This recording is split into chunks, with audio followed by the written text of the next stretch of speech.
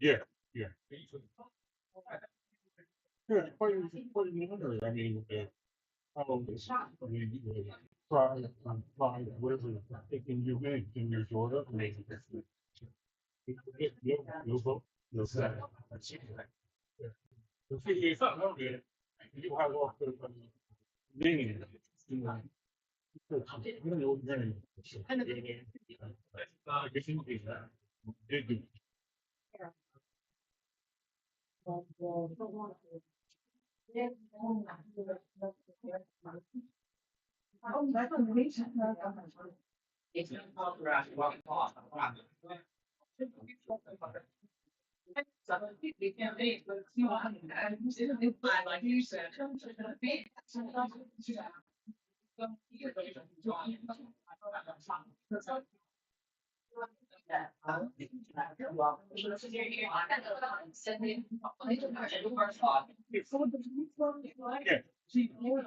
Yeah. Oh, I know.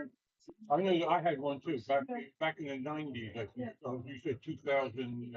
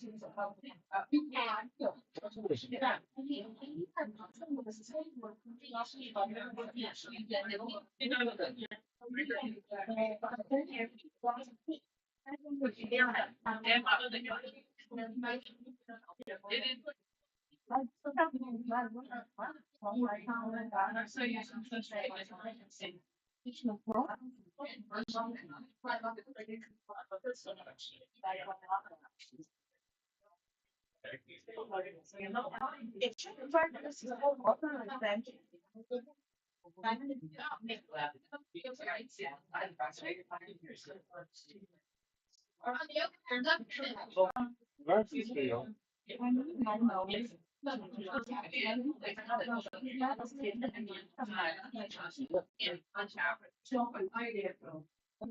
Yeah. Yeah.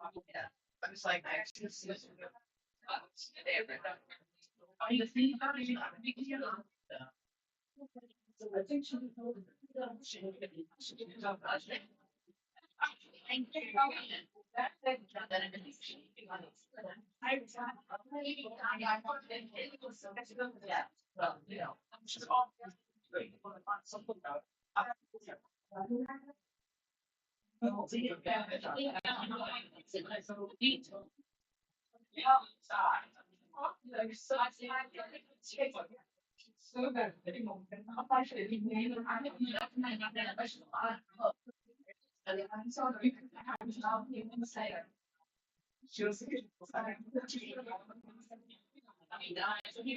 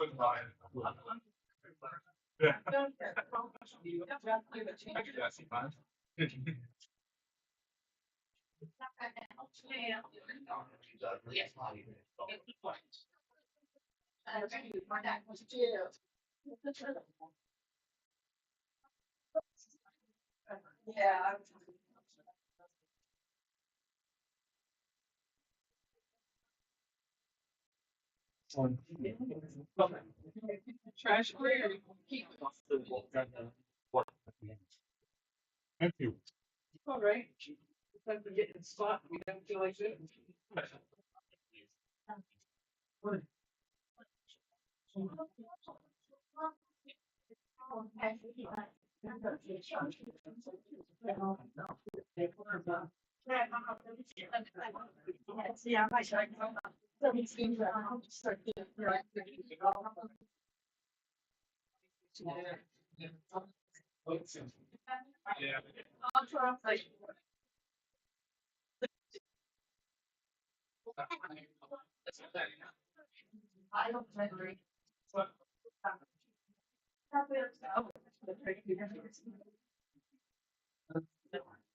Yeah.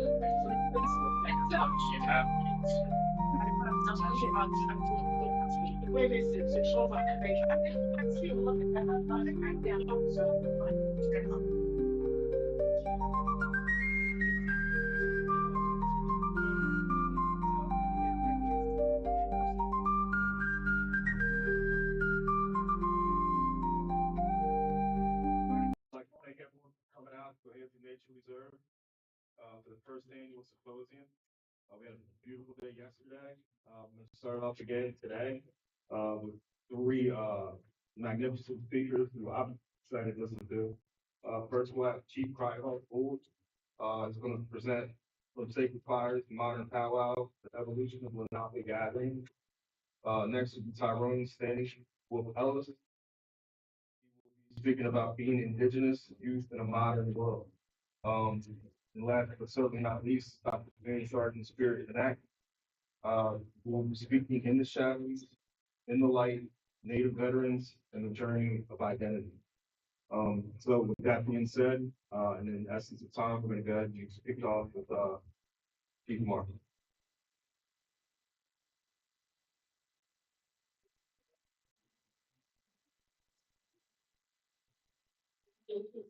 You better not clap yet. You better find out how I do for.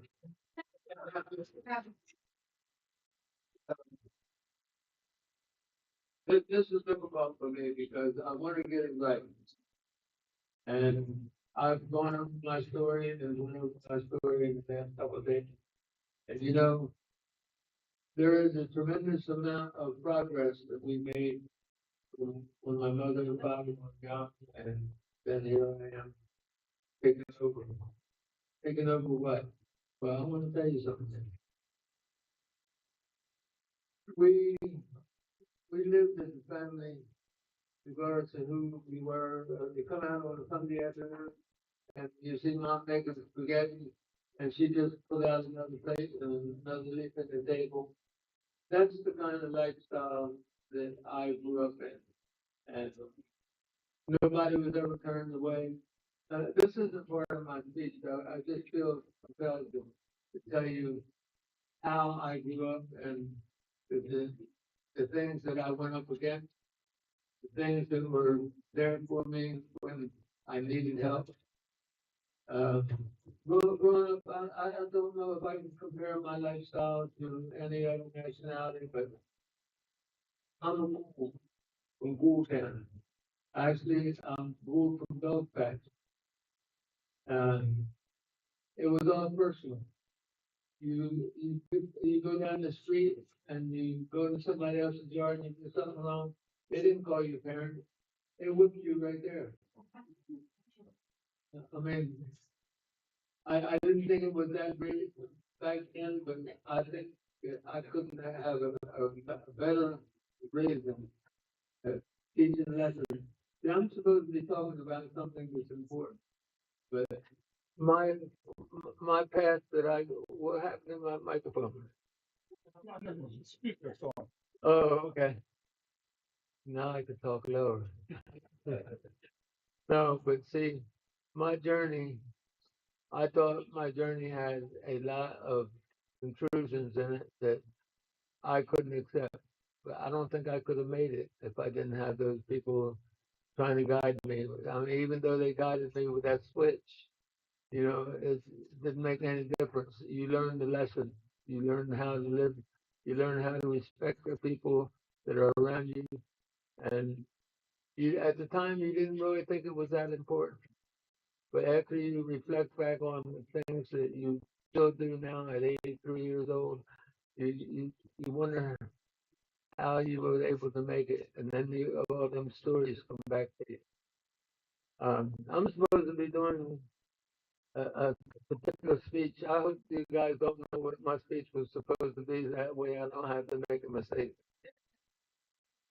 But growing up as an Indian or a Lenape as a youth, we had certain rules that we had to follow. And the neighbors down the street seemed like they had the same rules that we had. I was hoping Uncle Sonny would be here. He lived down, he was our sub chief. He lived down the street from me, and his mom beat my butt just as fast as my mom beat me. So it all had to do with learning what respect was and living it. If you didn't live it, then somebody in our community would punish you for it. I thought it was bad then, but it wasn't. It was really something that was great because I passed it on to my children. I didn't whip my children. No, one of them's my boss, so I got to be careful what I say.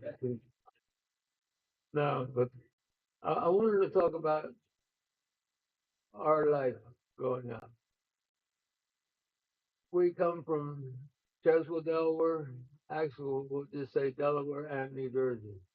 And the families made their on their Sundays when they didn't have anything to do.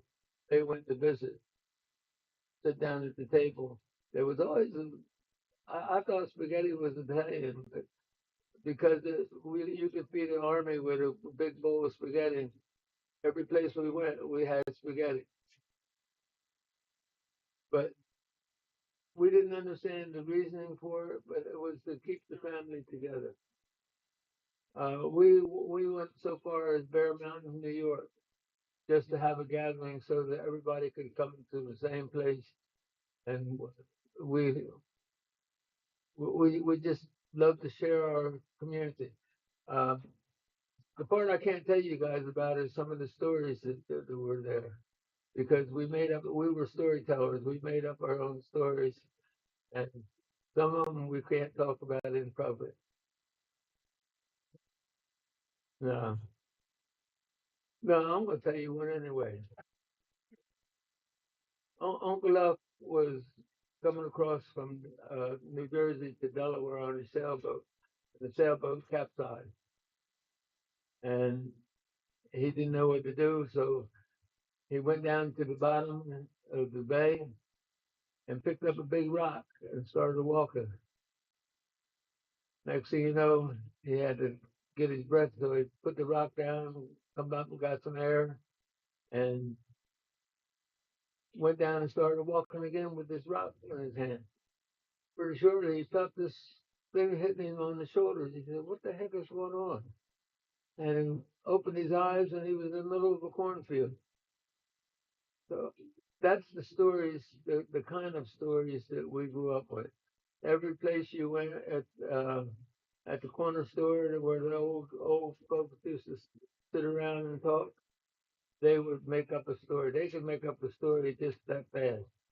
And it would be believable till you get to the end of it and find out that they pulled your leg again. So that's not what I'm supposed to be talking about. We have a problem of keeping the families together. So one of the things that we did, like I said in the beginning, Mom made a great big bowl with spaghetti enough to feed 25 people, and that was her contribution for that week. And the relatives would just start to come and just park the car in the yard and walk in and say, "What's for dinner?" And that was family. That's how we kept the families together. I mean, some of the stories I can't tell you the stories, but the stories were something that got passed down from generation to generation. And were they lies? I don't know if they were lies or not. They told them so good that you had to believe it. And I must not be doing too good because ain't nobody smiling. No, but to keep the families together, we went to Bear Mountain, New York. Uh, went to Camden. We always found a central place to go and bring the families together, and the families would bring food, and that way you got a chance to live your life with your relatives. I mean, I'm talking about in the 40s. It wasn't that close, or the strain that we had to keeping the family together was there all the time, and we overcame it. We got a chance to, in 1978, we got a chance to celebrate our Indian heritage outside of breaking the law. We weren't allowed to have gatherings, and we used to have them in somebody's yard, or that's what I was just talking about. Those meals. Those meals were designed to keep the families together.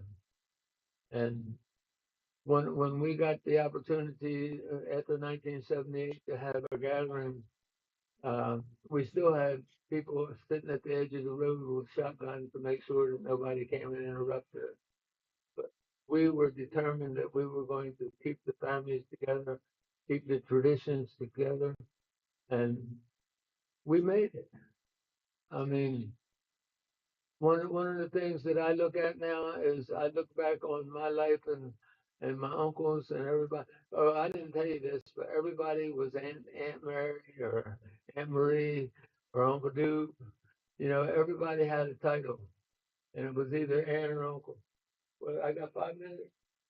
Man, you let me talk, boy. No, but see, it's all about family. I think that's everything that I've been talking about right now is the fact that families kept everybody safe. You might have got some whippings from one of the aunts that you didn't think you were going to get one from, but you just had to keep your life straight and be a good boy. I'm going back 100 years now. I'm a boy again, but no, that's the way I brought my children up, and it kept it kept us on the right path because you you you let you. Oh my gosh, I'm getting emotional about it. But if you let the child have his own way, and it's different than what you taught him, you're going to lose your child. And I didn't realize that until I got to be an older man. The fact that there was a reason for all those lessons that I got whippings for. You guys know what a cherry switch is? Well, I certainly do. I can't forget it. Hey, Dawn, behave yourself. No, but see,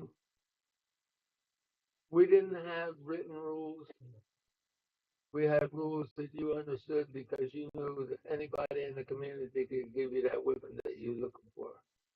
So now, if you want me to tell you about the girls now, I'm going to tell you something else. That's a different story. But, huh? Oh, well, I got two daughters here. Oh, all three of them. Well, I guess we're going to leave that story alone. Well, guys, I hope I didn't just mess up your time because I had a full script that was written for me, and I'm not very good at following the rules.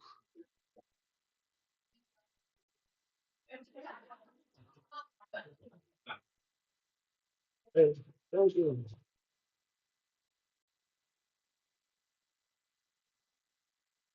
All right. That's what happens when you get old. All right, we're gonna go ahead and segue into Dancing Wolf. You ready? All right. See, in modern days, you carry a computer with them, and you're going to. I got to have nothing but a piece of paper. You know what? I printed that piece of paper and I told my wife as I was printing it that he wasn't going to use it anyway. It was me, right? All right. But usually I don't use a script or an outline, but given the occasion, I figured I'd give it a go. Usually I just kind of speak from the heart and just let it be what it's going to be.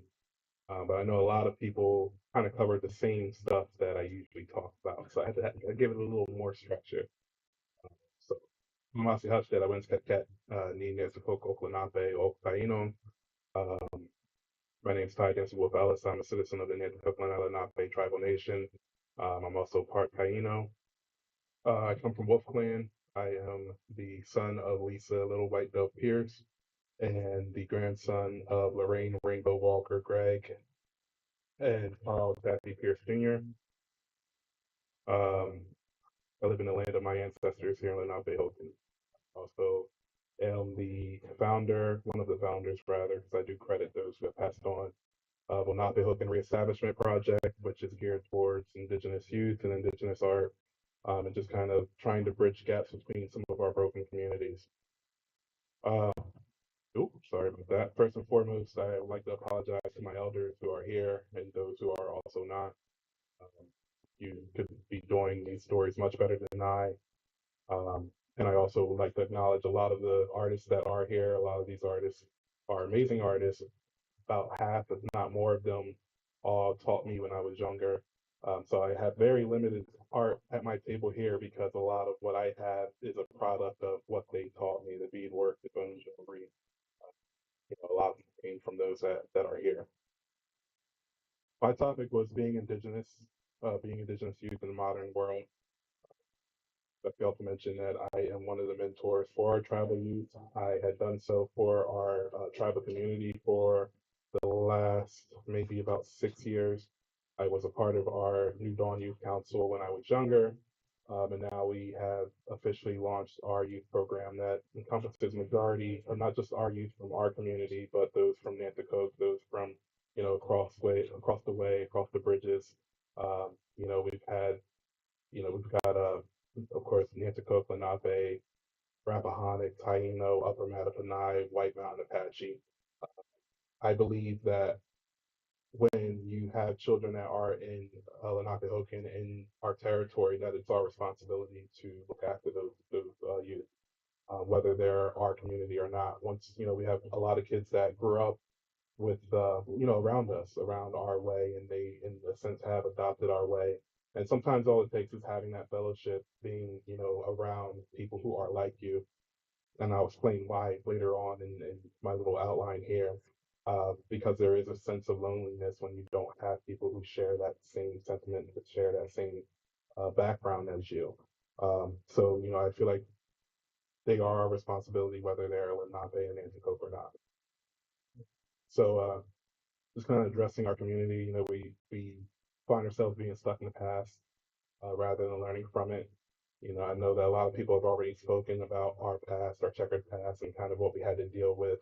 The American Indian Religious Freedom Act in '78, and how we put in practice our culture prior to that point in time. How we still kind of have a domino effect of elders that would not talk about it or tell their youth. And I completely understand it as a parent myself, growing up in a time where it was illegal to practice our culture or speak our languages or sing our songs. As a parent, I can easily see me not telling my kids about who they are to protect them, so they're not going out there and starting fires and, you know, getting themselves in jail or worse. Uh, but alas, somehow we are a product of those same kids that were the fire starters. Um, but still, in the same case, we've got this crab in a bucket mentality. For those who don't know what the crab in a bucket mentality, a lot of minority groups understand it, where you put a bunch of crabs in a bucket, you ain't got to put a lid on it because we're just going to pull each other down. Um, you'll never have a crab get past that rim. Um, we have this mentality of I want to see you do good, but I don't want to see you do better than me. Um, Rather than wanting to see each other thrive and have that, fix your crown mentality. That's kind of what we try to encourage with our youth. I know a lot of stories of those who came before me, as far as the differences in our school experiences, generation to generation are very similar. Um, being told that we don't exist, being dismissed when we spoke out. Most of our people have a disaster story involving school when it comes to blending our culture into our everyday lives. And being, discouraged, being proud of who we were at the time. We're already fighting to keep our culture alive as it is and, keeping our youth interested. And, imagine being continuously told by people who, at the point in time, are meant to be your mentors and your safe spaces that you're wrong about your culture, you're wrong about your identity. Things have slightly changed now. things are progressing in my experience, especially with our kids. Now teachers will, back in the day would be, you're not Native American, shut up, sit down, go to the office, whatever be the case. And now it's the teacher will post that book and say, help form. Have your parents come in here and talk a little more about it, or let's have a program and you guys can talk about it a little more. So you have this progression of educators that are willing to unlearn what they've been taught in the past and come to the source for these stories. I've I've kind of I've apologized to my elders, but now I do also want to apologize to my youth. There's only very little in here, but for right now, I am speaking on behalf of the youth. But one thing that we learned is a phrase that we continue to use is nothing about us without us. How can we have a seat or how can you speak on our behalf when we don't have a seat at the table? Or how can you speak for indigenous communities if you don't have anybody indigenous there at that table speaking on? I feel it's the same when it comes to youth. There's no youth here that are going to speak for themselves, so I am going to speak for them, and I apologize for that. But I do like to consider myself a conduit or a mouthpiece for the youth because colonization and spiritual genocide has silenced our youth for generations, including myself at one point. And our people have forgotten that the youth voices weighed as much as the elders in our community. And I may also have a bit of a martyr complex. I will gladly be considered the villain to keep a target off of the kids' backs. I will jump on the grenade or be in front of the bullet. Oftentimes they will tell me what they want to see happen in the future, and I will run with it as if it's my idea so that they don't get burned by, losing power, whether it be from our community or otherwise. Um, Transitioning as young adults, I'm on time actually. Whew, okay, I'm on page 204, so I'm gonna have to speed up the process some little bit. Um, as young adults, um, we were all there. We were all young adults. We know some of the interactions we had with our parents, our grandparents, our, other adults that were meant to take care of us, whether for better or for worse. But we remember those interactions. I think they make a lot of who we are as adults now. And I think oftentimes elders or seniors or people within our community, they forget that. They forget that we're speaking to young adults, and this interaction that I'm having with them right now might be a keystone in their lives, whether it be negatively or positively. And then those young adults, they become actual working adults. And with that, we are accommodating towards more our society than our own culture. It makes it even harder to hang on to the balance that we're already trying to promote with our youth. Why should we, why should we live to survive? I know that as Lenape people, we're especially private when it comes to like our ceremonies and way of living sometimes, but that's for our protection. But there also is a need for blurred lines. Kids shouldn't have to go to school and then choose not to practice their culture, choose to ignore their culture while they're in those shared spaces. Um, Now we're kind of watching our kids break out of their shells after years of not speaking at all, to the point that we have younger kids actually excited to be in some of the older youth programs. And we're continuously dealing with stereotypes and misconceptions that we often share between us as older generations and them as younger generations. Yeah. Okay. All right. All right. All right. So what ways can we help this balance, and not just we as their mentors or their spiritual guiders, but educators and parents and aunties and uncles, all levels of youth, from babies and toddlers having their long hairs to young children having sports and the older children having to live in an unrelenting high school culture and find their own balance. The working age all have few needs in common. Um, Acceptance being one of them, accepting who we are and our culture.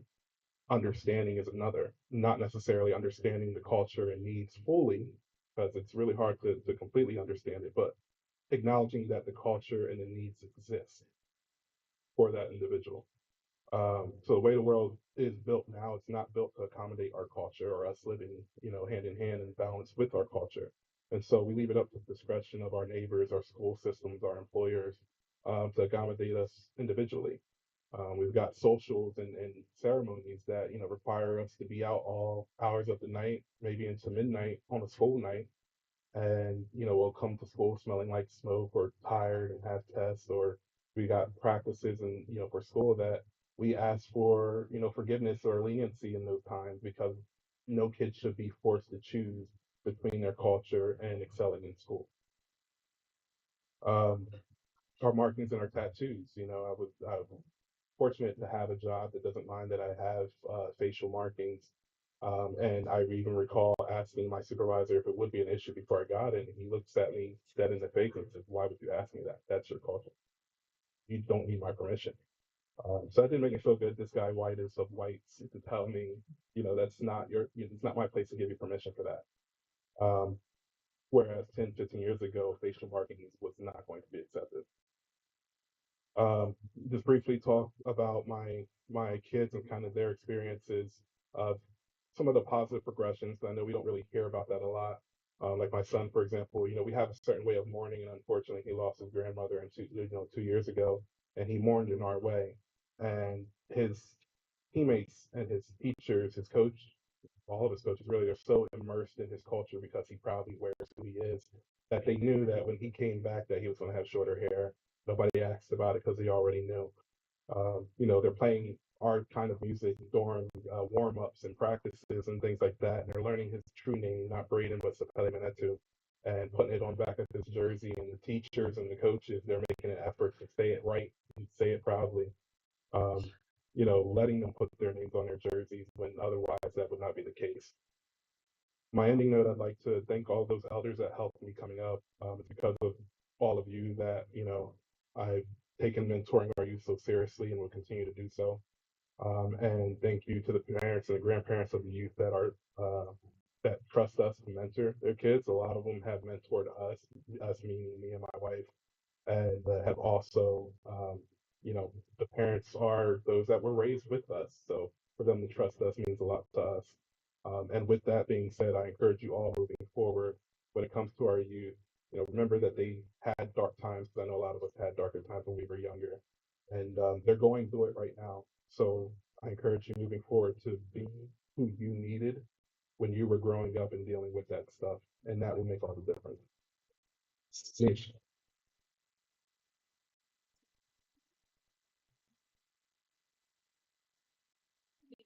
Thank you.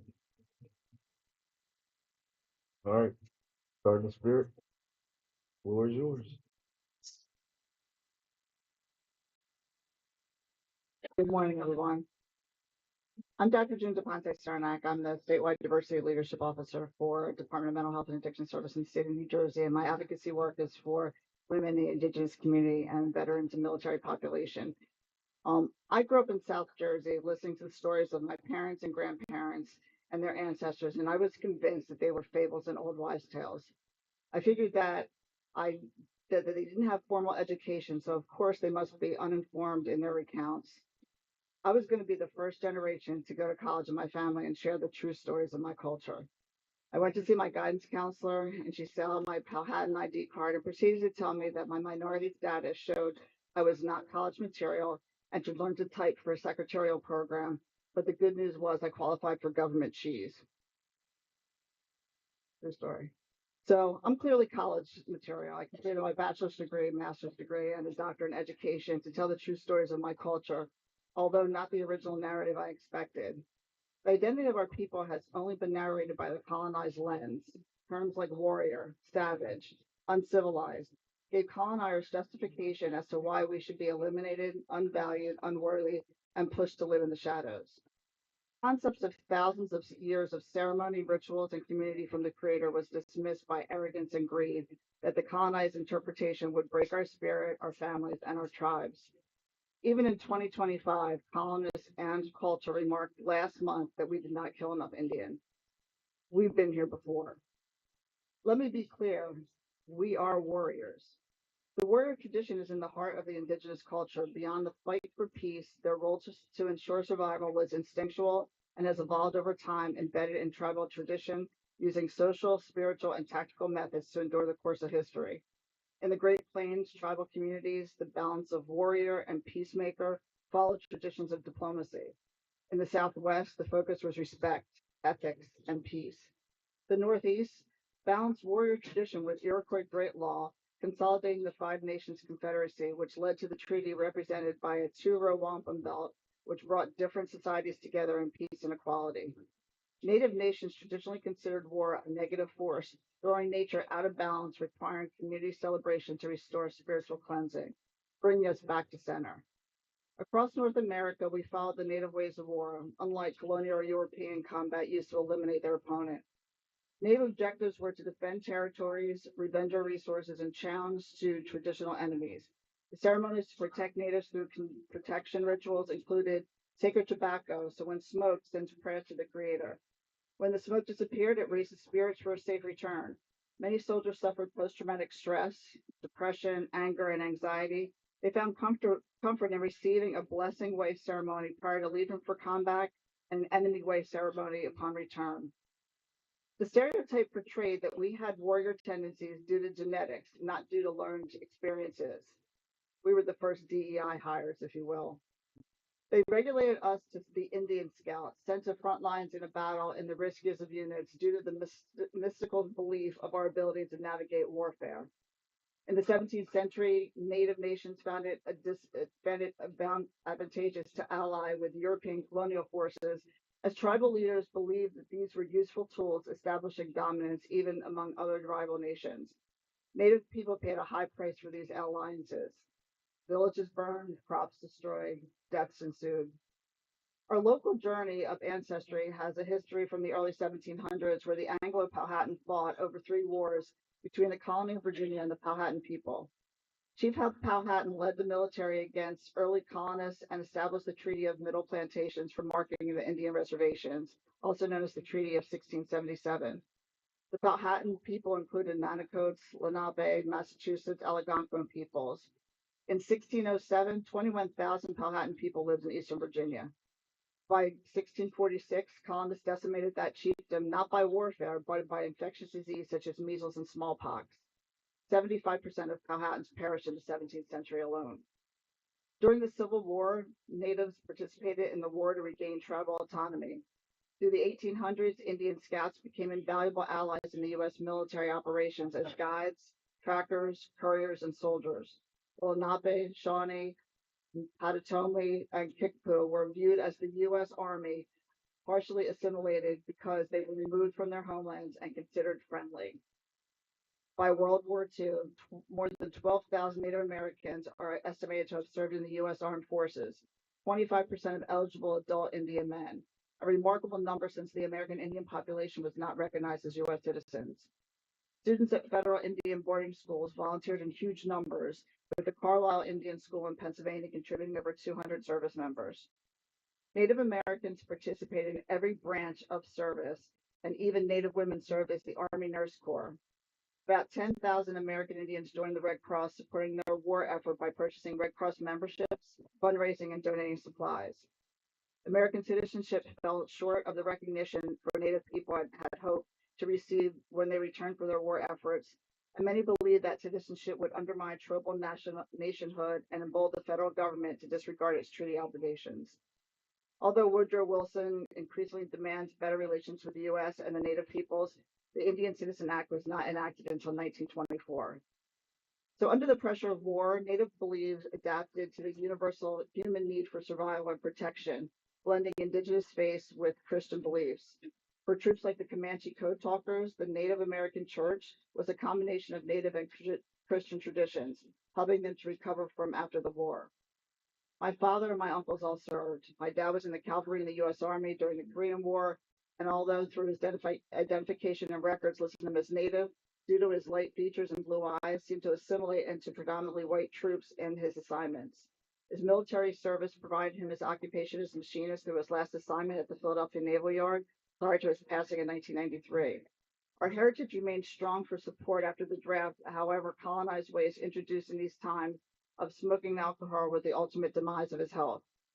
Today, there are nearly 160,000 Native American veterans in the U.S., serving at a high rate other than any other demographic. They continue a strong presence after serving in every major U.S. conflict from the Revolutionary War to the present. The Department of Veteran Affairs has established initiatives especially to help Native veterans with access and benefits. The National American Indian Veterans Organization received a congressional charter in 2023, making the first Native American dedicated group and the first veterans group to receive a charter in 15 years. The charter was included in 2024, the National Defense Authorization, and allows the organization to testify about veterans issues before Congress. It allows accreditation members by the Department of Veteran Affairs to assist veterans and their families with claim benefits.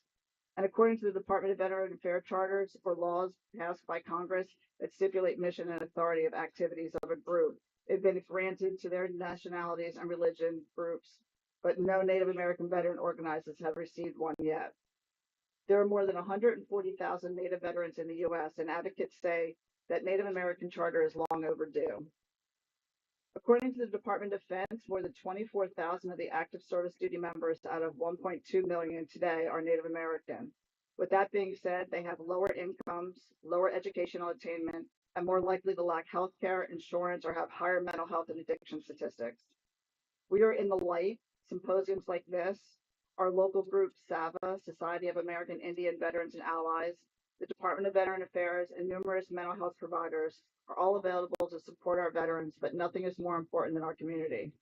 Gatherings, powwows, rituals that continue our traditions are the best healing to historic trauma. We invite you all to get involved and stay involved. Share our stories, those of our veterans and our ancestors. We have only 27 American Indians that have been awarded the Medal of Honor, the highest military honor in the nation. No landmark in the nation's capital recognizes this contribution. Native American Veterans Memorial at the Smithsonian National Museum of the American Indian hosts an expansive display of our veterans and their journey. I was there in February with my family and was amazed at the curiosity of children enamored with our stories. Veterans have shared the reasons for serving, whether protecting their homeland, family, community, and way of life. The memorial is designed as reflective and purposeful, evokes the concept of a sacred circle, noting the veteran experience and stories. Make no mistake, we are still warriors, yesterday, today, and tomorrow. Wanishi.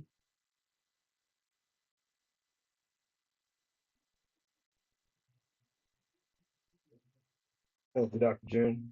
That's actually a good segue for actually both of you. For those that don't know, can either of you or all of you explain what happens at a powwow, how grand entry starts, and how we honor our warriors, and how and who we invite into the circle?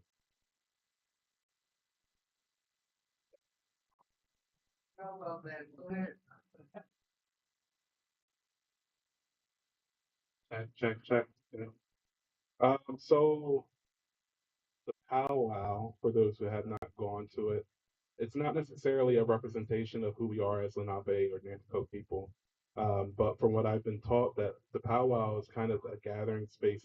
I call it an intertribal um, language, a universal language between our communities. You know, a lot of people will look at our dance styles that we kind of show and exhibit there, and the way that we sing, but it's not a representation of us. You know, there are at one point thousands of different cultures that are, you know, thousands of different nations, and we've got different languages, different ceremonies, different song styles, things that make us who we are. However, a powwow is a place where we'd be able to come together and share this universal style of dancing and singing that doesn't represent us as Lenape or Nanticoke people, even though we do kind of show in our regalias parts that do identify us. But it's a way that we learn to speak without using our voices. You know, at each step that we take when we're dancing, you know, that's kind of a prayer or not just for, you know, us now, but for those who can't do it, those who have passed on, or those who are otherwise physically unable to do so.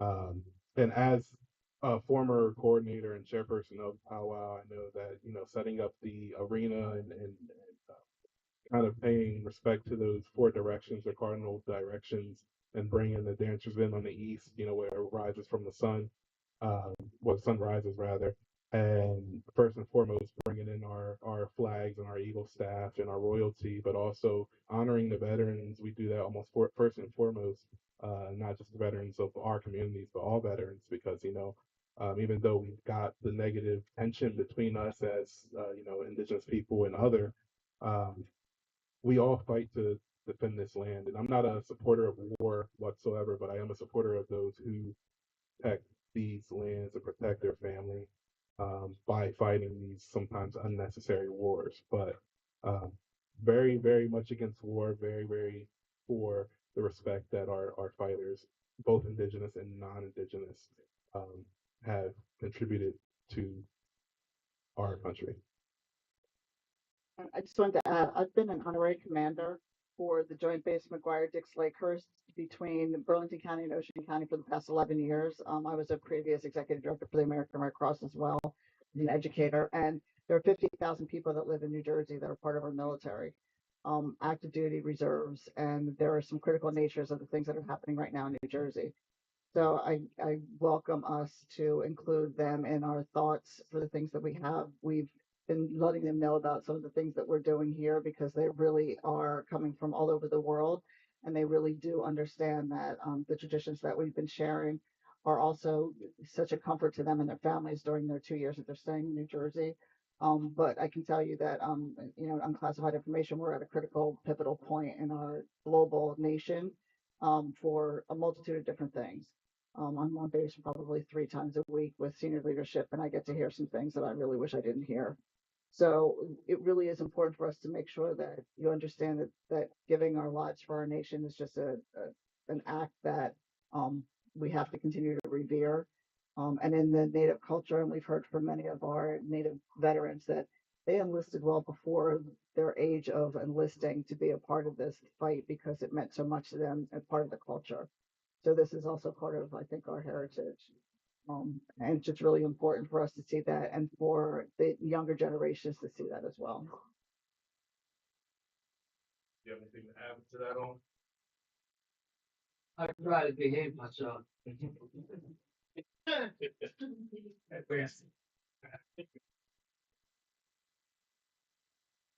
No, my father and my uncle served in World War II.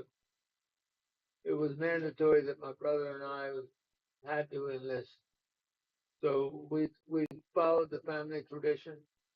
But when we got there, we found out that serving in the military had more to it than just going and carrying a rifle and marching. Um, we learned how to live. We had to learn how to live with one another. And I think that was the biggest part that I got out of it. Well, first of all, I'm going to tell you, I don't know if you can tell by looking at me, but I was pretty darn ornery. So I made up my own rules until I got in the military and found out that their rules were going to punish me if I didn't. So I feel I was there during peacetime in Korea. My brother served in Korea at the same time, and I feel like we had contributed where we never felt like contributors before. I felt like I knew why I was there. Being in the military, learning how to follow the rules that are there to actually to protect you. That's difficult for an army.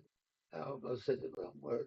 For an army boy like myself, because we grew up with discipline, and this was an entirely different kind. They told us how to live, where we, as Indian kids, we grew up knowing how to live.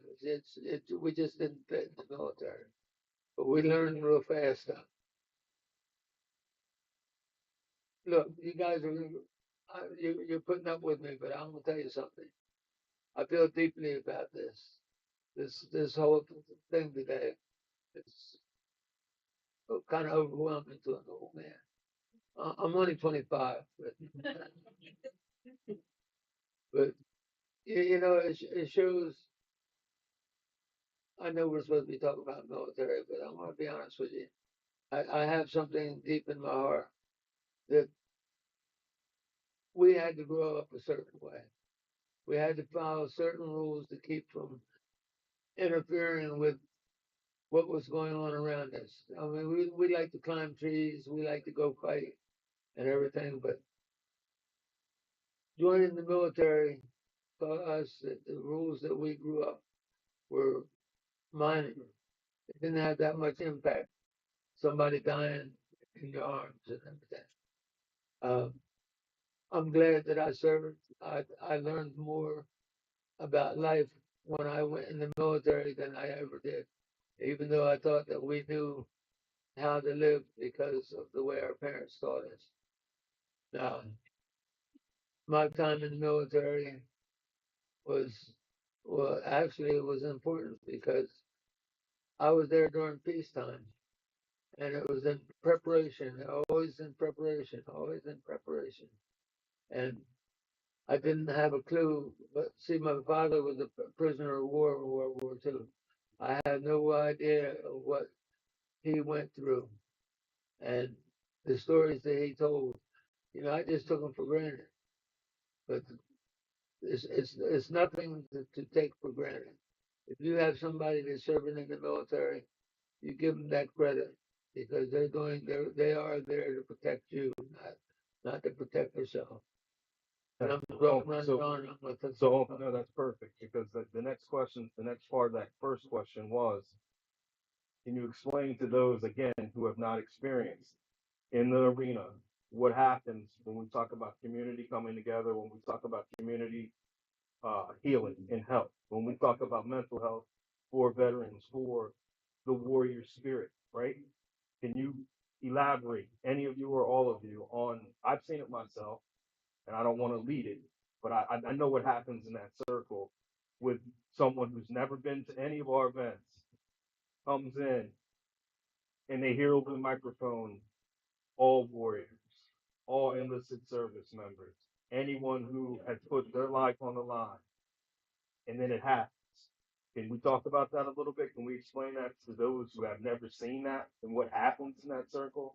I could start off just to be clear that our military members, for many, like my father, they were drafted, right? So they didn't necessarily, say, I'm going to be a soldier. So as they're drafted and they're brought in, they're asked to do things and they're trained to do things that were not necessarily in the wheelhouse of what they thought they would do. And because of laws and because of some of the other things, they're experiencing things that they should never have experienced, and being able to be brought back to home in an environment where their 11 months is not our 11 months. So we have to think about what the mental health things were that they can't talk about, that they have never discussed, and how the mental health weighs on them. We're only starting to move forward with getting peer-to-peer counseling, some other things in the military, because that was unaccepted to be able to talk about these things. It was very taboo to mention any of these things for so many different areas within our military. Tribal community and what we've seen in this area is probably one of the most welcoming communities to help from a mental health perspective, and to make sure that people have a safe place to go to be able to share their experiences, but also to heal during the time that they're here.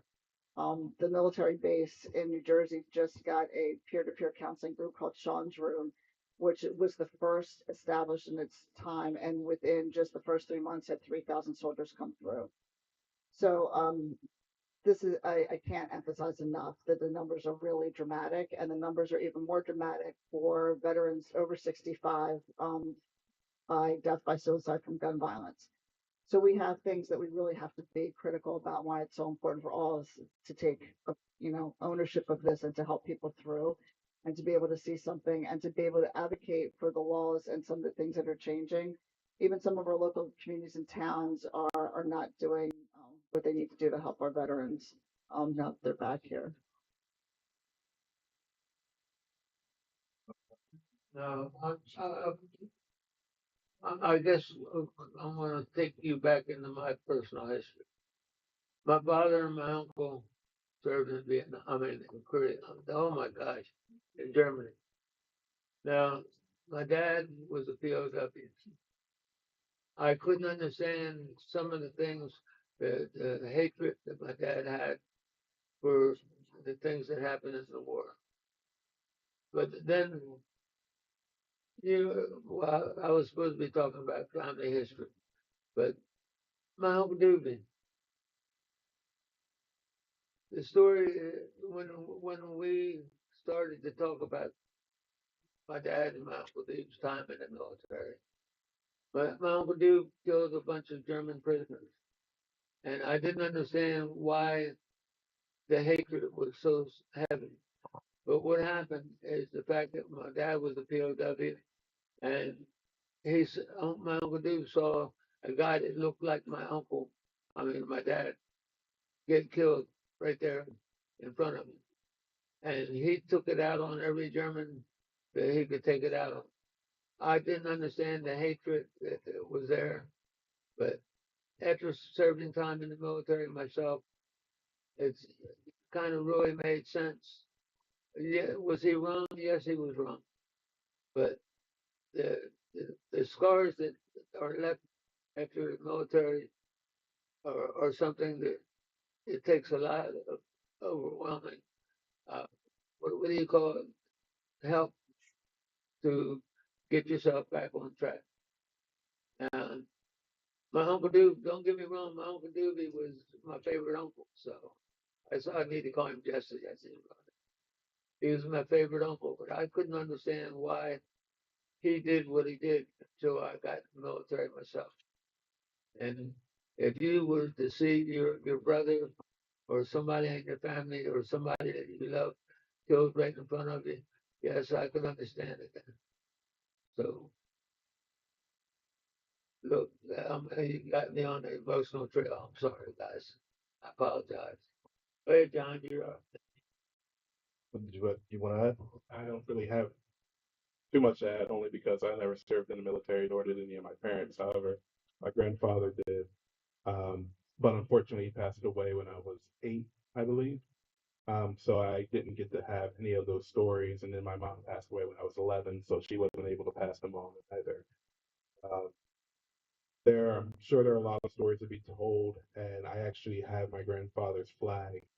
And, you know, it wasn't until recently, as, I didn't care much about war. I've already told you how I feel about it.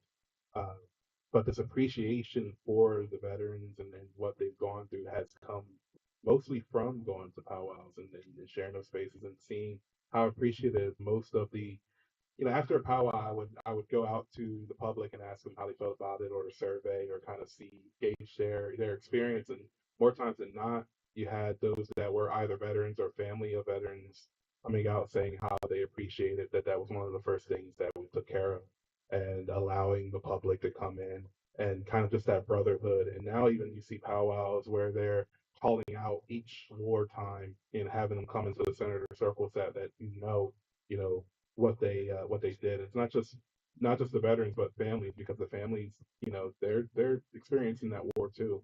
And I think a lot of people don't really take note of that it's even scary to think about. We've been watching a couple of war movies here and there, and just kind of that unknowing, what's going on over there, what's going on across seas. You know, being one knock at the door could be, it could be the call, and it could have happened weeks ago, could have happened months ago. Um, just that fear itself. I mean, like I said earlier, my oldest son, he just went to college, and I already have that kind of worry and panic of he's all the way up there, just 2 hours away. So 2 hours away, and just anything can happen. And we have a lifeline; he can call at any time. Um, but I can imagine being across seas that families home worrying about their dad or grandfather or sons even. Just a scary place to be in. So seeing kind of that brotherhood where everybody's together, even if they had to fight a fight against each other, there is that understanding, that level of respect that they have for each other when they're in that circle. Yeah, exactly. That's going to close out the panel, but that was my experience as well. Every powwow, every time, it's always a a moving moment. It's always a respect and just a healing that you see. And you said it best. I mean, it's community, and that's not just that individual. It's the whole family, and then it just ripples out. But we're gonna go into the moderated section, the discussion forum. Is it better? We can build on the presentations that we just heard and just ask everyone in the audience. I mean, both Mark and Ty talk about intertribal gatherings, and intertribal gatherings were a part of the Lenape traditions even before the colonization. And What I wanted to ask everybody, if you want to share your observations of or knowledge as to how these gatherings actually evolved. How did they change? I mean, before, as far as I've read in books, there were gatherings of tribes for trade and dance and exchange of stories and songs. What happened after that? What happened when the powwows became popular? And how the powwows themselves changed over time? Just to share. I want to tell you something. See that gentleman right there?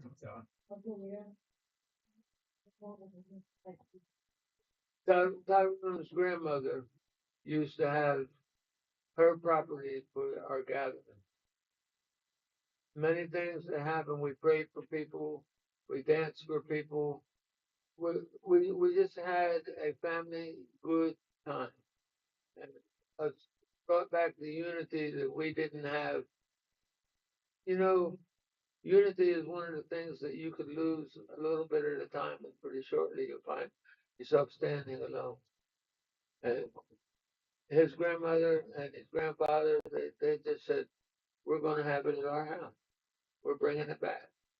So the gatherings, did we know what we were doing?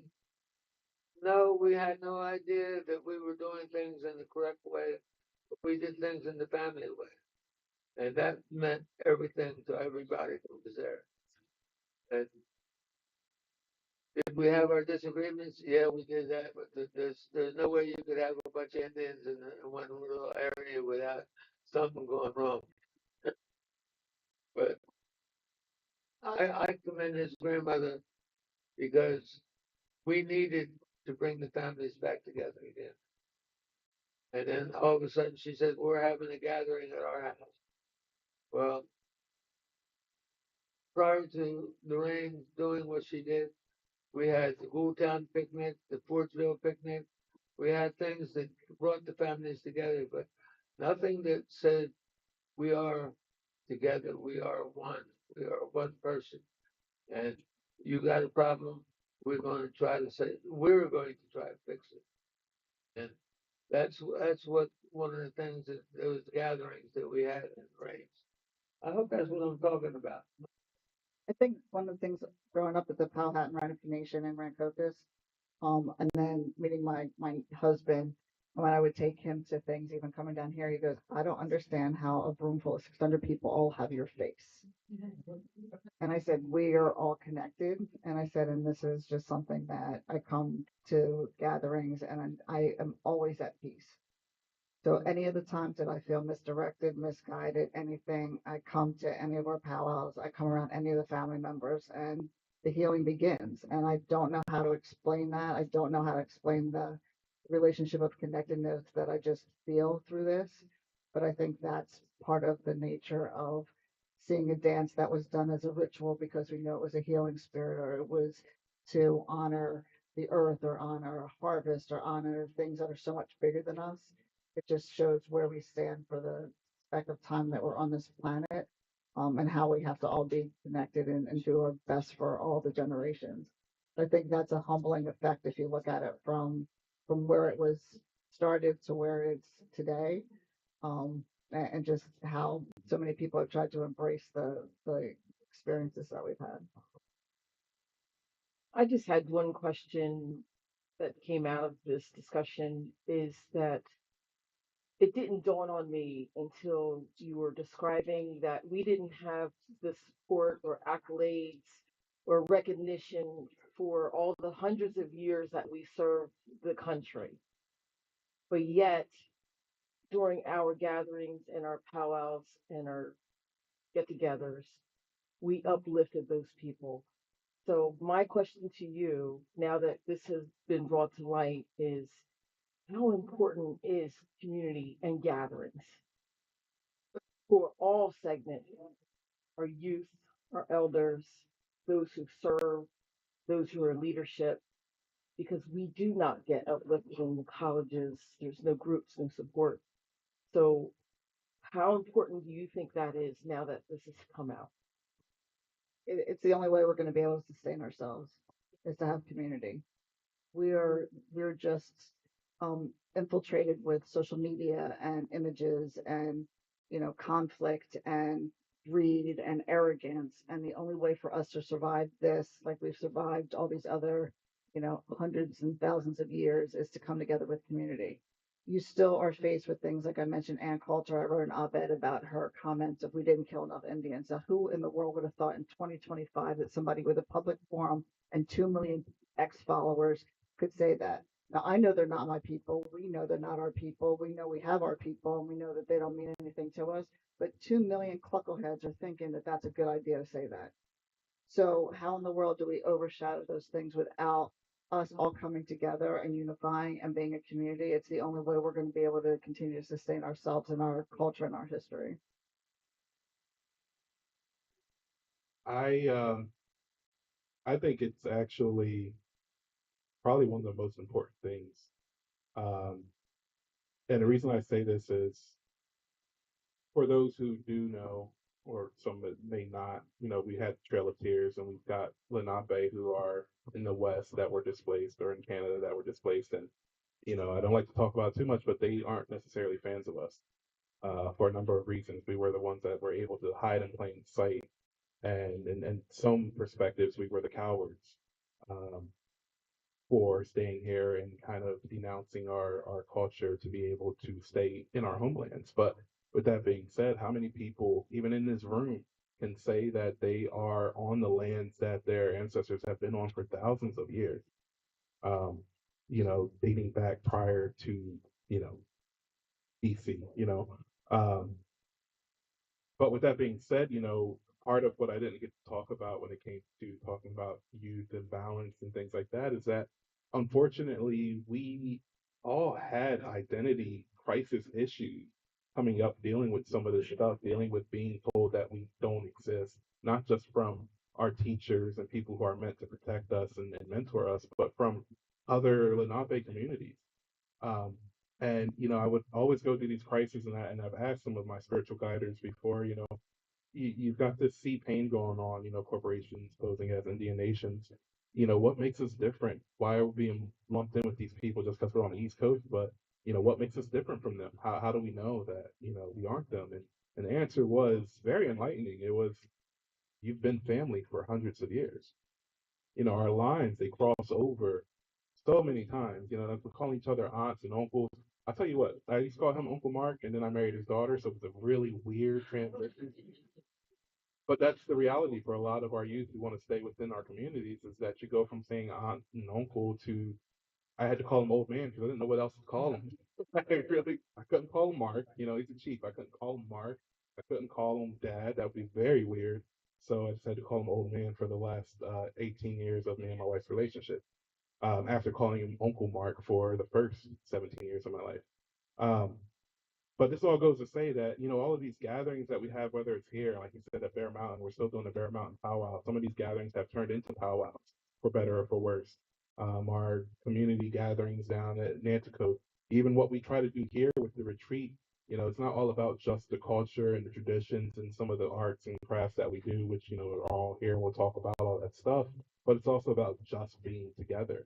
Our Sunday, we designate a whole day of just doing a potluck and bringing everybody out to enjoy the pool and enjoy each other and bring foods and just chat. It's got nothing to do with our culture and our ceremonies, but everything about remembering that we are one unit, we're all together. And that's how we've been able to, but one, that's what sets us apart is that this has been going on for hundreds of years. Um, you know, I'm a Pierce as well as a Gould, as well as a Ridgeway, as well as all those names that's on that turtle shell. I'm pretty sure I've got an ancestor that's got that name on it.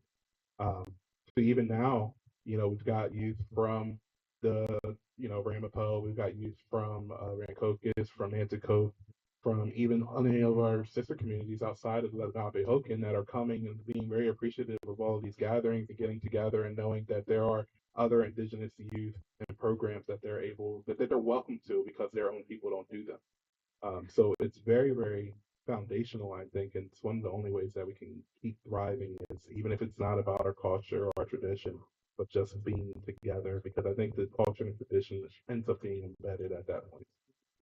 So the isolation that we felt during COVID, I heard a statistic recently that isolation is the effects on your body as if you smoked a pack of cigarette or a carton of cigarettes a day. So it's really the gathering and being with each other is really what's a healing spirit to it because the body can't withstand being in isolation. Thank you very much for these absolutely amazing perspectives. He was about to say, go ahead. You know, we weren't allowed to declare who we were. Uh, Piscataway and Maryland were we sorted people. Uh, Here in New Jersey was our people. And if you heard somebody say our people, you knew exactly who they were talking about. They were talking about your family. And that's how we hid in plain sight. That's how we did things that only our people did. I mean, if I told you I jumped off a cliff, you probably wouldn't believe it, but I had. That's how we played. We climb a tree and swing back and forth till the tree hits the ground, and then we drop off the tree down in the gravel hole. And that was the things that we did that were different than anybody else. And we kind of did everything that we could do. We walked a different path. And one of the things that I was chief at one time. I know it's hard to believe because of as handsome as I am. Some of the things that we did, we were the only ones that did them. We played King of the Hill on a 30-foot cliff on the sandwires, and somebody was going to get hurt. No, no, we made it. We lived our life, and then all of a sudden it became to the point where it was important to show your Indian heritage, and we tackled that. The elders got together. See, there was a lot of stories that were told back and forth with the elders. The elders wouldn't let our story be told outside of our community. But yet and still, you see three old women walking down the street for a mile and a half to go to the nanny's house, my grandma nanny's. Go to nanny's house so that they could just go in there and talk about old stories.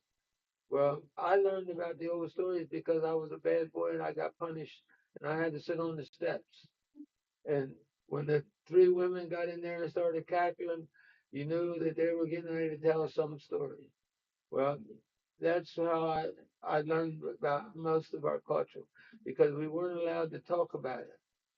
But when it was closed doors, they laughed and they talked about things that I wouldn't, well, I can't tell you that.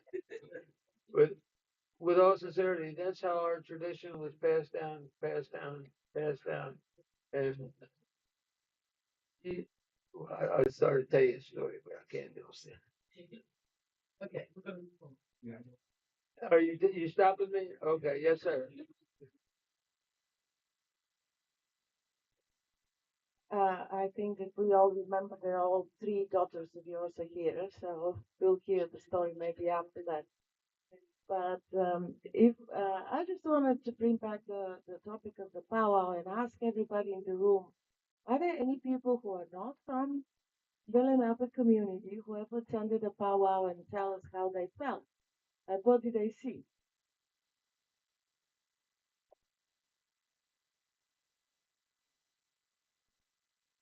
Uh, I came to the powwow a few years ago. It was my first powwow, and I felt immediately at home.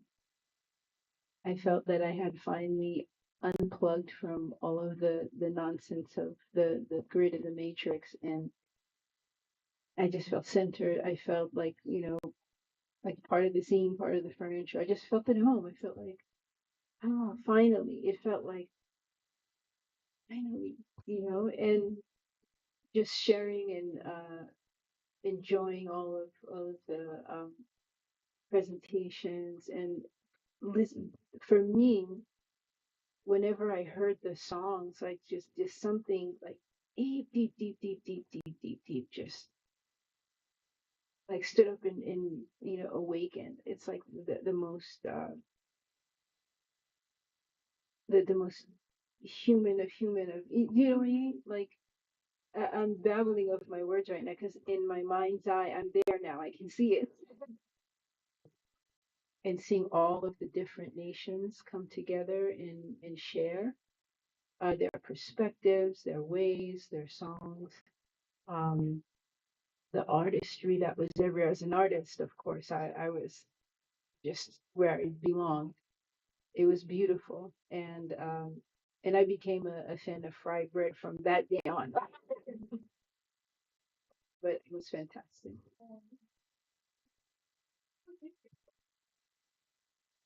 I attended my first powwow when I was it was like 1979 or something, and it was the Powhatan Lenape powwow, which was in front of the house on Route 70 in Medford. Is that where it was? And it was eye opening for me. Um, Chief Roy Crazy Horse was just the most gracious host and opened up and was very inviting. And I felt like a spectator, but I was overwhelmed by the dancing and my first time eating fry bread. I'm also an addict. And from there, I have been blessed to attend powwows in Oklahoma and South Dakota, and then most recently at the fairgrounds in Salem. And it's always magical. I think the drumming and the singing, the colors, and the intertribal dancing, which I'm just learning about. I'm still trying to figure out the beats and knowing when to stop dancing. It just I'm aware of how foreign this culture is that has been living with me all of my life and didn't know. So to me, it's just an opportunity to learn and to be joyous and to be reminded of how strong the culture really is and to really want to celebrate with you. Um, yeah, it's glorious. I recommend it for anybody to go if you haven't ever been, to go and dance when it's time to dance. Hi, everybody. My name is Rhonda Hart. I work for VA in suicide prevention. So, on behalf of VA, I've been attending the Nanticoke Lenni Lenape powwow since 2017. And my first time there, I was blown away that there was like 75 to 100 veterans that they were celebrating. I couldn't wait to get back and tell all of our leadership about it. And here we are in 2025, and we're still attending, still supporting. Yeah, you have to go to the powwow. Everybody goes to the powwow. So thank you. I'm going to pick on somebody, and I know he knows I'm going to pick on him really quick because his girlfriend tried to make him say something. He said no, but he always puts me in front of the camera, so he's going to have to take the microphone and speak a little bit. And the reason why I say that is because when we're at powwows, behind the line where you see the dancers and the singers is a total, and then what you guys see out in the circle or with the vendors and whatnot. I guess I'll spare him, but I'll just call him out a little bit, Mr. Jeremy Newman over here. But for almost a decade, maybe more even, he's been kind of recording our community and our people at, whether it's powwow or a program. And I would call it a privilege. I think has its privilege, but also has helped us a lot in kind of capturing these moments where we aren't necessarily public facing, but we're past that line. But like I said, it's a different line. For those that have not gone to the new powwow location being at the Cumberland County Fairgrounds, we've got where the tent is and the MC is speaking and the drums and dancers all behind them, and then of course the circle in front. And we can see all of it. But out there, totally different world than how you are treated back, behind those lines, and having our friends and our family, we'll call them, who have the cameras going, their pictures. We've got, we'll bring photographers, upcoming photographers to come back there and take pictures and videos, and they kind of say it's a totally different world back there. You capture a little more of our culture back there than you do, out there. How is it different? It's more family. It's more almost like the powwow itself is so, I don't want to say it's completely public facing because it is. And it started out as, I know one of the questions was the transition of the powwow. Before it was more of a reason for us to gather. We had traditional powwows. People came out, we're going to talk a little bit about the dark side of powwows too, but people used to come out because they wanted to dance, they wanted to sing. We wanted our culture back so bad. And now we are at a point where a lot of powwows are competition based or money driven. You want to go to this powwow and win the money, and if you don't win it, then you're an a-hole to everybody. You're not a really nice person. Um, However, we've got the public facing where we're educating. We've got our vendors, which, my grandmother was a vendor. I try to be very conscious of how they're treated when they're on powwow trails because they spend their entire winter, you know, building up their inventory to sell at these powwows on the trail, back to back powwows every weekend. And that is their livelihood. That's how they make a living. So the vendors, they've got their own world where they're networking within each other. And of course, it all intertwines, but that's a separate world. And then us singers and dancers, the world is slightly the same, but the singers, as we're sitting at that drum, we have a totally different perspective than those that are singing, but or dancing. But we rely on each other. The dancers rely on the singers more than vice versa. But without the energy of what they're putting out, we lose that desire of wanting to sing hard and sing great. Um, so back there, the way that we joke, the stories that we're not allowed to tell, all of those get shared back there and by those drums or with each other, or we're, catching up, especially that first powwow. Our powwow used to be one of the first that people would start their trail for the year. And so coming from the cold months and winter socials and things like that, where, we're seeing each other for the first time in 5, 6 months, being able to catch up with everybody. So the powwow will end at 6, 7 o'clock, but everybody else is still going into the night. So it's more family oriented and community. It's the word community, really. It's also been nice, I think, in newer generations that we've had the community come in and participate as well, like Rhonda mentioned, to have the VA come. I know when we were at the Powhatan years ago, we didn't have like outside agencies come in that were also supporting the community, and we've seen more of that. I've been really fortunate in my role with the state to work with the 988 Commission to help a hotline for the indigenous population in the state of New Jersey to train them to know if somebody calls in and that are in crisis, maybe some of the things that we would want to talk about and to bring that into it. Those are new questions to add. Anytime they're coming to us and saying, what should our ad campaign look like? How do we represent your community? If we're going to put a billboard in Bridgeton, who does that look like to represent the community so people see themselves in things?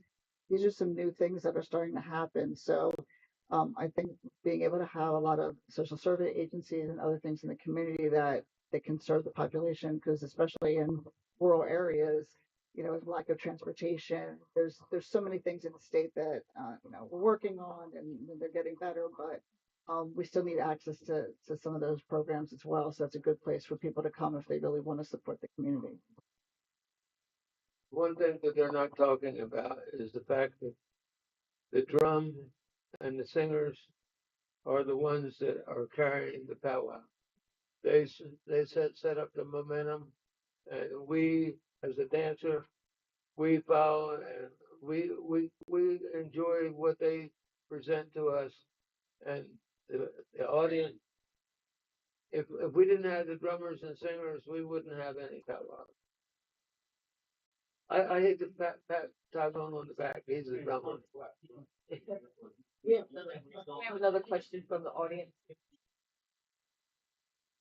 Hi, thank you. Yeah, I wanted to start by saying I've learned a lot in the last 8 or 10 years. I guess I should be ashamed to say that I didn't even know your community existed 10 years ago. But when I first found out that you had a powwow here in New Jersey, it was right at the beginning of COVID. So I had to wait a couple of years before I could attend. But finally, I did get to attend. I guess that was 2022, rather. I think was when you had one. And I would say it was the experience was it was just very celebratory. I mean, it was obviously a very joyous kind of occasion. It was a lot of fun. What I enjoyed the most was probably watching the drum circle and listening to the drum circle, and also seeing the children, child dancers. That was really heartwarming, I guess. Also wanted to share just a little something that I read just a few days ago. The source was dictionary.com, just so you know. You can't believe everything you read on the internet, of course, but I usually rely on dictionary.com for language information. But I read just the other day that the root of the term powwow comes from an Algonquin term for dreaming or dream, which I thought, well, that's pretty cool. That makes sense. Thank you. Thank you. We have another person that would like to comment. It's really a question for those of us not in the know. You talked about a powwow trail and when is the powwow that you were talking about usually? Like, not that you have to have a specific date, but since it's being recorded and obviously we could Google it, but maybe helpful timeline / information. Sure. So our tribe's powwow used to be the second weekend in June. Now, and that was at the Salem County Fairgrounds. It was there for a long time. I was told by some of our elders that that was my grandmother's legacy. That was one of the reasons I stayed on as chairperson for so long. But that only went so far. Now we've moved, and when I say we, I'm speaking as a citizen of the tribe. Moved our powwow to the Cumberland County Fairgrounds the first weekend in June, first full weekend. So if the Saturday fell on the 31st, and the Sunday fell in June, it'd be that following weekend. Um, and that's our tribe's powwow. But then we also have the Nanticoke powwow, which is now in Milton. It used to be in Millsboro, Delaware, but now in Milton, Delaware. That's the second weekend in the weekend right after Labor Day, not next weekend, but the weekend. Oh wait, no. Oh, it's Labor Day weekend, isn't it? Okay. So yes, it's next weekend in Milton. But we didn't have a lot of our sister tribe powwows that we kind of take note of. A lot of our community, especially the singers, we get contracted to go. When I say the powwow trail, I mean, people will plan their powwows from weekend one in May to weekend four in October, sometimes even November. And a lot of them involve, Chickahominies the last weekend in September in Virginia. We have one in Philadelphia that the what is it, National American Indian House or something like that. So, yeah, there's one in New York, the Bear Mountain Powwow, that's in the third weekend in July. Raritan, the Lenape Powwow, and the Lenape Gathering in New York, that's the second weekend in September. I think there's the whole calendar on powwows.com. Yeah. There's an entire We have a calendar. calendar on And powwows.com. do you want a calendar? The whole country. Yeah, no, There's a powwow every weekend. every single weekend. Every weekend. But as far as the East Coast is concerned, we really start with like Upper Mattaponi Powwow in Virginia. Oh no, Hollow-Osaponie in North Carolina. Yeah. That's in April. He's gonna keep rattling on. Yeah, I'll keep going if you want me to. I Like, can oh get yeah, through all of them. this one. And I do that as not just a powwow chairperson, but also a singer, and a performer. My kids love to go and mingle with other youth. And like I said, my grandmom was a vendor, and I took a lot of pride in trying to accommodate our powwow to fit the lifestyle of the vendors, because that was their way of life, and that was the way that I gave back to my community. At least how I tried to give back to my community. But yeah, if you want powwow to go to, I'm definitely going to promote ours because it's a beautiful place, especially the new. Nothing against Salem County Fairgrounds, but Cumberland County Fairgrounds felt very right to me, um, and definitely come to that one. But as far as the other ones, I can give you a definite list of different ones that are upcoming and will most likely be the same weekends next year. We have another comment here. Hello, I guess I'll share this because it seems fitting with all the artists here, but the very first powwow I attended was in New Mexico. I went to college out there and they had a powwow every year. And I was walking around the vendors and I became entranced with this one necklace that this Zuni woman was selling. And it had bunch of inlaid stones. It was coral and serpentine and obsidian, and it had like a bar of silver through it. And she noticed that I was staring at this thing, and so she came over and then uh, told me all about it, all the different stones. And then she told me how much it costs, and I was like, oh. But I emptied my pockets and gave her every cent that I had, and she accepted it and gave me the necklace. And just that connection to the materials and the art, like the fine art, the craft of it, art, whatever, same thing. And the generosity that really struck me. So I do got something to say on that one, only because listen, y'all picked the topic that I know. Okay. But one thing, as far as I do appreciate that a lot of as indigenous people, we've done trade, and you emptied your pockets, and sometimes we value that, we appreciate that, and we do honor that system. We've definitely got a code when it comes to vendors and vendors trading. But with that being said, we do have a little bit of vendor flavor going on out here. Dawn has her fry bread over there and her pine needles, and Aunt Linda over there. Roy with his flutes, and Ivy with her bone jewelry, and I see Stevie over there killing it with his work. And this is what we do as far as preparation for the powwow, and a lot of the energy and our souls go into what we do. And what you see here as far as art, that's the same spirit in which we use when it comes to those vendors that go out there. And most times it's not mass produced. It's handmade, and a dream catcher that would take a mass production, maybe 5 to 10 minutes will take us, half an hour to 45 minutes, depending on how simple. Well, that's simple one, but you've got even those who use deer antlers and gourds, and they make dream catchers with those that will take hours. And sometimes you got to remember that when you're going and you're approaching these vendors with their work. I mean, that's their soul that they're pouring into that. So, but make sure you guys also empty your pockets for these people too. One of the things that they're not talking about. One of the things that they're not talking about is that our picnics, our church picnics that we used to have, we didn't know why the elders set it up for that way.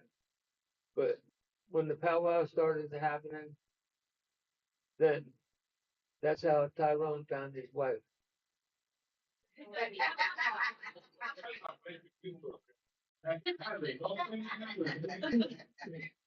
But one of the things that, like I said, I got 3 daughters, and I wanted to make sure that they went down the right path.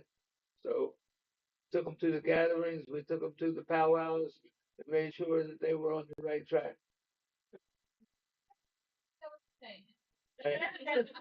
I know we got one person here, then Dan, of course, but this is the double up on that, double down on that.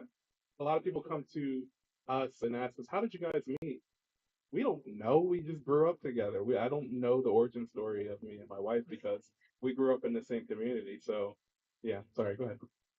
Good morning. My name is Toyce Holmes. I'm a Muskogee and Kiowa, and I just want to add just a few more comments about what our great panel has mentioned. But back in my home area, powwows are often used as a benefit, and that would be if a family's house burned down or if there's a child that was sick.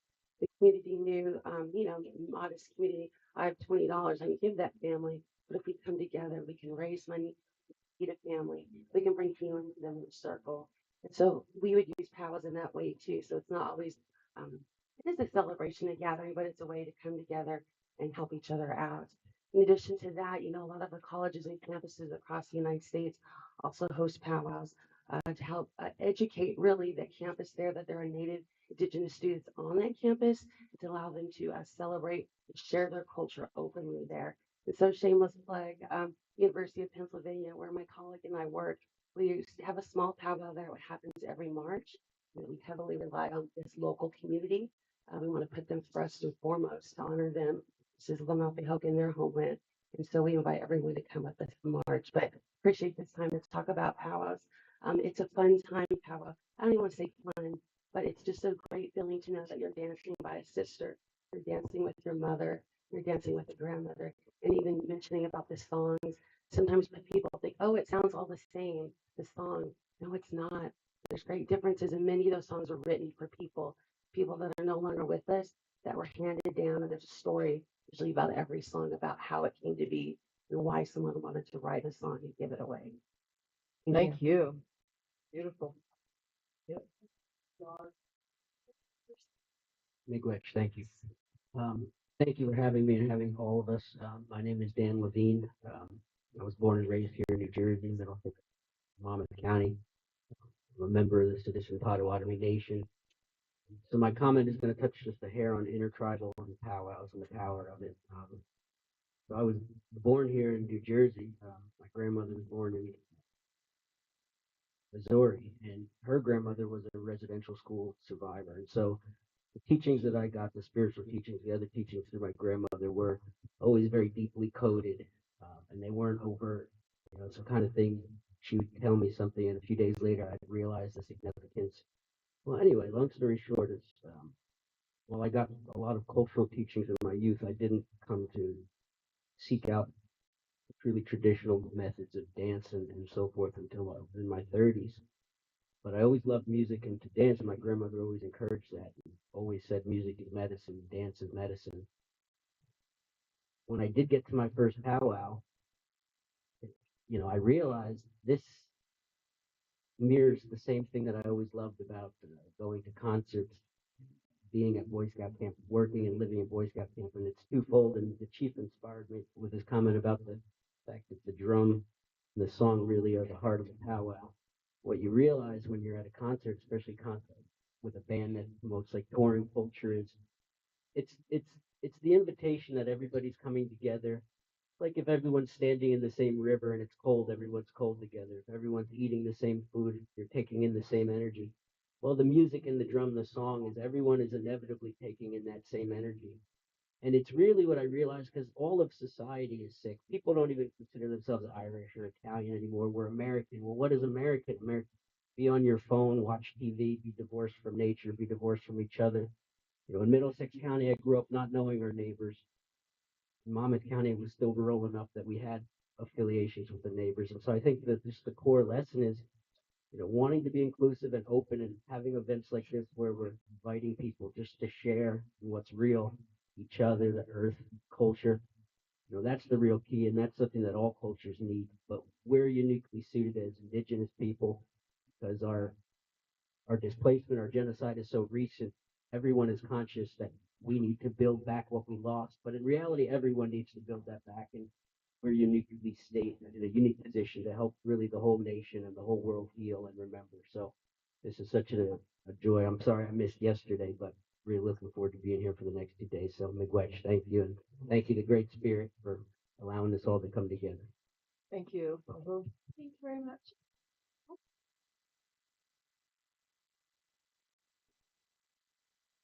One thing I want to say is powwows are crucial to educating the public of how we live, how we you can say you're Native American, but until you walk the walk and talk that talk, you're not. You're an apple. You're red on the outside and white on the inside. Okay? But we can't overlook cultural events also, because not only are we there representing our culture, we're educating the other cultures about us. So anytime we get in, I live in Maryland now. Yeah, I own that state now. But every time I get a chance to educate, I'm there. I'm there, and I will be there until they put me either in the ground or someplace where they can't deal with me anymore. All right? I am basically the token Indian family. There's my son. In Maryland for the area where we're at. If they need something, they want to know something, they contact us. We deal with the Nanacos a lot because they're close to where we live. But I do miss home. I miss the powwows. I miss the family reunions at the powwow. Everybody's everybody else's cousin. So, we're all family. I guess that's about it. Thank you. Don, what?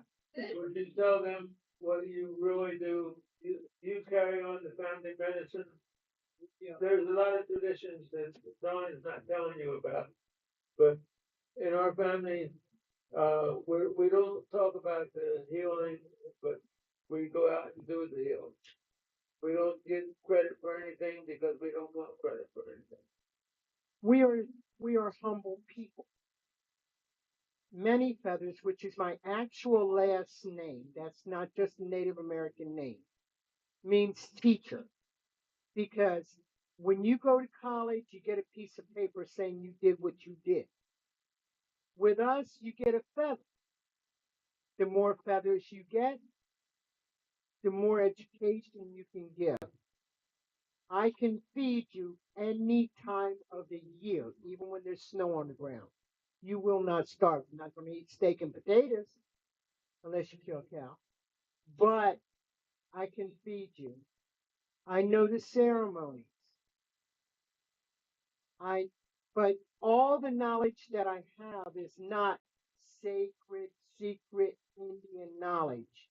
It belongs to the natives that grew up and didn't have someone to teach them, or any other community that wants to understand us, because you cannot hate something you understand. All right?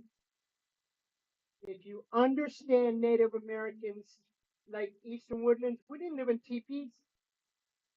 And when I go to schools, that's what the kids ask. I've even had the question, how do you go to the bathroom? That way, you know? But the thing is, the kids want to learn. And when I do a school, my payment that I ask for is to have lunch with the children, sit with them, because this way I'm showing them I'm not any better than they are. I am human like they are. So, with the educational programs and things, and that's my oldest son there. I brought all my boys up the same way that Mark was brought up, the same way that all of us in that community was brought up, to learn and then to teach what you learn. So now you know what many feathers means, right? I'm a teacher. Okay? Thank you. I just want to add that he is my mentor, and I'm old because that's my children and my grandchildren were here. So this is multi generations in the room. So, and I'm forever grateful for her to be patient with me when I was really young and taught me everything that I know as well.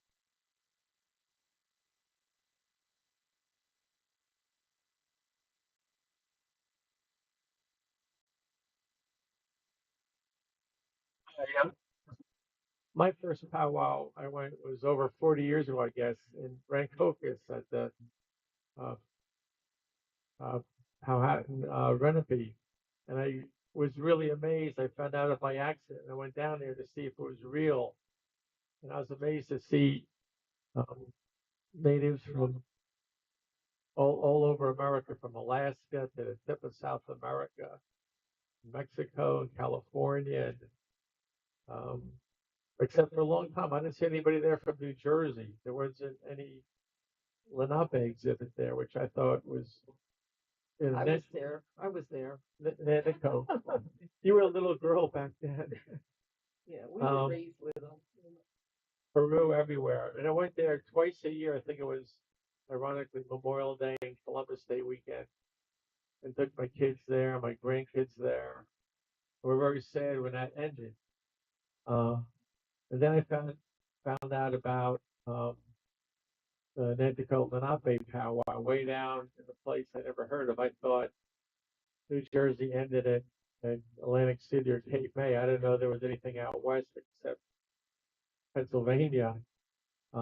Went down to Salem County Fairgrounds and about 10 years ago, and I was amazed uh, with all of the dancing, honoring the veterans, the singing, the drumming, the vendors, some of whom I recognize from the Wampanoag and Cape Cod. I went to those powwows. I went back to Ocean County and told my family and friends, I said, you're not going to believe this, but there's actually a real South Jersey, Southwest, Salem County, Cumberland County. And the amazing thing there on Route 40 is that a lot of them had heard of cow towns down there.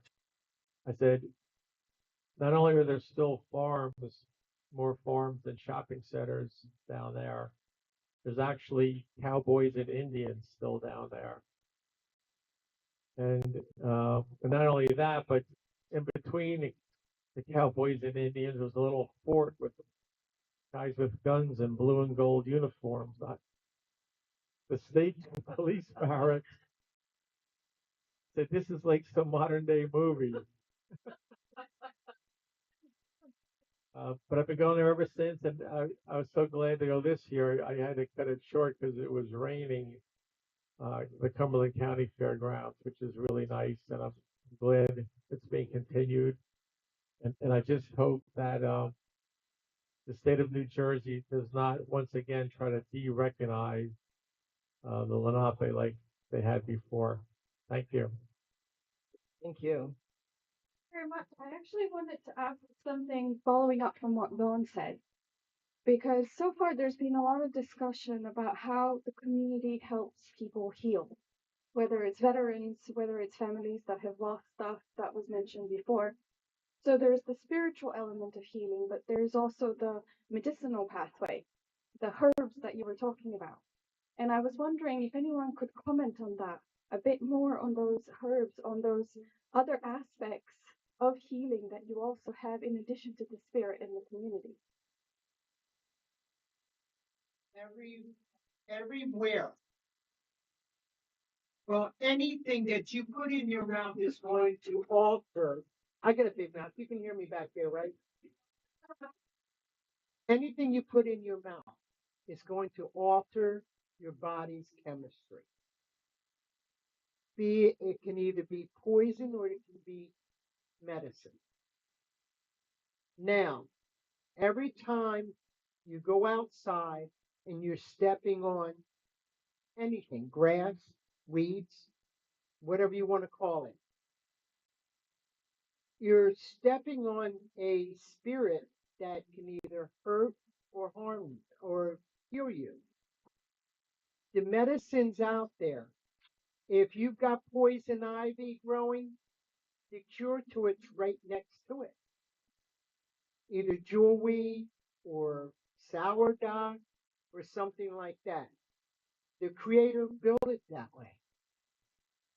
Any indigenous plant here has something that we needed. Sorry about that. Something we need to heal us. So, why?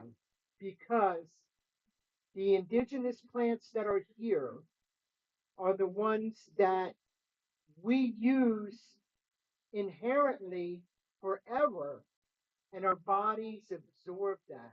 Our bodies need that. The chemicals that are made in test tubes are foreign bodies. So we don't use that. They use fillers to make pills. What are the fillers for? Bulk. To make you think you're taking more than what you need to get well. I'm not saying don't go to a doctor, because a doctor is a good tool. They will diagnose if you can't. But once you get that diagnosis and you start working with herbs and things to help heal you, it's not a quick fix. It's not a band-aid. It's going to take a very long time for your body to get what it needs to help heal you. I'll be glad to speak to anybody about, the healing and things. I'm not going to give you any cures because that's not what I'm going to be here for. but in general, I can answer questions. Today, I'm talking about indigenous flavorings, and I'd be glad to share that with you too. I also know that even here on this reserve, you have the moss walks, don't you? Could you tell us a bit about that? Because that also is meant to be for healing purposes as well as connecting. Yeah, so we also feel that there's different forms of healing because our body, we are mind, body, and soul. And if something is out of line, if you're under a lot of stress, that will also, and that's mental, that will affect the body. And sometimes a way to relieve the stress is to be amongst green and barefoot on the moss and lichens. The moss and lichens, they grow based on the energy from the sun and the earth, but there's no root system. So they're highly charged, and it's no different than hugging a tree. So you will exchange your electrons, which also helps calm the soul and the spirit. But these are all things that you need to do on a daily basis. Like Dawn was saying, there's no such thing as a cure. There's no such thing as a cure. There's only a change. And when we tell you what to take because a doctor diagnosed something, if you're already on medication, our home remedies are more powerful. You can't combine those things because you will give yourself a double dose of that same medication. But if you ask and we do the research for your ailments and we give you an herb or a remedy or a change, then it's the same as taking medication. It takes time. There's no such thing as a cure. There's only a change. Your DNA has to change. And we build up, and a lot of times what Rondon was saying, a lot of the medicine that you're taking is a synthetic version. And these synthetic versions do not, they'll help your symptoms for a short period of time, but they'll also cause more damage in your soft tissue, in your liver and your kidneys. Kidneys and liver are the two main organs that really get affected by all these synthetic drugs because the body's like, I need to put it someplace, and it puts it there and it holds it there. But when you come and you heal, a lot of the kids that have so-called ADHD and they run through the forest, they smell the scent of the pine, which is very healing, and they're amongst the trees. There's no such thing as ADHD. They're in their element. They're getting their energies out. They're exchanging that energy, and they're just a whole different child again. So, and listening to flute music made of wood, and listening to the drum made of hides and wood.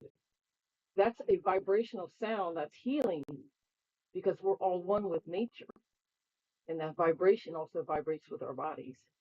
So that's what we kind of teach here with our sessions at the Nature Reserve, which we're going to do tomorrow with John, but that's just a little beginning of it.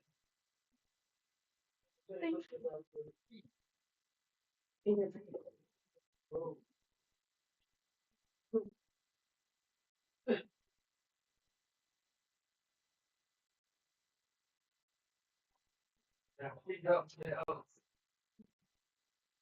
So I want to give recognition to Dawn. Dawn is from my grandmother's family. Thais is from the same family. And Nanice would tell you right away what herbs that you need. I don't care what's wrong with you. She would cook up or blend something together, and you didn't have to go to the doctor. And I'm very proud to hear Dawn because Dawn don't really talk about her skills and everything that much. But her, I see my mother in her. I see my grandmother in her, and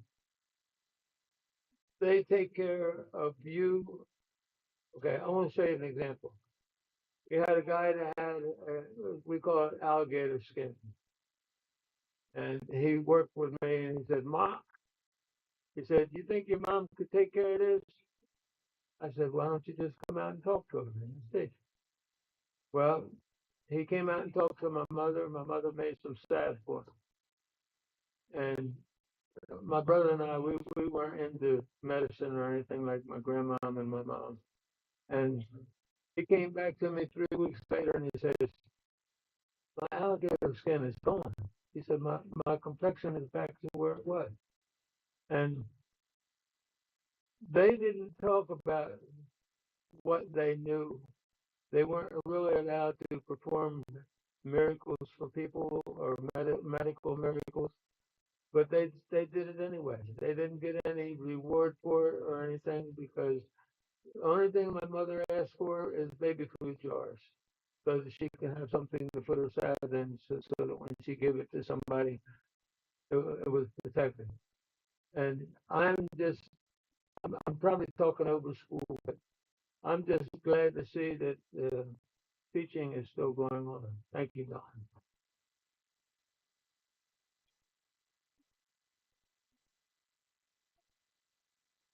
Thank you very much. I just wanted to say, because I know you said that you didn't see us at the Rancocas. Not many people know this. We grew up in Maryland in the early 70s. My mom used to work for Roy Crazy Horse in Washington, D.C. in the early 70s. So, and they worked for a coalition of Eastern Native Americans in the 70s. But not only that, maybe you didn't see the communities because we're all the same.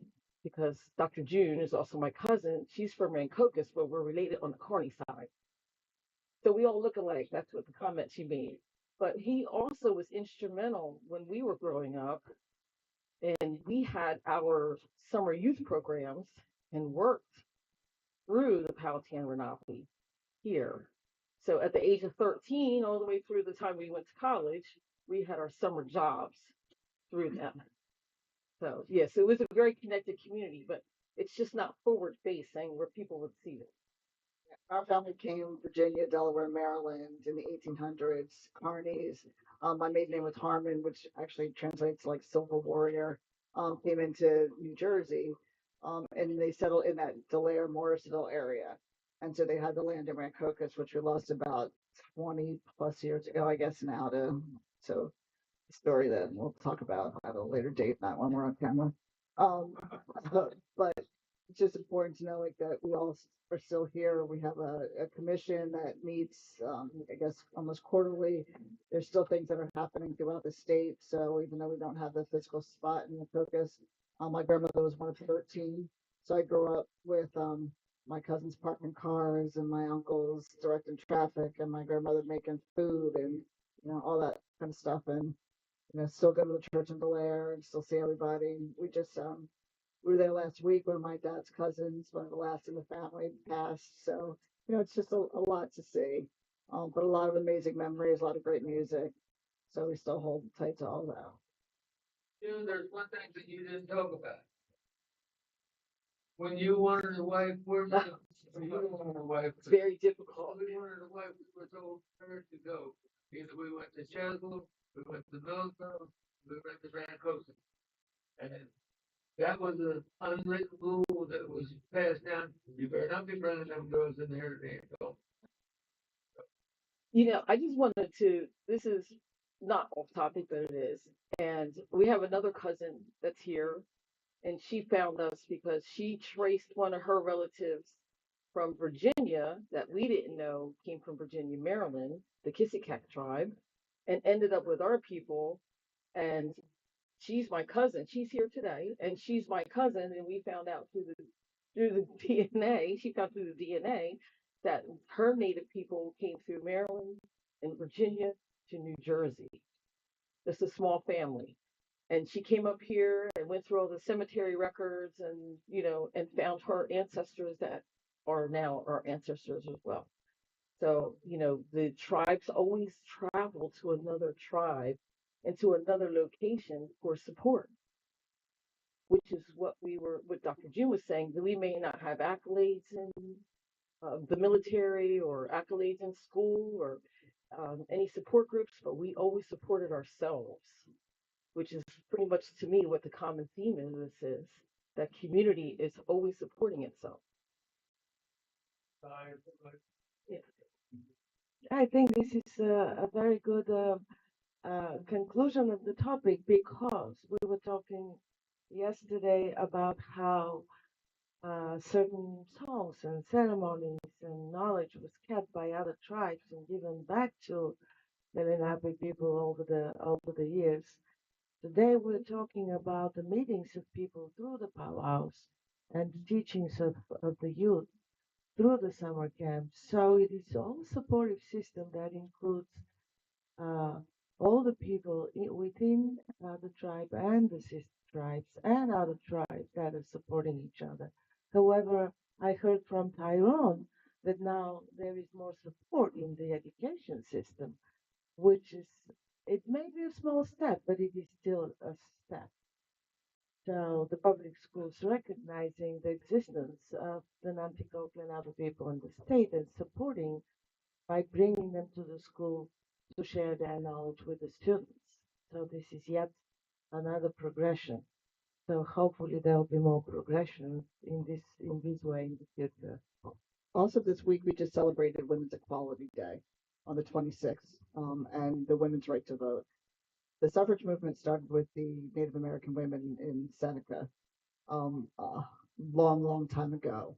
So these are the stories that we tell of our ancestors, about the matriarchs in our tribal communities, about all the different things that we've learned from them. And that's what started the pivot for everything that we have now when it comes to women's rights. So I can't advocate for that enough, especially since it was started in this community and how important it is for our families. So it's just, they're great stories to tell. Look up Sakala Shah, look up some of the other women that came, ancestors before us, and help advocate those stories as well, because we've got voices and we need to continue to advocate for them. So we need to keep telling the stories. So thank you. Everything was, I mean, it didn't, it's always amazing to hear all the stories that have come out of these sessions and for my elders and cousins and brother-in-law now. We're all related. This is the time now. We're going to tell you that our spiritual leader, Uncle Sonny, is going to pray so that we can prepare to eat. And then we will also do a spirit plate. We always offer the spirits a plate of food before we partake. After he's done and we offer the spirit plate, then we can wash our hands and stand in two lines. We're going to stand in two lines. We have a space to eat back here for those who do not want to eat outside, and we have a space in the pavilion outside if you want to eat out there. If you're going to eat outside, it would probably be better to stand in that line so you're not crossing over this line. So thank you so much. So,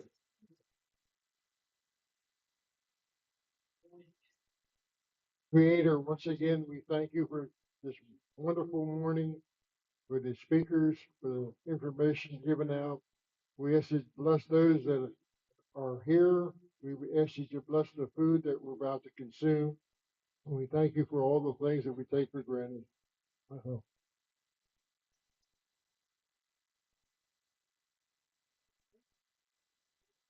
Yeah, we're gonna take out the spirit plate.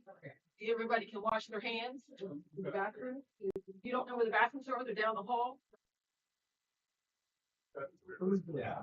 I don't understand. I'm gonna find out. I think it's about yesterday.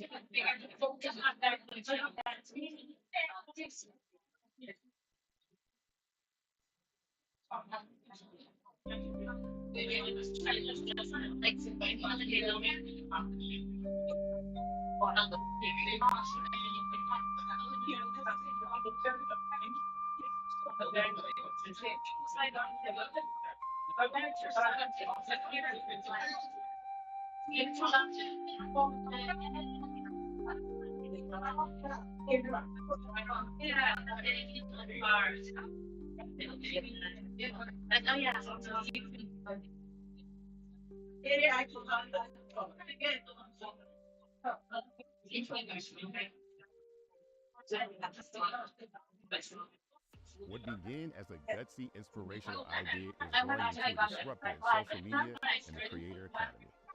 Our journey has been remarkable, from being a self-funded startup to raising over $10 million on StartAgent. But this isn't just about numbers, it's about disruption. At Fanbase, we've reimagined what it means to be a content creator. It's not just likes, it's about genuine connections and about giving everyone a voice. Our diverse team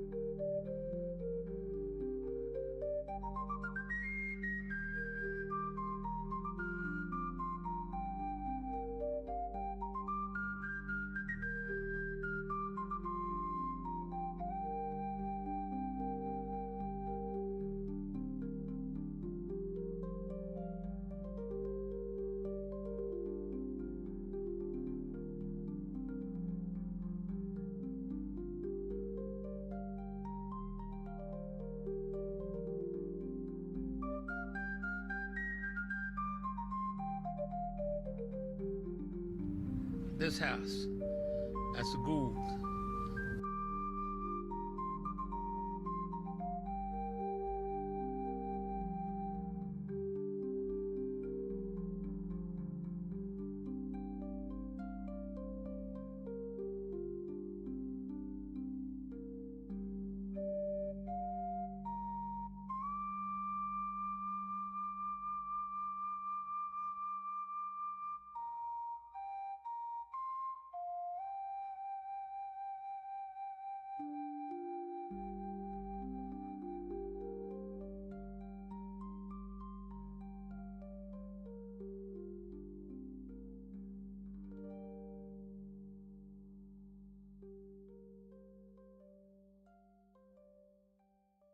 The house across the street was a Gould.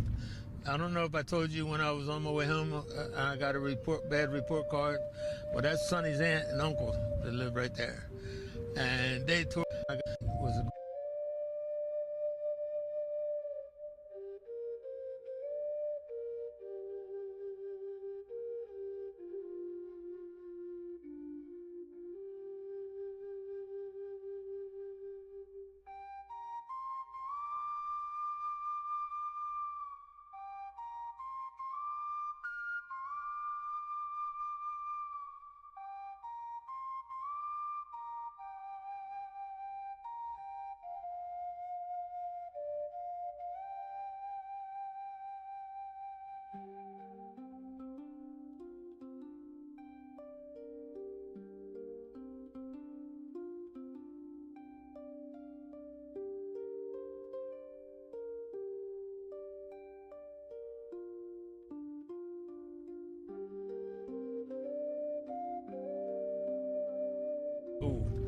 I don't know if I told you when I was on my way home, I got a bad report card. Well, that's Sonny's aunt and uncle that live right there. And they tore my butt up. Well, everybody wanted to see you do better, but I just wasn't going. You're in the Gould swamp now.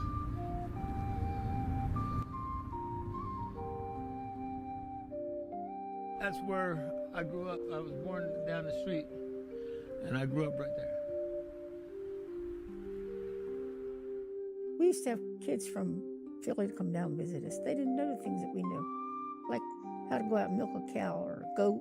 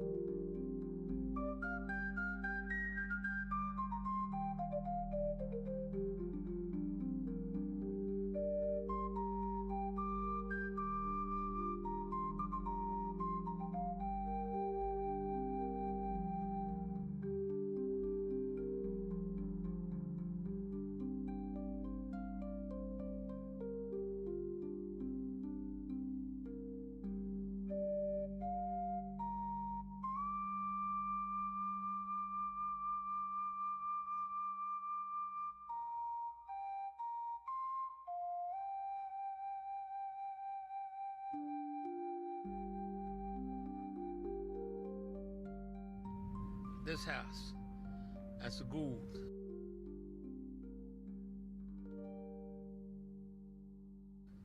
The house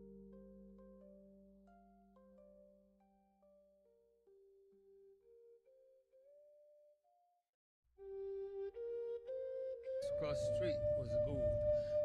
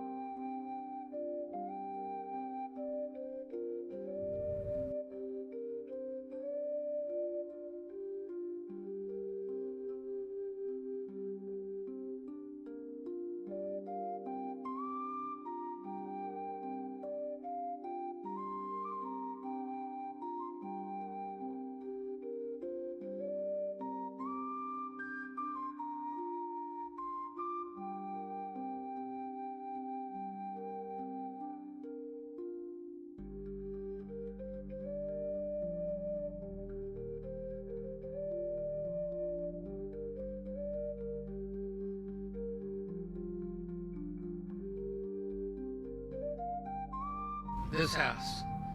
That's the Gould. The house across the street.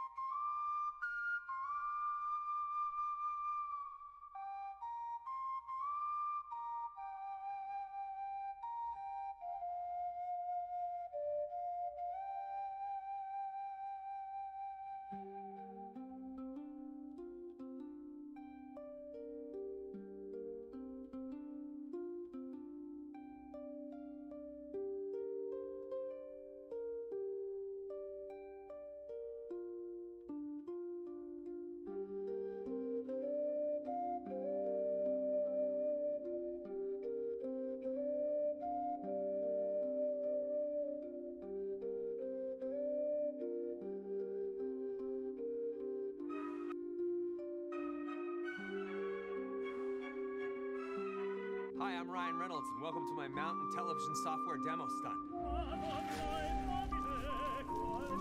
Let's be clear, there's a full medical team. Milk, that real time.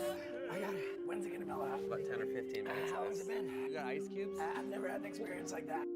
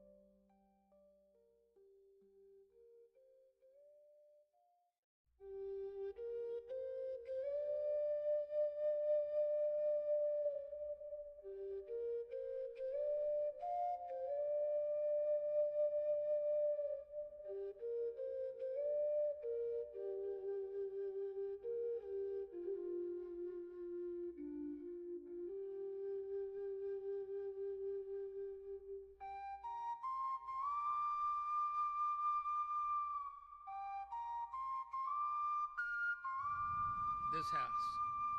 That's a Gould.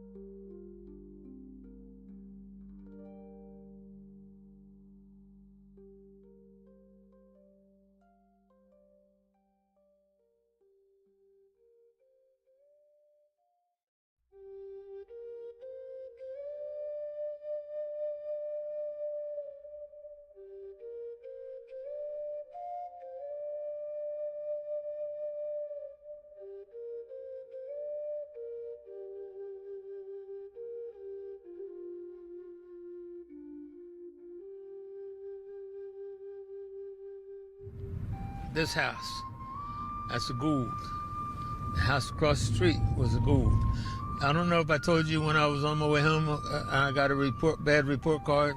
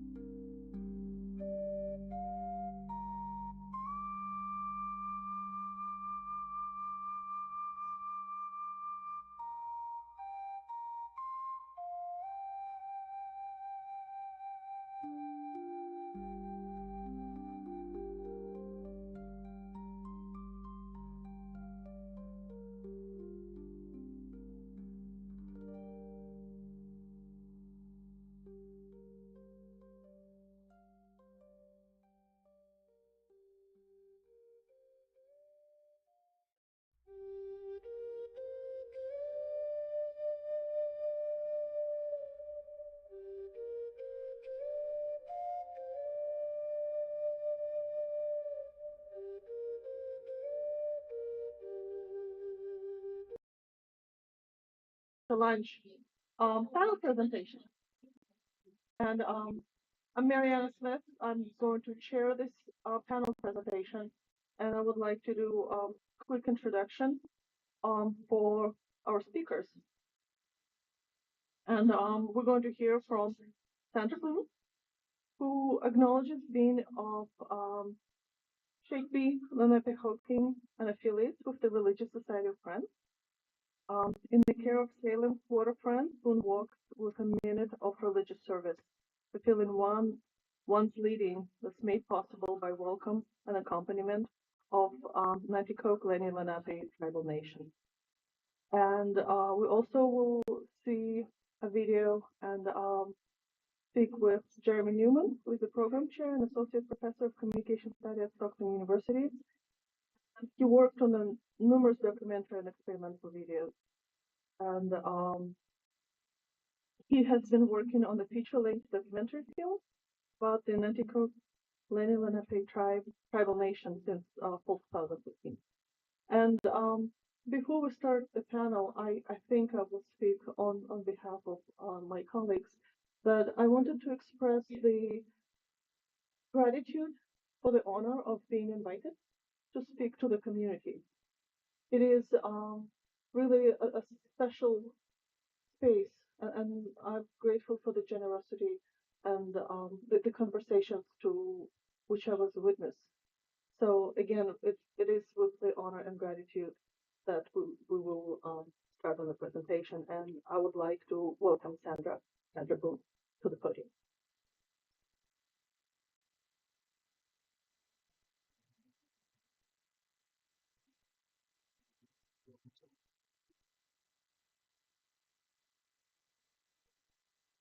We appreciate your kind introduction, Marianne. Thank you.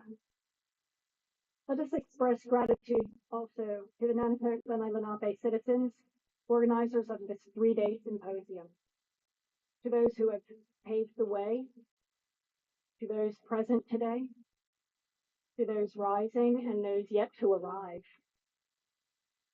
To be here with you during this time of Lenape storytelling is a humble blessing.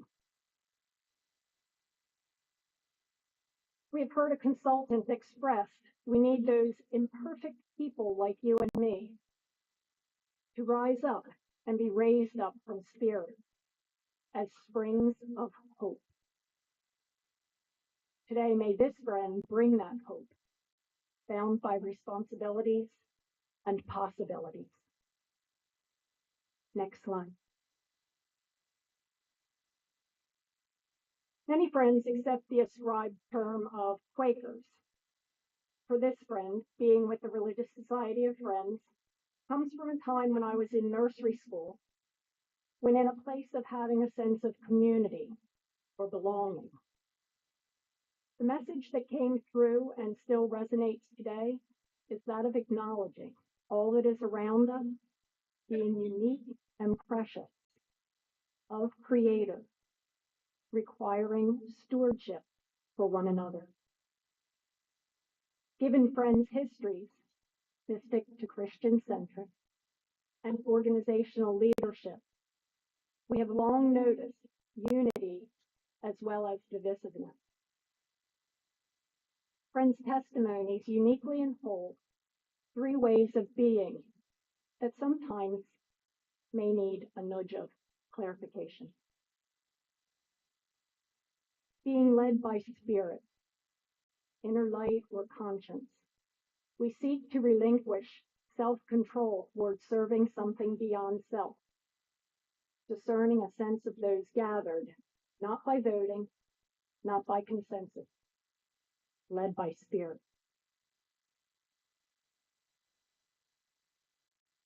Being open to empathy, open to suffering of others, expectantly waiting for our inner light to speak through an individual. Empathy brings healing, to be forgiven and forgiving others. Open to empathy.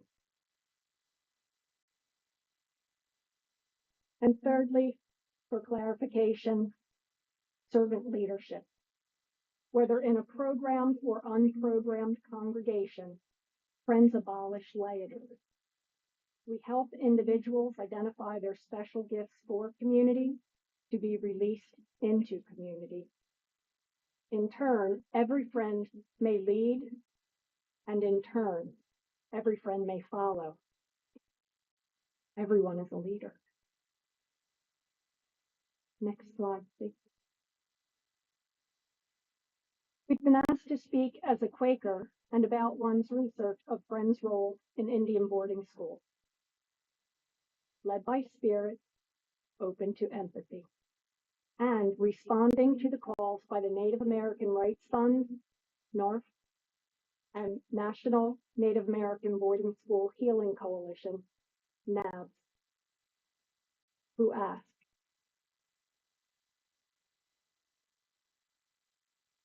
what have you done with our children?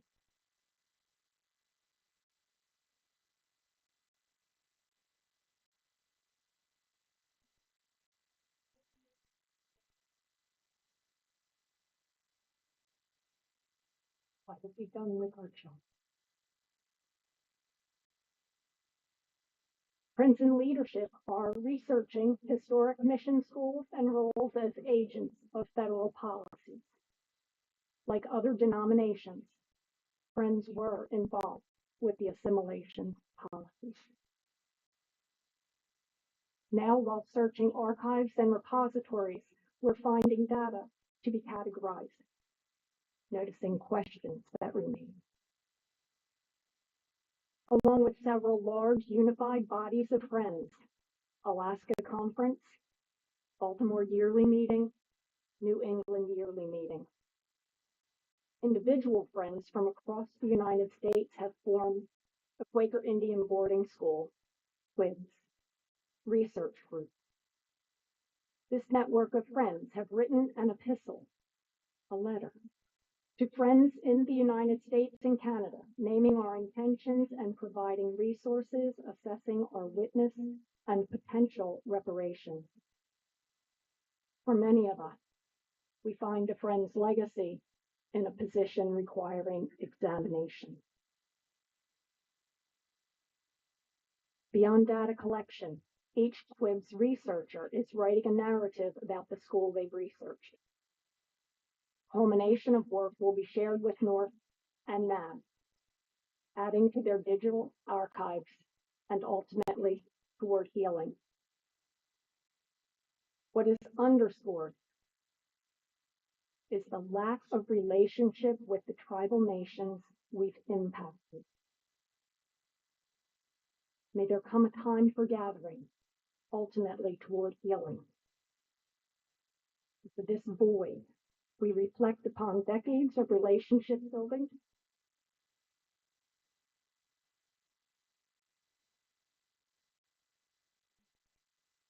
here with Lenape, Cohanzick Lenape leadership, viscerally sensing appreciation for the privilege of being with you. With this Cohanzick Lenape tribal nation, with kin, this wolf defines longing.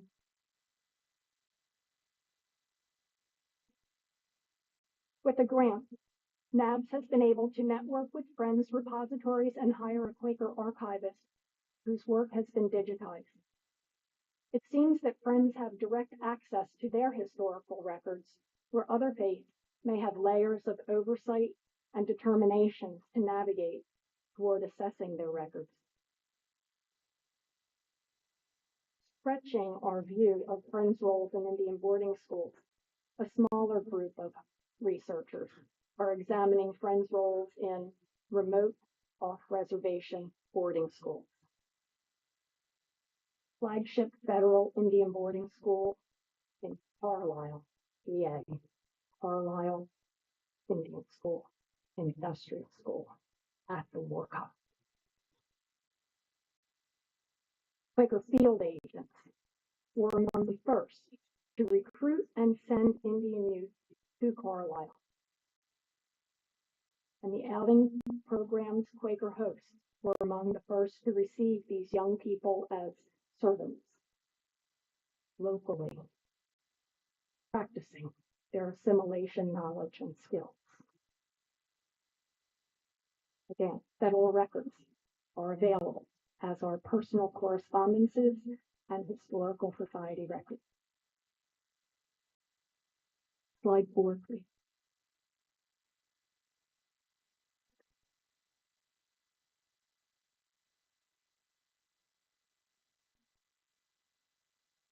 When we speak of Indigenous justice, we're actually speaking about injustice.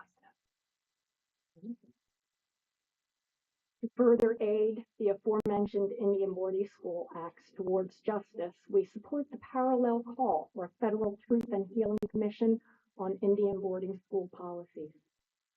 Originally named during the 117th Congress, in this 119th congressional term, we advocate for S761. Friends Committee on National Legislation, FCNL, acknowledges that the federal government has a trust responsibility to protect and enhance tribal self-determination and prosperity. They provide a valuable resource, the FCNL website, fcnl.org, where there are ways to electronically lobby your legislative representatives. If you support the initiative of a Truth and Healing Commission, if you choose to use your voice, perhaps you too will click your way through this opportunity toward justice today. To become informed or follow developments, visit the congress.gov site, and I can give you the longer address. Let's address another space calling for justice: the propagation of myths, biases, marginalization. As an educator, harm rising from within our schools is a discrepancy, whether a self-identity insult, a self-esteem assault, any harm counters educational vision and mission statements requiring redress beyond what might be all bullying. For these harms, there is little evidence showing when you know better, do better. From verifiable Indigenous voices, we hear the harm of inappropriate mascotry, seen and supported in national leagues and schools. Championing the efforts to change the mascot. Fighting Indians is a documentary of the Wabanaki people's relationship with the people in the state of Maine. Now, Maine has already engaged with a Truth and Reconciliation Commission. Study the report, their recommendations, listening circles, cross-cultural, uniquenesses for their community. We're also informed and impacted by the American Psychological Association APA resolution recommending the immediate retirement of American Indian mascots, symbols, images, and personalities by schools, colleges, universities, athletic teams, and organizations. The APA recognizes the potential negative impact on the mental health and psychological behavior of Indigenous and non-Indigenous peoples, as well as detriment to tribal nations. Therefore, the APA encourages continued research on the psychological effects, encourages the development of programs, and recommends the immediate retirement of such mascotry. In New Jersey, we're advised to work at the grassroots level. How many public schools in New Jersey have harmful mascotry? We're seeking further advices and clarification before moving forward in New Jersey. Pennsylvania is going strong with the leadership of the Coalition of Natives and Allies, CNA, co-founded by friend Arla Pat and Dr. Dan Boyle, Choctaw Cherokee. Further related to education, we might sense an ease where one leans in toward more inclusive lessons and curriculum. We encourage everyone who might see themselves as a mentor, teacher, educator, wisdom keeper, or the like, to review Native Knowledge 360. The materials are of Indigenous voice, illustrating the uniqueness across Native nations. Here's where we sense Indigenous ways of being, encourage us to listen, encourage us to observe, encourage us to notice the discrepancies and name them. When they're named, we can start to address each it. Next slide, please.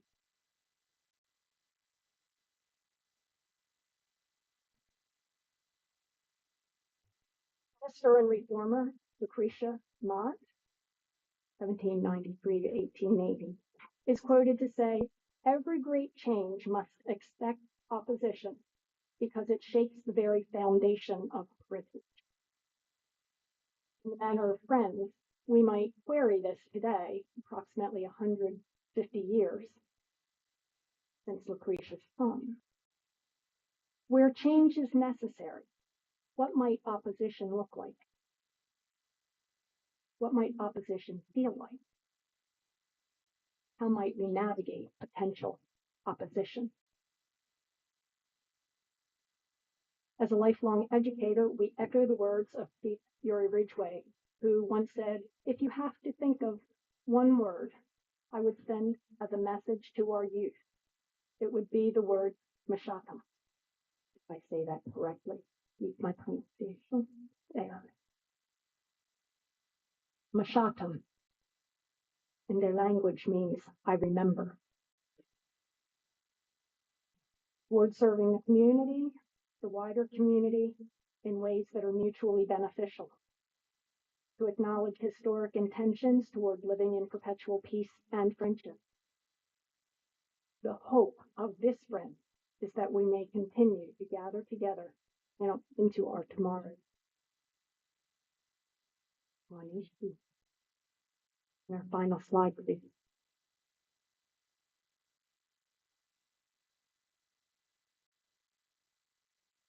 I will see you again.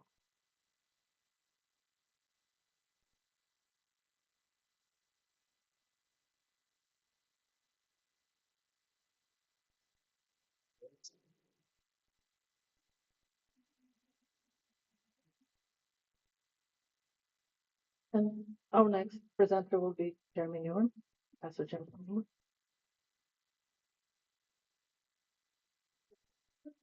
Hello, my name is Jeremy Newman, Professor Jeremy Newman. Thank you for that introduction there.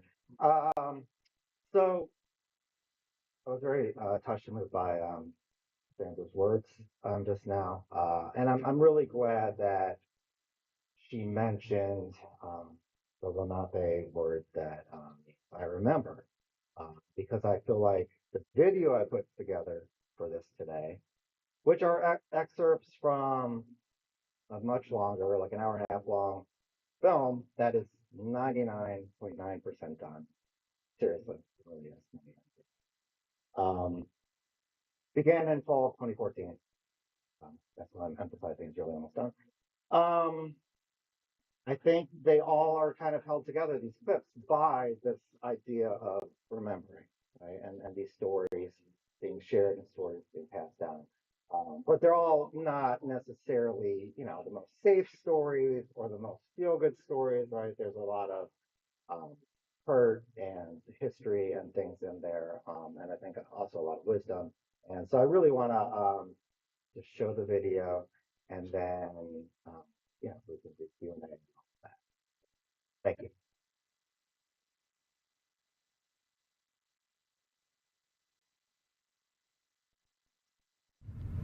This house. That's a Gould. That's a Gould. The house across the street was a Gould. I don't know if I told you when I was on my way home, I got a bad report card. Well, that's Sonny's aunt and uncle that lived right there. And they tore my butt up. Well, everybody wanted to see you do better, but I just wasn't going. You're in the Gould swamp. You're in the Gould swamp now.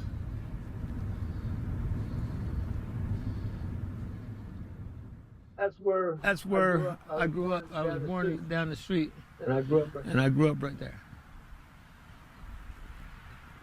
We used to have kids from Philly to come down and visit us. They didn't know the things that we knew, like how to go out and milk a cow or a goat or see a chickens and things like that. And everything was so peaceful.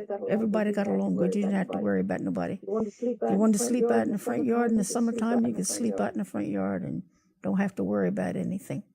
There's orchards everywhere. And back in them days, they threw away the ones with blemishes.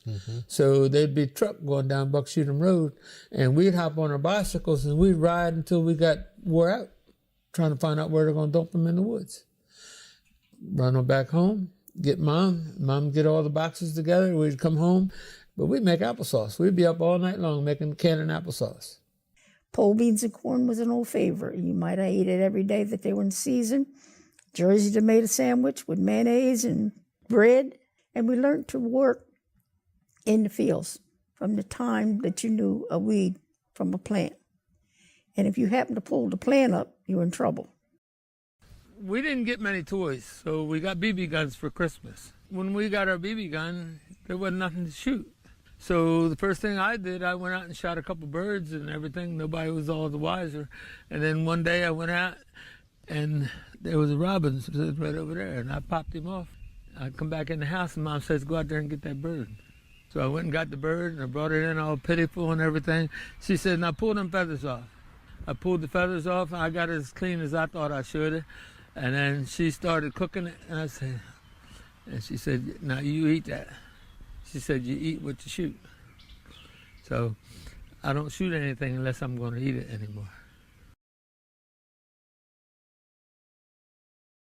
So that was holding us together, and truthfully holding us together, because the elders in the church are what really ran the tribe.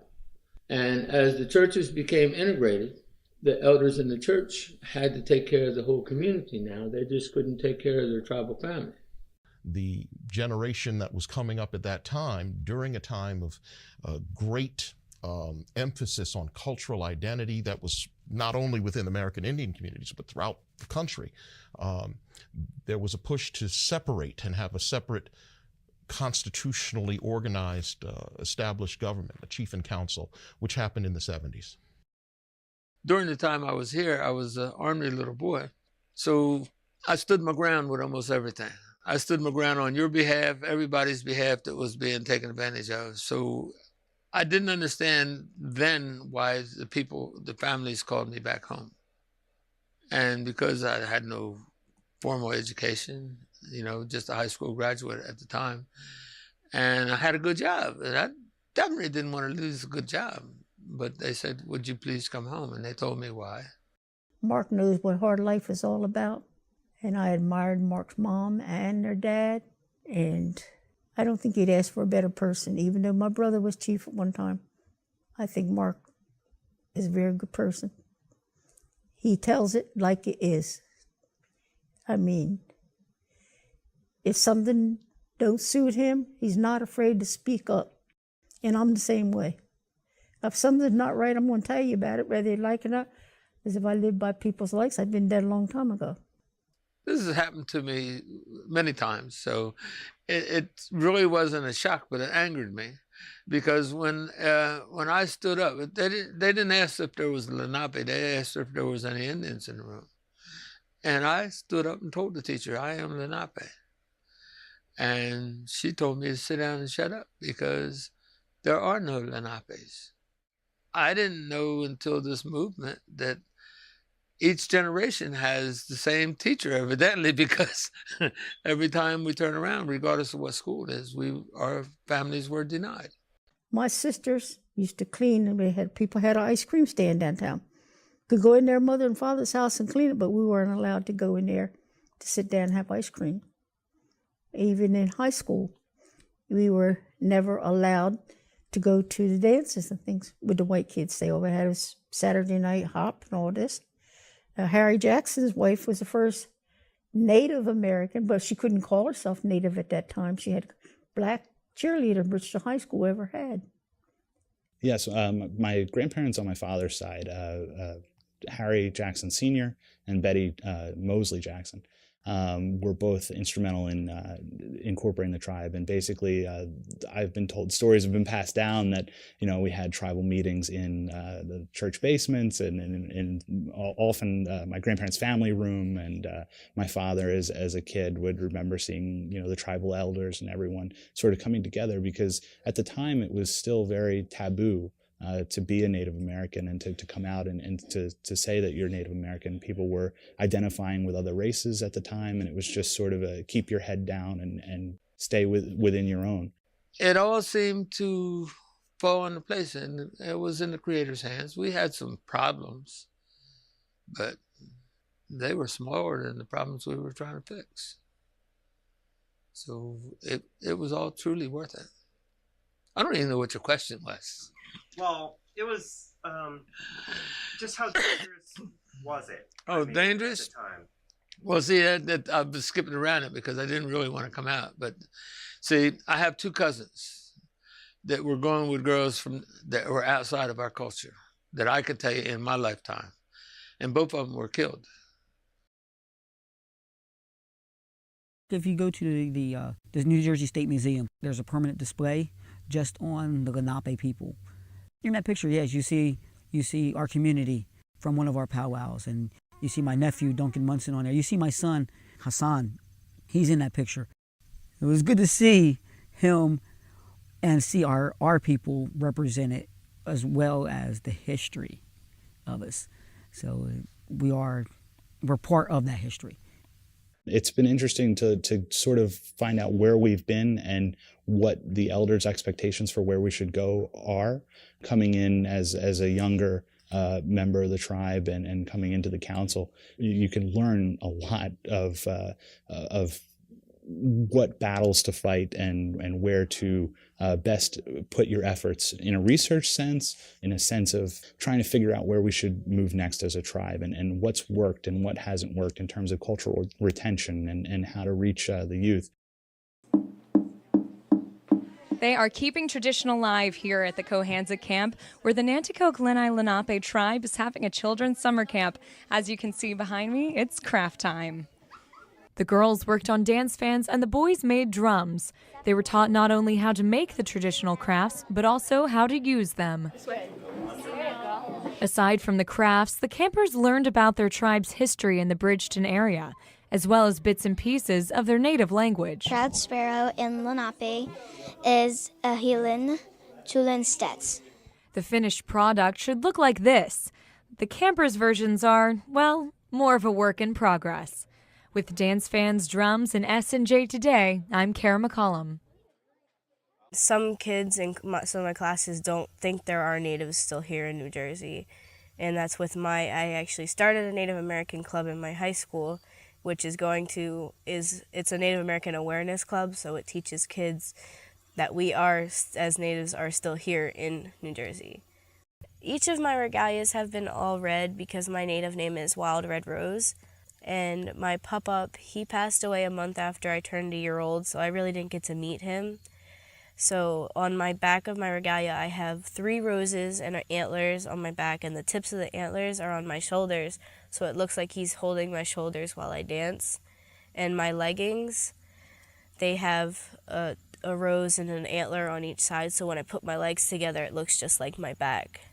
Those who become the princess and the warrior, those end up being the people who are the future of our tribe. So, and I don't know if that's because of that or if there's some greater good at hand playing a part in that, but I guess fate. But it does, I guess you're signing your your life over when you become a princess or warrior. No matter what you do, you end up coming back and being the future. Lorraine Ray was my best friend. We went to high school together. Lorraine has always did the genealogy. She always worked down in the office doing everything. You name it, Lorraine did it. She used to have gatherings in her backyard. My grandmother was older, and I feel like, you have those elders that didn't quite make that transition to technology. That was all she knew as far as technology. She learned nothing else about computers, but because of our genealogy, she learned that just for the genealogy. I would go with her to get her chemo and sit there with her. And we would talk about things we did when we were younger. Good things. Things about the tribal grounds and all this, But you don't have many friends like that around. She was one of my closest friends. Her records are very, very, very important because they show who tied in where, what those original names were, when they died, when their children were born. Those are the kind of records we need so that we can prove to the government that this is where we were. Not only do we have to show that our ancestors were native, we also have to prove that we are related to them. And why her documents were so important were because they showed that. They were government issued papers that showed that. I lived with my grandmom, and for her to punish me, she never whipped me or anything, but she made me sit on the steps between the dining room and the downstairs bedroom. Well, at this first time, my grandmother's two sisters came to visit, not knowing that I was there. They went on and talked about the lifestyle that they lived and laughed and they joked. And they talked about being Indian, something that they wouldn't do in public. I remember when they integrated our two schools. Fairton School, that was the white school. We got all the old books the white kids were done with. This is what we got. My husband, my first husband, he was one instrumental with Mr. Thomas Lane of getting our two schools integrated. When they were having the meetings to integrate the two schools, come across that little bridge, as you're coming into Fairton, there's a house up there used to have a lattice work thing on it. It was the first cross burning I ever saw in my life, only to try to scare us from going into the meetings. But my husband was a fighter. And I only wish that I had all the signs that he took off of telephone poles about how they didn't want anything to do with us in Old Town. It was Ku Klux Klan, White Crusaders. We had them hanging in our basement till we had water damage and they were ruined. And I only wish that I had them. See, nobody knows what I've lived through. I remember that, I shouldn't say this, but 7 years ago, there was a farm with the Ku Klux Klan meeting, and they invited my father. My father was very late, and they didn't even know that he was Indian, I guess. And he came back, he said, I seen the KKK sitting out there, they're having a meeting this weekend. Well, the tribe got themselves together, and they went and shut the place up. They didn't have any more KKK meetings there anymore.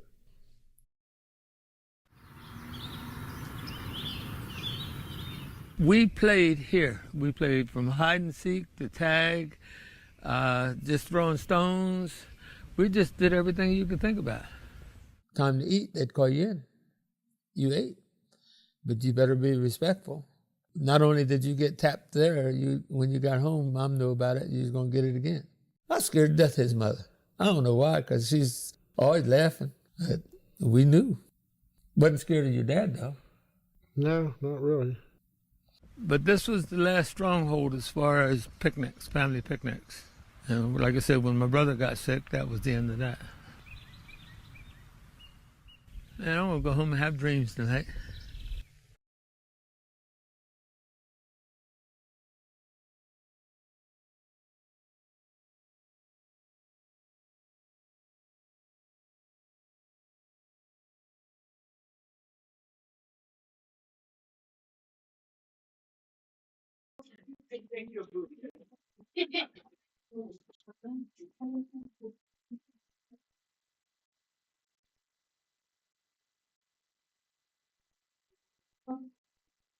Hi, everybody. You might guess, I'm Ryan Casey, Exhibition Coordinator at Sauk University and one of the arts faculty. So I'm going to try to get everyone to ask questions to our panelists. I'm going to start with my own. I figure that could be a starting point. One of the things that Sandra said that I thought was really interesting was the idea of relationship building as well as Indigenous justice. And one of the things that kind of struck me, and I sort of have this question for everyone, is how in your own specific ways work have you, as you mentioned, really relationship built. Your work, your visual arts, and kind of the second part to that is how do you do that with empathy? Because that, I think, fundamentally for me, empathy is such a critical part of any social justice movement. And so, how does empathy factor into your creative process, your work that you do? And in addition to that, like, how do you relationship build? You know, because I think that's a question a lot of us ask, right? Is that, you know, how do we build those relationships when you don't have it yet? You know, and so maybe give us some insight into that. Well, thank you for the ask. I think you may have heard in being a Quaker and just the way I grew up, empathy is just like in there. And so I think I actually work on the opposite of holding it all together. Maybe a little too empathetic and then I fall apart. So pulling it together and hearing the call, knowing that there are voids within a religious society of friends who are touted and awarded as Nobel Peace Laureates, right? And then here locally, yeah, I'm not feeling it. In the school system, I'm not feeling it. I'm with a well-educated school district, and wow, you just took them on a field trip as second graders to the Powhatan Lenape Tribal Nations Gilded Arts. I mean, we saw all kinds of wonder. And as fourth graders, they're told Indians don't exist here. 2-year span. And I'm doing it in another cross-cultural way of presenting the information via sign language. And so as the fourth grade teacher is saying this to the children, I just had to do the hold up. We'll talk about this later. I couldn't say the words, which is really like, oh, I just crossed the line in my educational interpretation. But I couldn't say that to a child. Could not lie anymore. Back to the Quaker community, trying to participate on a committee that has been here since 1795. I didn't feel like they were getting it. My own group. I asked if we could do this. They said yes. Okay, we have a Salem Quarter Indian Affairs Committee. We intentionally name it that for historic reasons, to go back and look at records and to hold ourselves accountable, even though it's a little more politically correct, maybe, if we were to say Indigenous Affairs Committee. I'll just use the acronym IAC. I am walking through the fields. From there, the larger community still didn't get it. So I offered up the concept of having a First Contact Reconciliation Collaborative, PYM. Now, PYM, Philadelphia Yearly Meeting, is historic West Jersey, the whole state of Delaware, Eastern Shore, Maryland, and Eastern Pennsylvania. Lenape, I think overall, although there are edges and others, and depends on what period of time you're talking about, but let's get it right with at least the Lenape community. And if you don't know those of the diaspora, it's painful for you to even consider that we were part of the diaspora. Let's start at home. Let's learn how to verify probably who are we to be listening to. I think you get the idea. I could keep on going. I'll wrap it up with one thought, though. Salem Quarter Group humbly went to Tribal Nation with Chief Sonny and Chief Mark Court. They welcomed us. They said, look, that's going to be your work to do. And we're thinking, but we're so lost and I can't look at my elders in community. We're going to, what can we? What are we? And we didn't really know. We just forged ahead with love and with trust. We were invited back. There came a time New Jersey State wasn't going to reaffirm. What do Quakers love to do? We love to write letters. So we wrote, and humbly, Pastor Norwood said, but we need a signatory. I don't know about you, but going to the principal's office would have been a scary enough endeavor for me way back when. And so this signatory, an amicus brief signatory, means you would be willing to go to court and testify the witness that these people are verifiable and deserving. We're on their land. What do you mean? Okay. But that I would be able to present in court. And I didn't have to go that far. Thank goodness for Attorney General Gubier Grunwald, who saw the light and that came through. But when you put yourself on the line, even a little bit, you can't help but have the empathy. You can't help but be humbled. And you can't help but continue the walk. It's not a project. It's a way of being.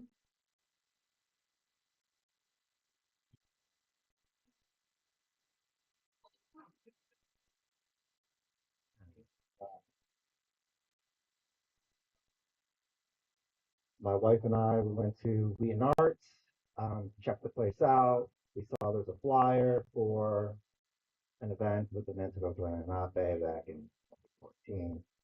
And I decided, hey, it might be interesting to research about them, maybe work on film. And so I sent the letter. And honestly, I didn't know what I was getting myself into. Many years later, I'm still working on it. I'm still here, but I think for me, they really set the tone. Like, I mean, with what I do as the documentary filmmaker part of me, I listen and I try to understand. I both in the classroom and as a documentary filmmaker, I have to be very okay with the idea that hey, I don't know anything. I'm learning new stuff every day. I'm being corrected all the time. And it's cool because like I want to be informed and educated and know more and be of use in the world, right? So yeah, I mean that's my approach. But really, again, like the tribe set the tone, and the tribal government set the tone. And you know, I think it's important to acknowledge that the tribe has a certain structure with elected chief, tribal council, all of that. And so, I had to work through them and then I was able to get closer to people in the community. But one of the things I remember the most is, and I'm actually pretty shy. I was on tribal grounds and I was inside and I was wearing a big floppy hat. And so maybe I shouldn't have been wearing a hat inside. I'm not even sure. But Chief Gould called me out, said something about the hat, and then he had me going around collecting money in the hat. I think for the lunch, right? And so I was going from like kind of being in the background, hiding behind my camera, to like being the person holding their hat, gathering the money, and I was like kind of like being thrust in. And I don't know, what it was about entirely, but it felt like maybe a little bit of hazing. I don't know. But welcoming me into the community and like, hey, he's okay, kind of thing, right? And that was very valuable. And I think as you can see from the clips, people are sharing maybe stories they haven't told before, or stories that they would just share with someone that they trust. And then I think for the empathy part, for me, it's like if someone trusts me enough, or is just even if whatever, trust me, like say trust me is neutral, they are brave enough to share their story with the public, and I'm the conduit for that, then how can I not have empathy, right? They have my respect, right? And then yeah, as a human being, so empathy, of course. Hopefully that answered. No, I think it answers it. I was gonna kind of like maybe give the question to the audience too. This is really about storytelling, but I don't think good storytelling happens without empathy and relationship building. I think those are like critical structures within that. So, can you talk a little bit? Does anyone have comments or questions that we can ask on how to do that process? Like, have you had experiences in your life where you've had to build relationships from the start? Helpful tips, things like that.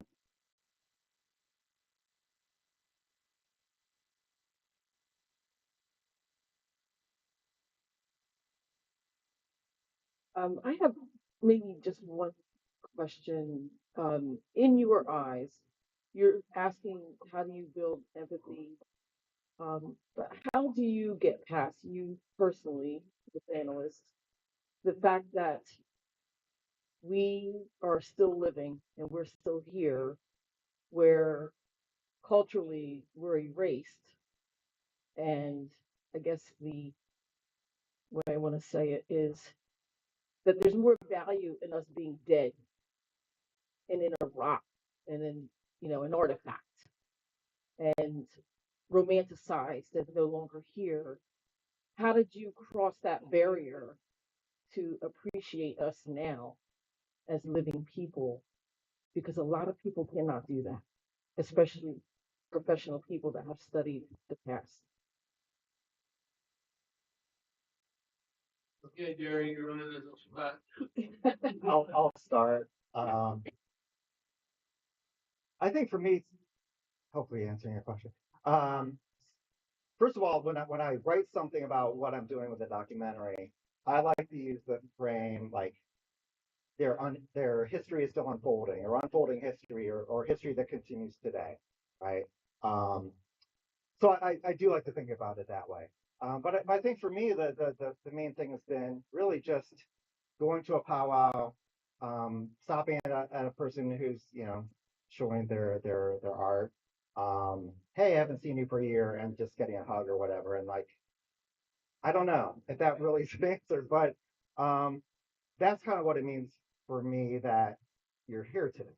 Like, we're human beings, and it's like those kind of personal connections that I think, I'm not sure how evident they are in the film or will ultimately be in the film, but for me, they're kind of like a guiding kind of force, that people who are very much alive and have so much to offer.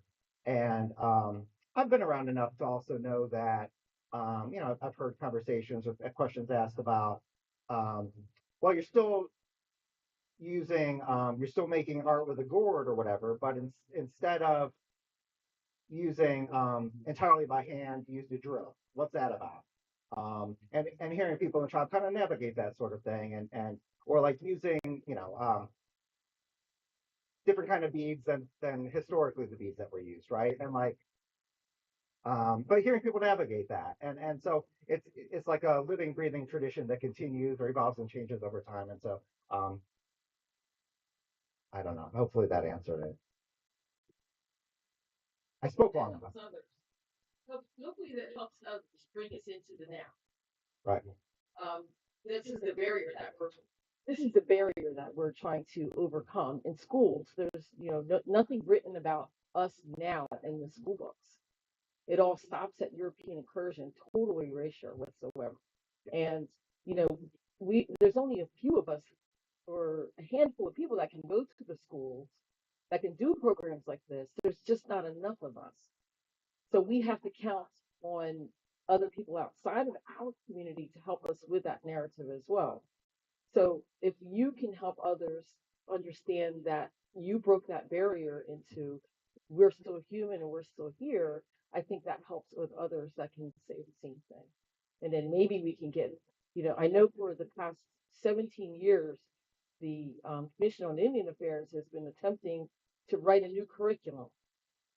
And I know it came up again 2 years ago, and it still has not happened in New Jersey. So, but it may take outside forces and other people like you guys that have broken that barrier to help us bridge that. Oh, and we're happy to. I mean, like, I think it's totally meaningful and important. And, yeah.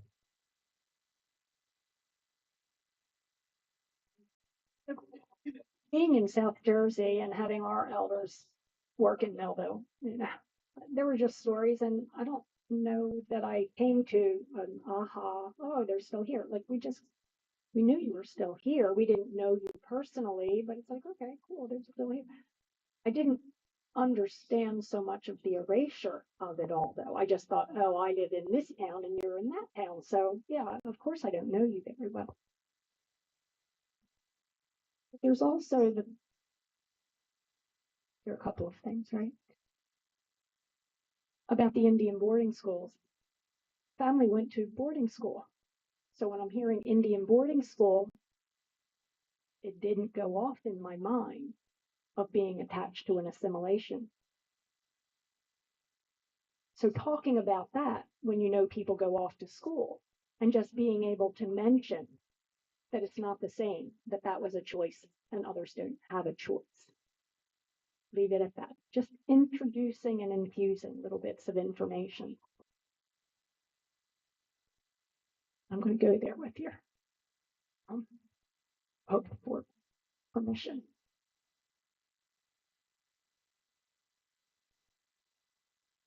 We knew that my mom had a baby before we were born.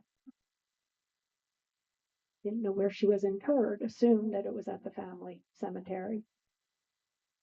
Might have been 10 years ago, 15 years ago now, I learned. She was in the cemetery right down the street from where I grew up. My bus passed there every day. Elementary school through high school. Didn't know. You don't know until you know, right? So when I'm asked by others, what have you done with our children? I'm like, what have you done with the children? I've gone back and I've named Baby Boone. She is now Hallelujah Boone. Hallelujah Gardner Boone. I know the Boone line. I know at least 40 matriarchal married names into the Boone line. So now I have opportunity to talk to other people about the land, how it's used, cemeteries, family histories. You know, I can infuse my own a little bit. Well, this is what I found out, and this is how I found out, and this is where I got blocked. So those casual conversations with people have been interesting to see and hear them come back and ask for more information rather than being shut down. So I'm going to actually follow up Ty's question with some things. I think it's what you're asking, I think, is a really practical thing too. Like, how do we as educators, people within this, our communities, really talk about the past, but also think about it leading into the future? How do we talk about things in the present tense, which I think is inherently the problem with educational institutions, specifically with Indigenous history. And so would open up the floor to everybody and also panelists, and how in your work do you teach these histories, like this idea of both being part of the past and also part of the future? Like, what are the tactics that you use to make sure your students, your community members, your family understand that this is living and breathing culture? So that's such an important thing for us to have within the classroom setting, and hopefully within organizations as well. I think we have a couple people who wanted to chime in really quick. Sure. Another thing that people overlook when it comes to Native Americans and educating about them is words. Words carry a lot of weight. It's like if you were to make a bowl out of pottery, that's hard. We make a bowl, oh, they crafted that. Okay? Words carry a lot of weight. So that takes one type of people up and us down again as being crafters instead of artisans. Oh, your people used to. We do. You don't used to. You want to know about Native Americans, you ask Native Americans. Don't read a book, because that's what the author perceives. As far as educating about Native Americans, we need to step up. We need to tell them people what we want them to say about us. Okay? That's the thing. Walk the walk, talk the talk. If you're Native American, you're proud of your heritage, stand up and fight for it. The squeaky wheel gets the best squeeze. Trust me, ask Mark. He'll tell you. I'm not that old. I hate one over here. I sort of touched on this a little bit at lunch. I actually, as I said earlier today, I didn't was unaware that there was a community of Native Americans here in South Jersey until maybe 10 years ago. Right before before that, I had, I like to travel a lot, and I thought to myself, and I was kind of complaining to myself, I don't get to travel enough. Well, what is it I like about travel? And that's mainly to go experience other people's cultures. And I started to think to myself, well, I'm in somebody else's country right now. Why don't I just go seek out their culture and, experience that? I'm right here. I mean, I don't have to go far to do that. But I did think I had to go, to the Southwest or somewhere out west to do that. So since then, I've taken a deep dive, and I think I've learned a lot. Um, I think there are a lot of people, non-natives like that in the country. There are also a lot who still would rather not recognize Native Americans. I don't personally. I can't answer why. I don't relate to. I can't relate to them. I don't understand it. Um, but one question I wanted to bring up was, there's still not a lot in our modern culture that is based on native culture. But one of the things that was a pretty big success in recent years was a Reservation Dog show that really was a great show. I don't know if that's of course I don't know how that translates. Is that seem to be a good thing? Does it seem to be did they do a good job, or is it just entertainment that I thought was funny? But it like I said, people don't think too much about people living still on reservations anywhere in the country. But that show I don't know, I found it to be enlightening and informative and very entertaining too. I'm Oklahoma and I'm Skokie and I loved it. Yeah. It's great. Thanks for validating your. Also, I'm just going to point out that the designer who designed almost everything on Reservation Dogs has his own collection called Urban Native, and he's dressed lots of celebrities and people, native and non-native, actually buy his work. So there's actually a very direct link and impact to the artist and his community of artists that works for that label as well. So it feels really important. I came up at a time where we had to keep everything a secret. Our ceremonies that we did, or even our dinners that we had with other parts of our family. You can't hear me? Not really. Real quick. Well, I don't have a microphone. I got one now. Thank you, Lewis. No, but in our culture, it had nothing to do with being Indian, because being Indian was something that everybody would target you and you'd come down. We just lived as Indian and were Indian. We just didn't broadcast it. One of the things that happened out of it was the fact that we were able to keep our ceremonies together because nobody knew about our ceremony.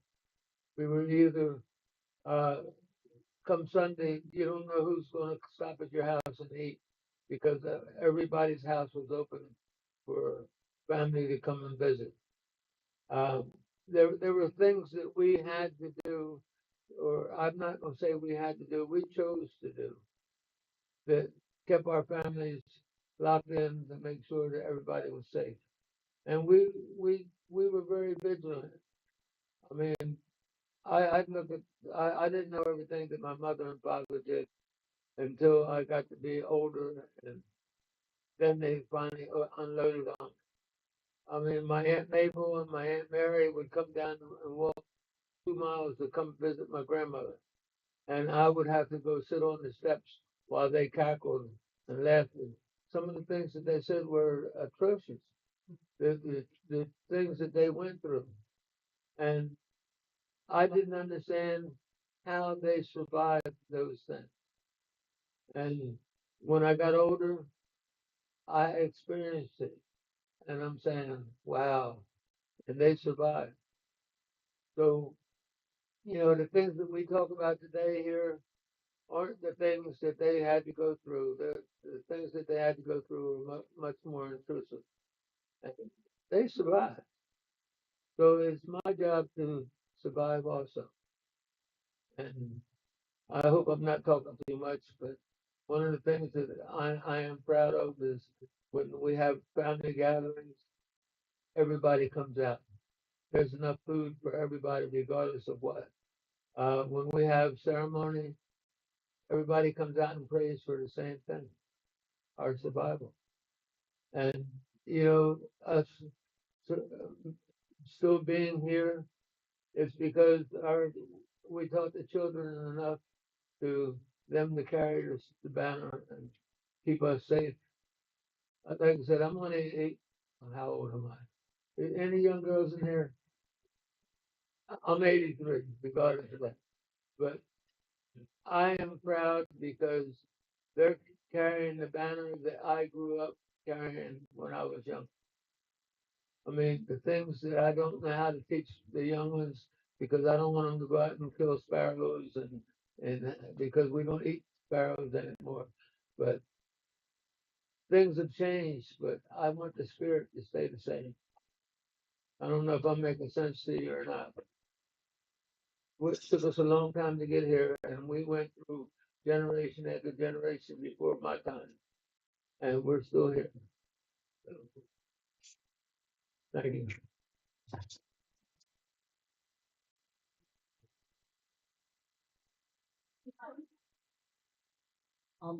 I know that a lot of times we're really busy in November, but there's 11 other months that we could be talking about these stories and the history. I speak at a lot of elementary schools, and when we ask the kids what do they know about the history, they mention Disney's Pocahontas. I feel like I just told everybody that Santa Claus is not here. So sometimes we have to know that these stories have to come out in a different way. The Native Knowledge 360 is a really great course at the Smithsonian, but it's not really about New Jersey or Northeast history. From what I can remember and taking that. So a lot of this historic knowledge just has to come from us. And I saw some of the curriculum that we looked at the state, and I don't think it was as inclusive enough as it should have been about like the stories. We've heard more information in these days here than what was in the curriculum for what was added. And I think that that's another part of the situation with getting into the education system, especially under some of the new executive orders. We've taken so many things off of our website and so many other areas that are not getting focused. And I'm afraid right now is another part of time where it's going to be hard to get that added into the information that we're doing. But there could be, and just in my wish list of things, the knowledge that we have and be able to document this could be part of curriculum very easily interjected into the school system, along with some of the other areas of study. It doesn't have to be a full textbook dedicated to it and taking away resources, but it should be an up-to-date curriculum to be able to show these examples. I taught at RCBC, Rowan College of Burlington County, for many years as a dean, and I had a textbook that their examples were 25 years old. I had to rewrite curriculum every single week for my students because it just wasn't relevant. So I think that's part of maybe sharing that information, getting those snippets and packets and disseminate them to the school systems. At least the examples would be current.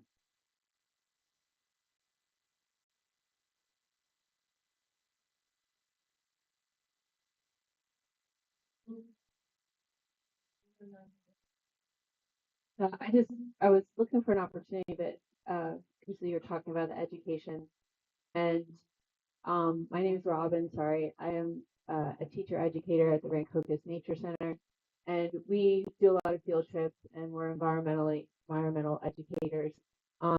We had a school recently in the spring come to us and ask during when we do our different stations, can we do anything about Native Americans? And we do have a small amount of capability in that area. So we put something together for them. But when I was talking to the teacher, it was second grade group, which ties into what she was talking about. They do learn about Native Americans across the U.S. I asked her what groups they had talked about, and there's a whole little stack of kids' picture books specific. She sent me the covers of them, and they exist for the 4 groups that they studied, which I'll misspeak, but I believe it was Mohawk, Cherokee, Hopi, and something else. And, and I said, oh, so not Lenape. And she said, no. And of course, I looked it up on Amazon. Nope. The oldest, the only kids book I could find was probably like 50 years old. And so there's definitely an opportunity to have a book that's full of colored pictures like these other books are. It's like 30 pages, and that's what the second grader, at least in this school district that contacted us, that's what they were using. And yeah, I would love to see you guys write a book with some great pictures. Yeah, so anyway. But like getting that into the schools, because obviously it was great that this teacher asked us to do something, and other teachers are coming, to other places. White Spog does a program, and you guys do programs, and depending on where the schools are located in New Jersey, there are opportunities to go to two places, but to actually have something like you said, resource in the classroom for Lenape is really lacking. There you go. And then if you look on Amazon, you should find all. I guess I didn't see it. I mean, is it a kid? Is it specifically the kids book? That's what they. Well, and I guess it was because this group was using this particular publisher, so that was their line, right? And so, maybe I didn't. Yes, kind of whatever. I did see ones for Lenape, and I don't know, which ones I saw versus what's out there. So I would later you can tell me which ones I need to find. Yeah. But I'm not in the school, so I'm just doing it as, like as a field trip person. So, but I just mean, we need to make sure that in that process, you guys are being heard as to what they could include. Obviously, you know that. Agreeing with you. Yeah, we all do. I think that if we want to address this, we have to find the source, because obviously, when people say they're not in the migrant here, it's just ignorance. Where does this ignorance come from?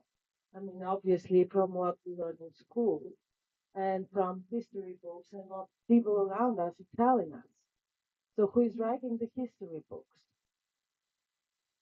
And people writing the history books, sometimes they're ignorant themselves. Sometimes, however, they're shy of saying things that might be unpleasant, that might be disturbing the kids.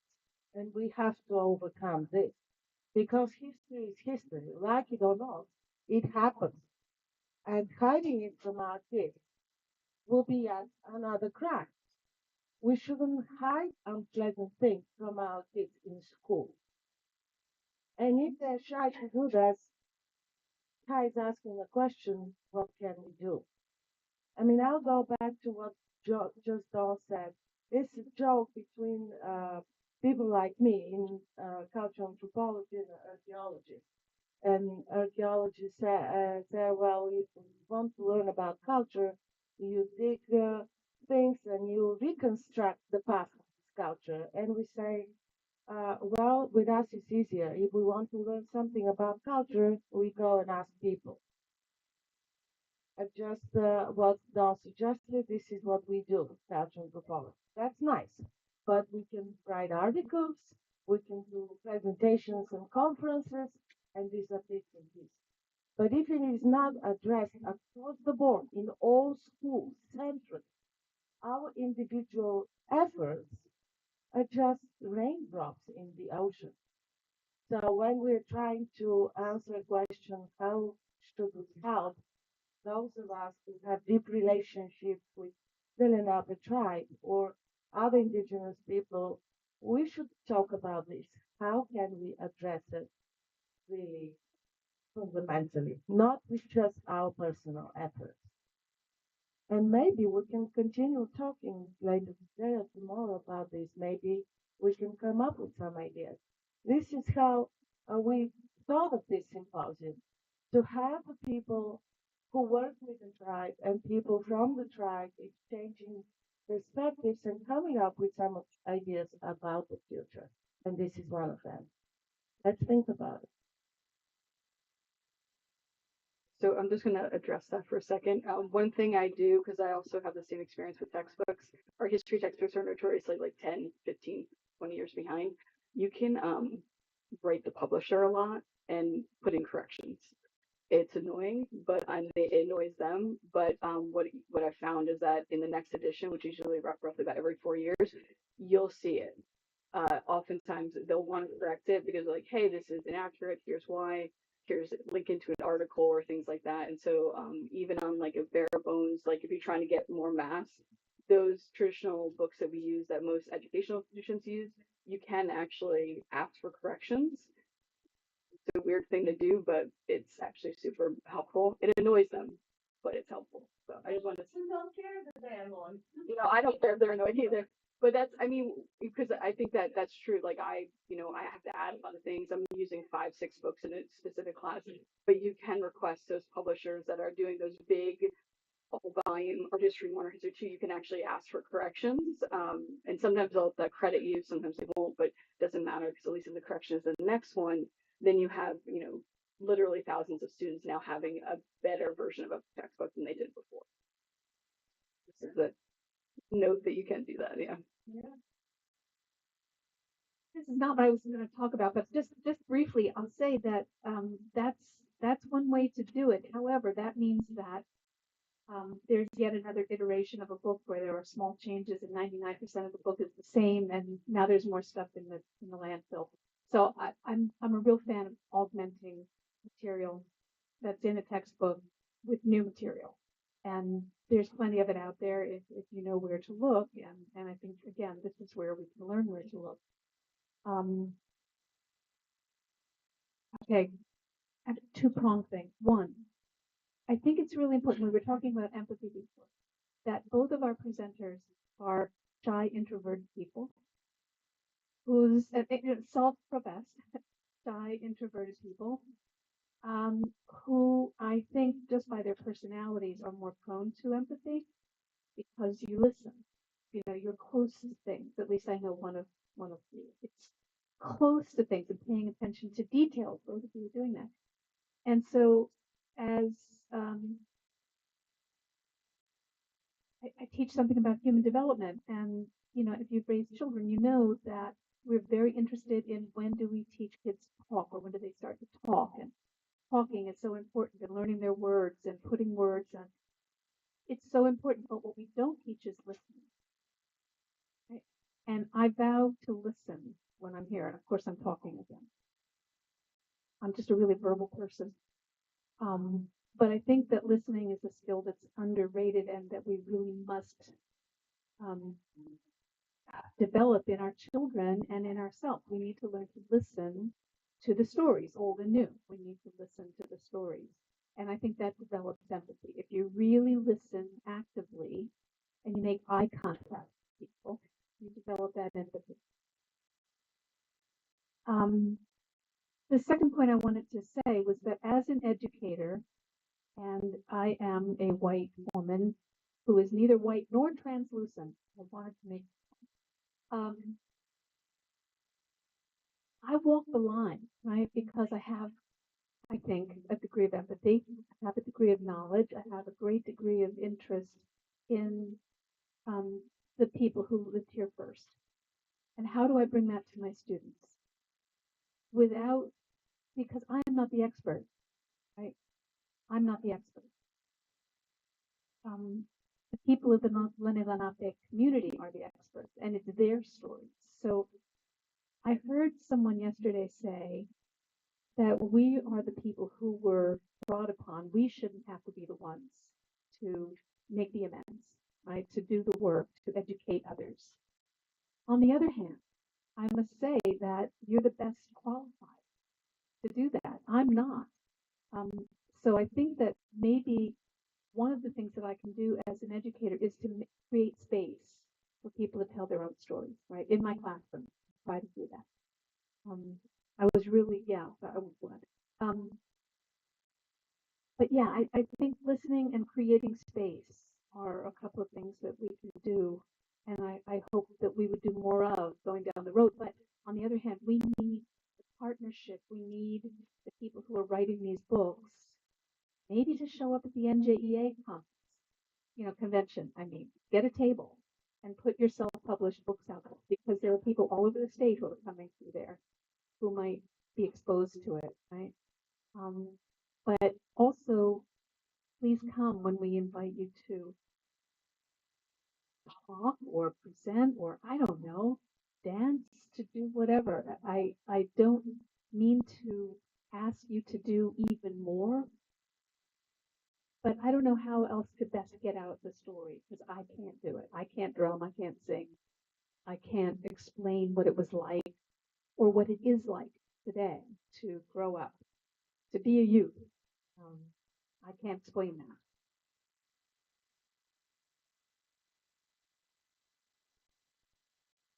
To tag in with that, we've acknowledged that the powwows are awesome. Powwows that I've gone to, there are program books. I bought copies in places where you think that voice needs to be heard. They're colorful, short snippets of dance, introduces you to people, shows you where to go. I mean, it's just chock full of information that can gently be placed around. He identified me as the passive kind of introverted person. So that's kind of my way. Use it around. Just leave it in the doctor's office. You know, they have book collection, book swap. I don't even want to swap. Here, just thank you very much. It's amazing how the receptionist later will, the next visit, wow, that was really awesome. You have that over where you are. We don't have something like that. I'm like, oh yeah, you've got Baltimore Indian Center. You've got stuff over here. The other thing that I wanted to tag with is with Avetus, noticing of pushing back and when do we tell the children, and reflecting back on the words from one of the slides with Lucretia Mott. We can predict that we're going to get opposition. So prepare for it. What can we say? And so to the situation of, we don't want to hurt the non-Indigenous children primarily that are around, right? There are Indigenous children there too. So my pushback to them is the children that are this big in this culture already know it, feel it, experience it, and now you want them to go play together and share stories together, and kids can handle it. Get off their back. The kids are strong. The kids are loving until we start to put down the path of pigeonholing them and telling them no, and don't. Talk to your teachers. Get the book, whatever less expensive book. Thais has awesome children's books. I don't mean to put an ad out there, but come on, Thais. Awesome color picture books. And I can sit there through the whole course of the year and pick an appropriate story that goes along with a theme or the season or something to help share. So the joy, yeah, I'm an empath that can break down, but the joy of carrying those types of messages out there keeps me happy. I don't know. It's just All right, so I actually want to address something that I brought up. Okay. About the kind of contemporary aspect versus representation of people solely in the past. And so I'm a settler scholar and anthropology professor, and my field has historically been horrible at this. And one of the things that I do with my students, I teach a class about Native North America, and I have them review textbooks and syllabi from other similar courses and have them critique why some of those textbooks are particularly bad. Is because of the way Indigenous peoples are framed as being solely in the past, and who has that authority and ability to represent people.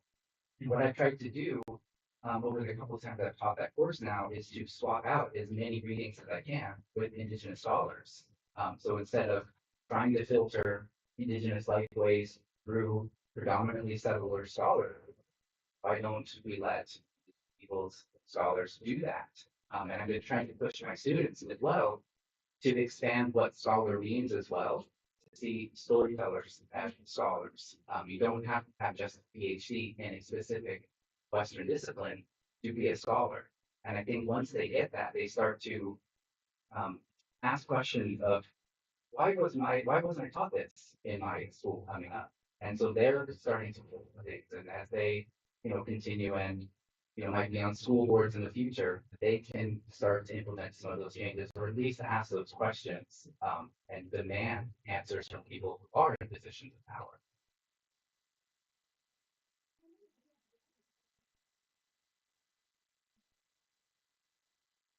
Me again, sorry. Just a couple things in response to a lot of things that were out there. First, I'll actually tell a quick story. There are actually two stories in one, but kind of my recollection of some traumas, I guess we'll say. But this memory is about how we have always been treated. We're talking about in past tense and in our major and things like that. I remember being about 13, 14, and I can't remember who it was that was mentioning how we used to do a lot of performances in the schools. I remember back when that was our only way of getting, who we are out there. And I remember back before Young Cedar, our drum group was officially named Young Cedar, and Aunt Jackie took us out to one of the schools in Richmond, I think it was, and we performed for a kindergarten class. And as we're singing, and then Leslie's dancing, and I'm singing with Carl and Duncan and my other cousins, AJ, I believe. And when we're done singing, and as Aunt Jackie's talking about the dances and addressing the kids, I hear one of the little girls, 5 years old, like, "We know you're not real Indians. Nobody heard it but me." I was like, "Oh, you see this little girl?"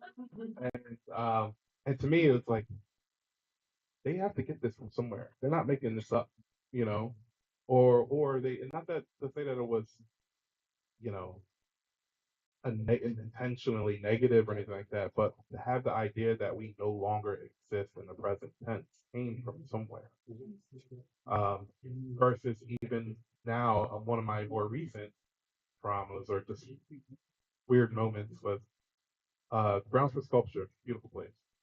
We did a performance there, I think 2022, maybe in October, with the Outlet Dance Project we went did. And on my way back, I'm walking myself, Chief Mark with me, the kids, and I've got this drum here on my shoulder, holding it over and walking it back to my car.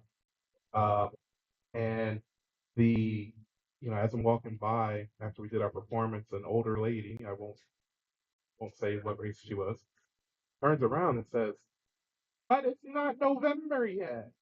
And it's like, we're not Indigenous only exclusively in November. This is a year-round thing for us because who we are.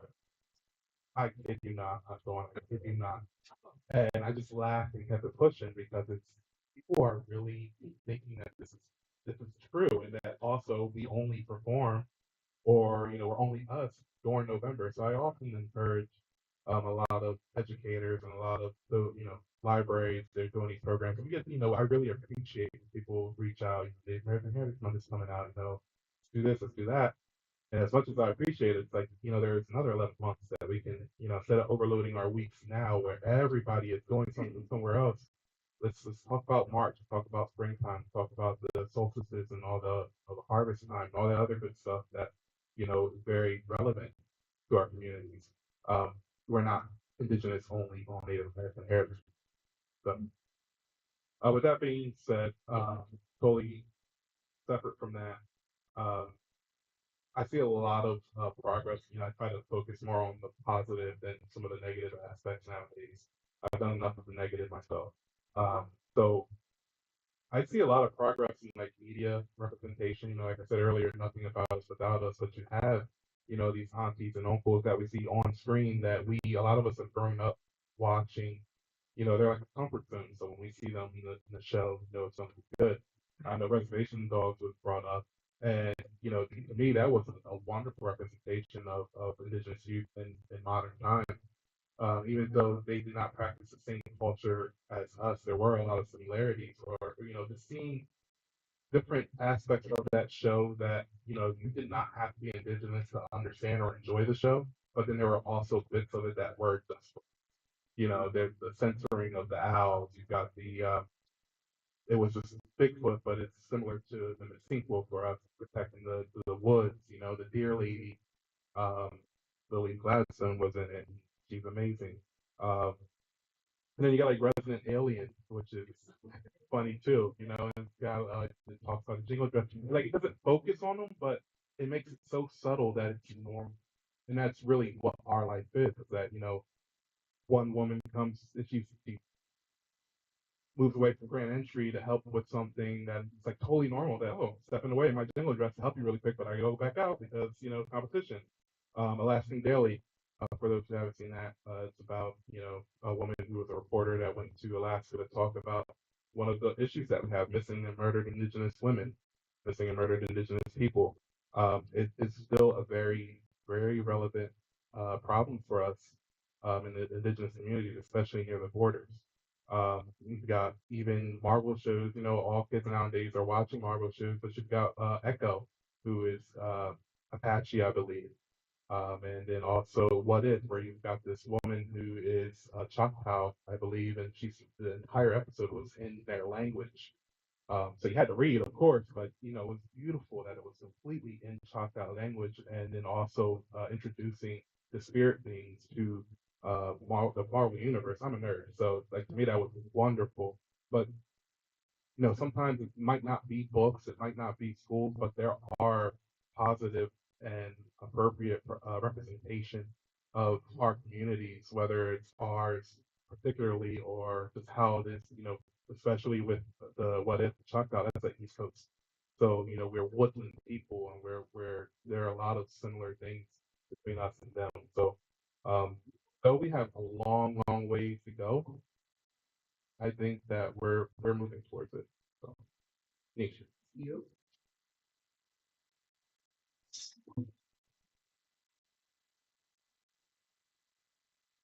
Who here can remember the two novels that were written about our people? Only two. Yeah, specifically from our community. Oh, here. Yeah. That's your mom's. One is written about my mother. Strong Medicine Speaks. Strong Medicine Speaks, and the other one is We're Still Here by John Norwood. Right. I just add to that the booklet, We Are Still Here, is available free, downloadable. So that makes it a little easier to recommend that people dive into. You know, I got 83-year-old ears, and I couldn't hear. I apologize. I'm old, and I can only hear my own voice. Yes, son. Maybe those can whisper to you. I was saying how John Doerr, We Are Still Here, is available free, downloadable online. Oh, okay. No, I just wanted to promote it, that's all, because it is the history of our people right here in this community. Absolutely, and I want to help you and make that accessible, so make it easy for people to put their hands on, their eyeballs on. There's always been a woman pushing me down the road. Thank you, Sandra.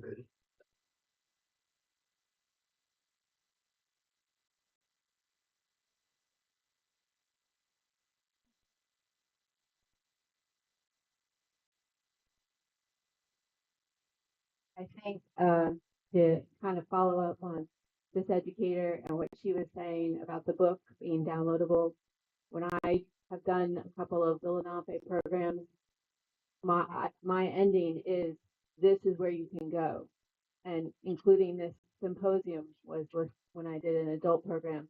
So I am referring people, and the more information you guys can give us about books and your events and things like that to share with others, so they can meet people in person. So as somebody who's a non-Native American person, you know, I want to share what I think are the historical and current amazing benefits that we have gained from this community, you know, historically and currently. But I also want to be able to and have shared, like, you know, go to the state museum, go to the Cohanzick Nature Reserve, these are on my list to share, and I'm happy to put more things on that list because when I am talking to people, there are people that are interest is peaked, and then once their interest is peaked, I'm telling them and sharing where they can go for more and how they can get deeper. And that's why I asked about the powwows, like how do we find that? So now I'm going to put that on my list. Like, oh, here's the website. Go to this website if you want to go to a powwow. Here's a list of all the dates. So that's maybe an answer to you as a teacher, what you can share with your students. And I appreciate you sharing about the book that's free and other, resources. So anyone want to share more resources? Go ahead. That's why I'm here. So there are a couple of free resources. State of the Arts out of PBS out of New Jersey did a lovely segment on Pi and Denise that is wonderful. It's free and accessible. You can watch it, link to it online. Also, a lot of educational institutions like our own will actually put the catalog online, so it's a flip book, so it becomes like a resource. So that's, I think, our catalog was like 80 pages, included the youth program here, included tithes, words, and poems, and so I think, like you said, having like a list of things that are free, accessible, but in an indigenous voice, I think is actually really pivotal. So, those are some things I just know off the top of my head that I know. So I have a question for everyone that's here. I'm going to put Lewis on the spot because Lewis is the one that helped me get the word out. And Lewis, how many emails did you send out to all of the school districts? And how many emails did we send out to all this organizations about the symposium months in advance? Over 1,000. So you guys are here. Where did we fail with over 1,000 people and only peaking a couple hundred interests? Because we need to know this, because we are providing all of these things. We do advertise our websites. I think I have 7 websites now. We advertise our websites, we advertise our books. Dr. June speaks probably once a week at civic organization. I don't go out and speak any longer, so I've handed it off to Tyrone and his Lenape Hogan Establishment Project, and we get tons of emails on requests. What do we need to do different to pique your interest? Because we've done everything. I know all of our artists go to all of the art shows. They go to every powwow. There's a powwow every weekend. But yet here in our own backyard, we're hearing, we don't know you exist. But how much more can we do? I've been going to school districts with my Aunt Betty since 13 years old. Dressed in my regalia, that's one of them up there. And we would go to the third grade is when I used to teach, that they still do. And I did it all the way through when my kids were in third grade for Mrs. Finley's classroom and the downtown tip, even after they were in school. But how much more can we all do?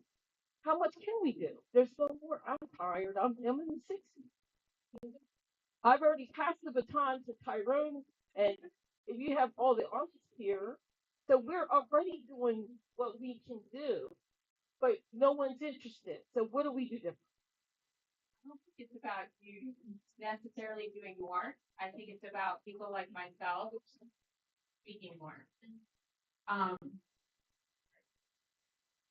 I think you are doing a lot. Your websites were great.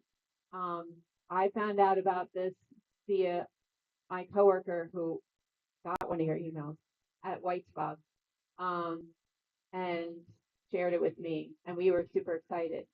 I do think that you guys are doing a lot, and as somebody who does a lot with scouts and other things, I know what that's like to be exhausted. I think having the resources and us sharing and continuing to share that you're here and that you exist. I mean, and hopefully the state does change the curriculum to be more, because I do think public school is critically important in that space. Because as somebody who grew up in public schools, I felt like I was exposed to a lot, but I still didn't necessarily know how much existed still within the state of New Jersey. I knew you were here. I knew people didn't all leave, but I didn't necessarily know how many communities, how many, you know, groups really had enough people to still be a group. So I, you know, as a growing person growing up in the New Jersey area. So I think it's really just continuing to do what you are doing. Don't put yourself down because you guys have been doing great.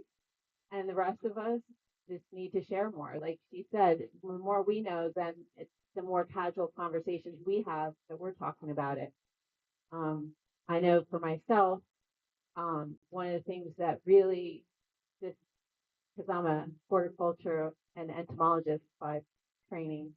So what aspect of Native American history really got me was not just Lenape, but before that, about how the corn came from a thing that looks like with 7 grains on it from Central America. So it doesn't, you know, and then I started telling people about that and I'm like, hey, you know, before there were borders, there was this corn, and for thousands and thousands of years before the colonists ever got here, we had an opportunity, or these native people took these seeds and they cultivated them and they became breeders of corn. And by the time colonists ever learned about corn, there were 5, 6, 7 different varieties. They were being used for different purposes. Beans, so many varieties. And so, you know, what I learned in school was, oh, they're native to America. No, they're native to Central and South America, not North America. And the only way they got here was because people walked and walked and walked and planted and planted and planted. So it's really important that, again, the past and the present are recognized. But you guys are doing so much. Please don't take any negativity about it.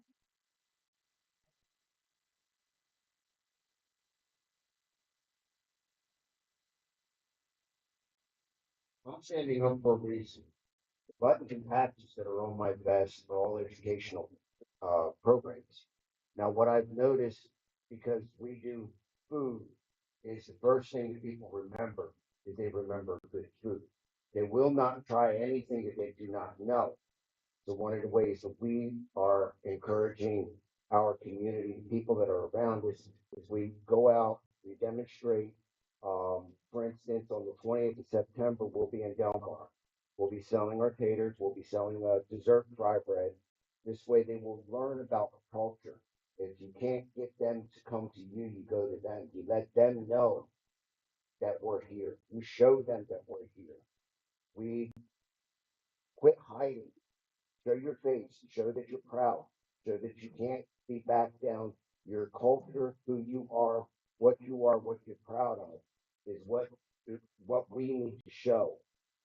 And I'm proud to be Lenape. I'm proud to be Native. I'm proud to have this woman as my mother. She kept me in the culture. She kept me proud of it and kept me proud of knowing about my background. You don't know how many people I've had come up to me. I've got Cherokee in me, but I don't know how, or I don't know anything about it. But if you're calling yourself Native, learn about your culture, learn about who you are, learn about your tribe. You may not know exactly who your aunt and uncle was, but they do have ways for you to learn what your tribe did. When I teach my educational programs, I tell them straight up, I teach you the Lenape ways. I can't teach you what Lakota does, what the Arapaho does, what the Apache does, but I can teach you what my people are.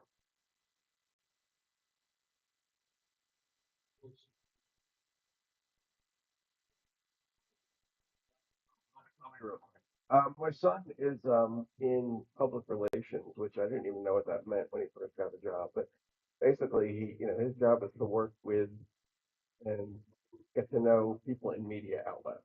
And then his club, they take on clients who need media coverage, and he gets media coverage. They have to pay the public relations firm. I guess that's makes me think, like, have you ever had like a news van out at the powwow? Even if is there any publication that would want to cover this? I mean, I Just say Google it.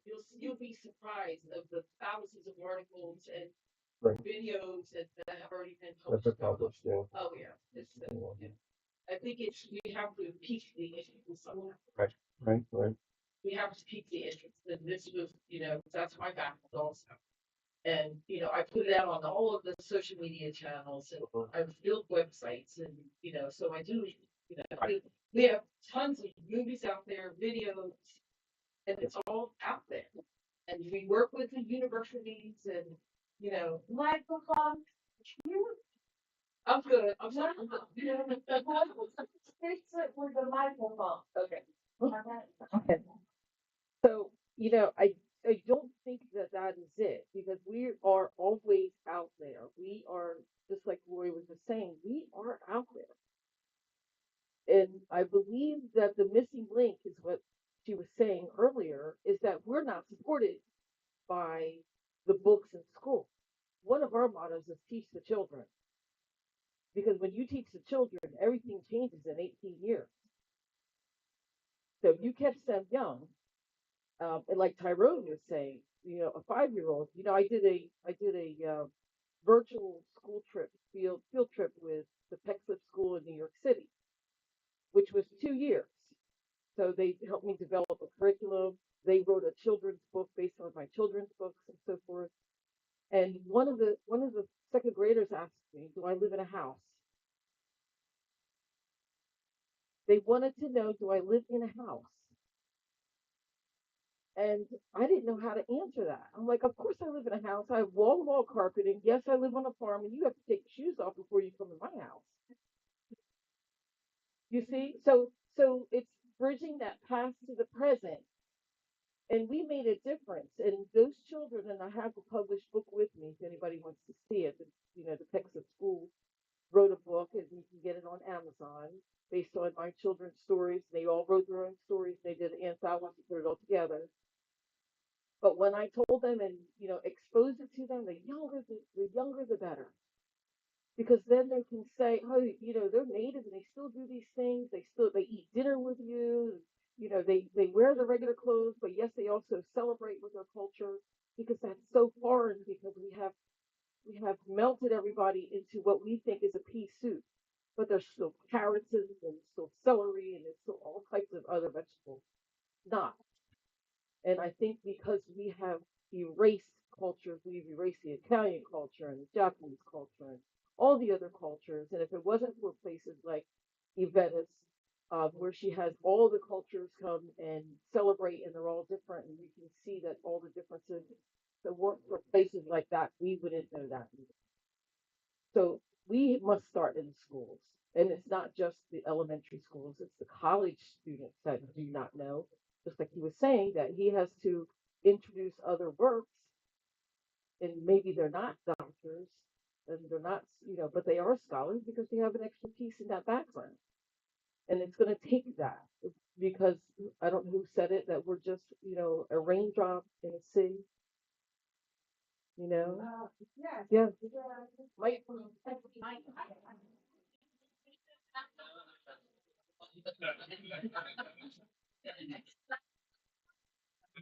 Sorry, I forgot. Uh, what I wanted to say is that uh, I know that we should continue doing what we're doing, obviously. But I also relate to how disheartening sometimes it can be when you're doing this much and somehow you cannot reach the people. I mean, when Ty and I began doing the preparation for the symposium and my organization is involved, we send emails to our email list, and there's a 15,000 people on our email list. How many of you came because you received our emails or saw our website? I guess numbers, right? It feels disheartening sometimes. I mean, over the last 25 years, I've done so many exhibitions featuring Lenape traditional art, festivals, workshops, classes, lectures, school residences, so other residences, and so on and so forth. And I still have people coming to the Folk Life Center, seeing the Lenape case and say, oh, are they really here? Still haven't. And it really feels disheartening sometimes. This is why it's that, I mean, we all do our bit, and we should be happy about it, and yet we are not quite happy because we cannot reach enough people. And why? I said it before. because it is not on a big enough scale. That is my, it's the case, my feeling.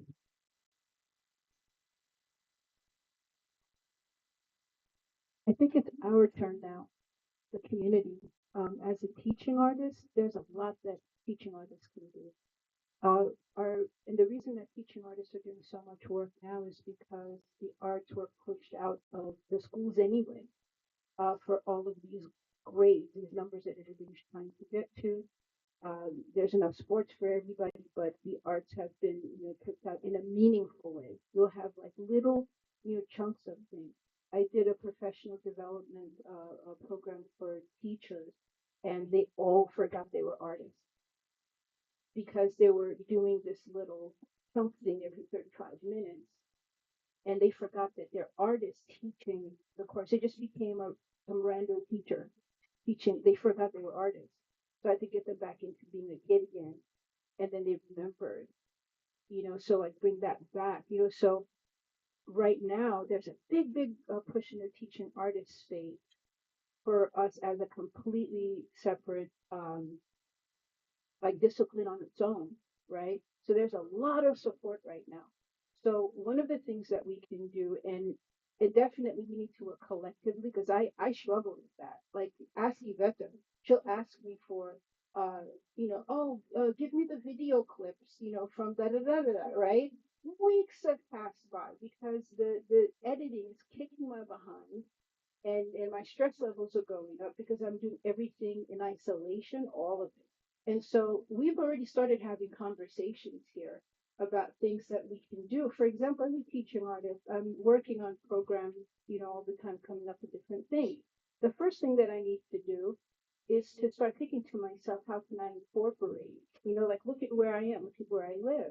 So that started a conversation with Tyrone, for example. We're working on a project for the spring.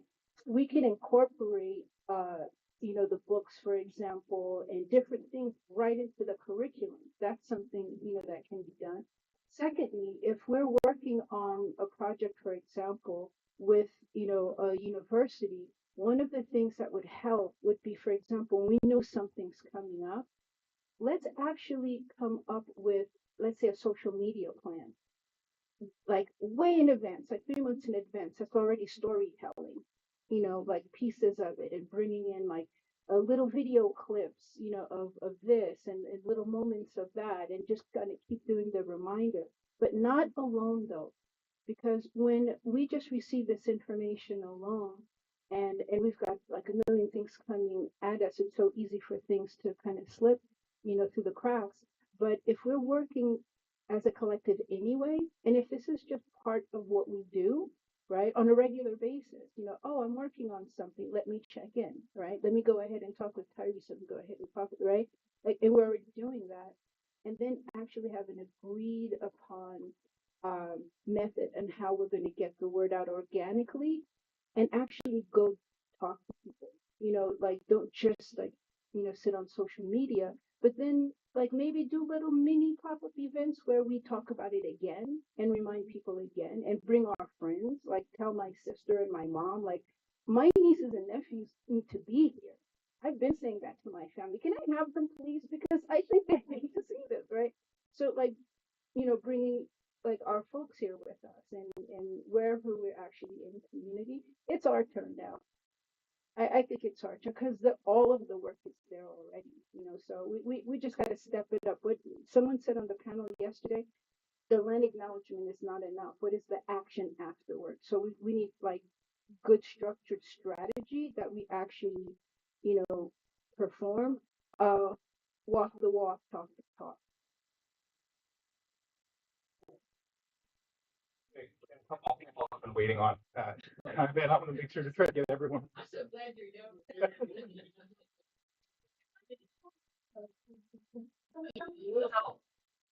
I believe it's an inner remembering, and I believe the colonizer is a big part of the culprit. So a colonizer is typically a nation or an individual that establishes control over a foreign territory often through force or coercion. An example of this in biology is a colonizer species that moves in and establishes itself in a new habitat. So, like looking at a barnacle on ships, the hull of a ship, um, you can have an entirely different ecosystem come in and take over. So, I'm saying this to say the word colonizer. I'm saying this to say 1400, to say 1600, looking back. And I'm saying I'm on a journey myself to learn from within, right? I want to know. I want to know not what I was told in my school books, which is his story. I want to know. And it's the information age and it's the technology age now. You can learn and know. It has to be a fire from within. That's a desire to really know. Not just look at your iPad, not just be fed with information that you don't even know if it's relevant, real, or good, right? So it starts from within. So then you look at the children, right?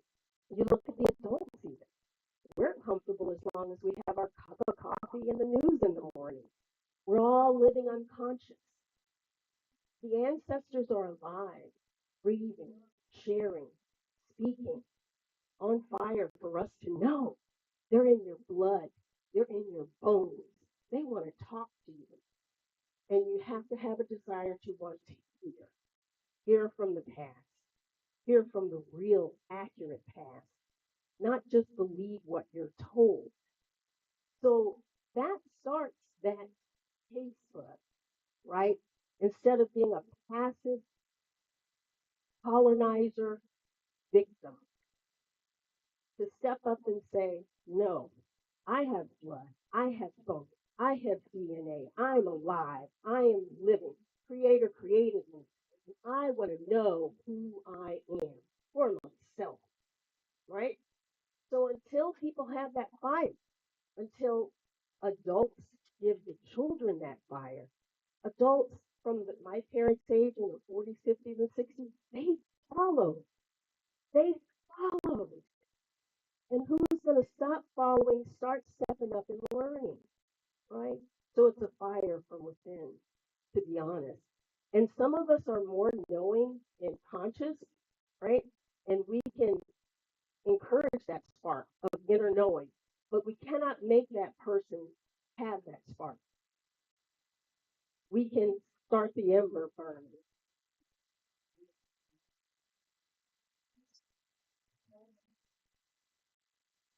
So I have a children's coloring cookbook. This is an advertisement for the book, but it didn't start because I wanted to tell my story. It started because in my day job, I found out that 1 in 12 households in New Jersey have food insecurities. And I said to the food bank CEO of South Jersey that, oh, that's crazy. My grandparents had a farmer's market 60 years in Haddonfield, New Jersey, brought the food from Salem and Cumberland County up to Haddonfield. And my mom made the food and I have all her recipes. They said, we're taking this fresh food into the inner city. People don't know what to do with it. It's going to waste. Talked to a publisher. She goes, hey, turn it into a coloring book. It'll make it fun. And it's been ridiculous, right? So I've been able to donate all the money back to the food banks, Food Bank of South Jersey, Mercer County, with integrated care, Food Bank with the military. But the partnership that happened was Virtua, who also has a mobile food bank, bought 100 copies of my book and donated it to the Malcolm Jenkins Foundation. And we gave it out for free when they had 1,000 families getting bags of food at the Croc Center last year. One of my best days with this. This is a labor of love. This was just not something I ever saw coming, not something I ever thought about doing. But we need community partners. We need people because this solves a purpose, right? So we're stoked about our story. We want to hear our stories and tell our stories, but the community at large, we've got major, major issues. And so tying it back to something that's, I think, cause-based, whether it's food insecurity, whether it's missing and murdered Indigenous women, whether it's some of these other spiritual-based things, I think could work with some of these community partners to really help us engage and have more boots on the ground to share these stories. Virtual partner with me because they paid for the printing cost. I have the book on Amazon. It's $3 to print it. It's a big glossy book. That's great, but I'm killing myself printing it myself and then giving it out and doing all those things. I go to a lot of like the Morristown libraries doing an author fest. I'll do that in November. Like Ty said, we run ragged, standing at more tables, doing more stuff, telling story, which we love, but it's one time over. So from a community perspective, no other community members that would like to do this, that would like to get books that we can talk to or that help there for bigger community causes, I think that gets the word out there and can really spread it a little bit more. I was so thrilled with the Malcolm Jenkins Foundation, and that's again a young man who played football, realized he had a better calling, and came out and now is just serving food throughout all the area. So maybe if anybody has any ideas for that, that would be really great.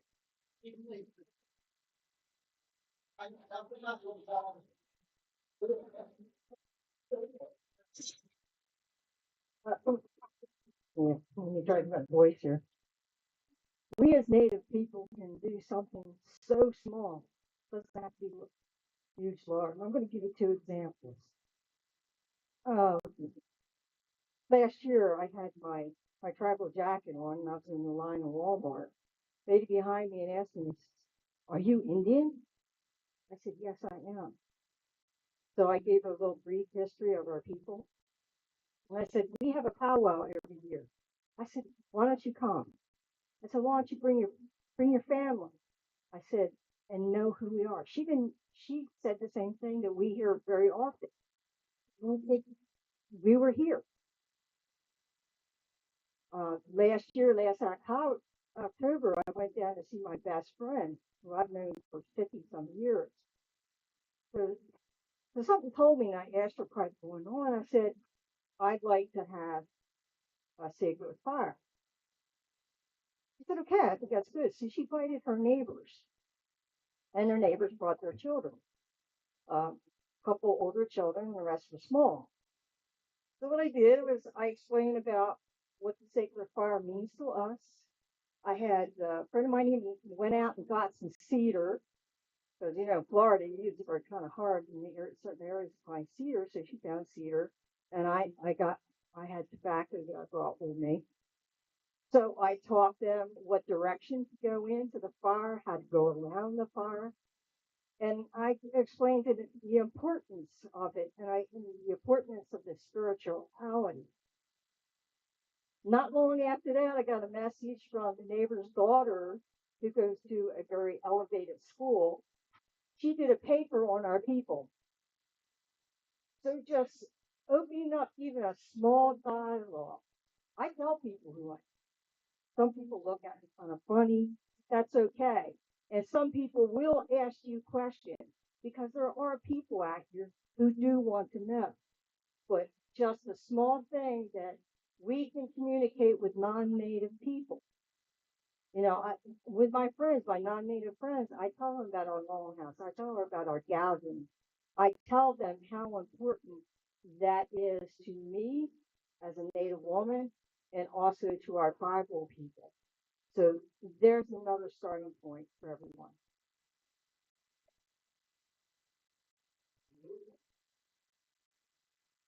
I just want to say we all started somewhere.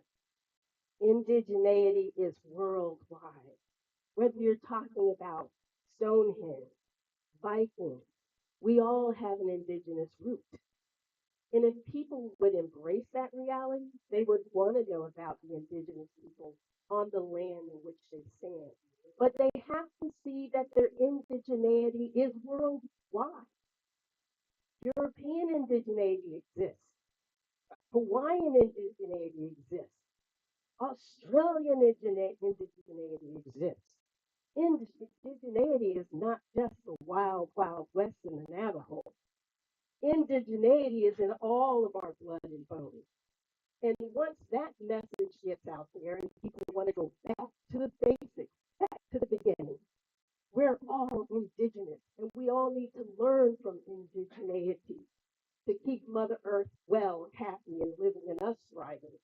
So as soon as that message hits with the individual self, then I want to know more about those indigenous people who exist, who are on this land that I'm standing on now, because we're all connected.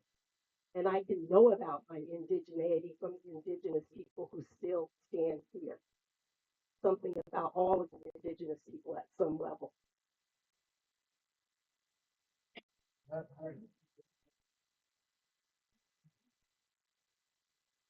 One thing that gets overlooked, we're talking about books, we're talking about curriculum and everything, is the fact that we are Eastern Woodland Indians, and most of the books have the Western Indians, their history, what they've done, this, that, and the other.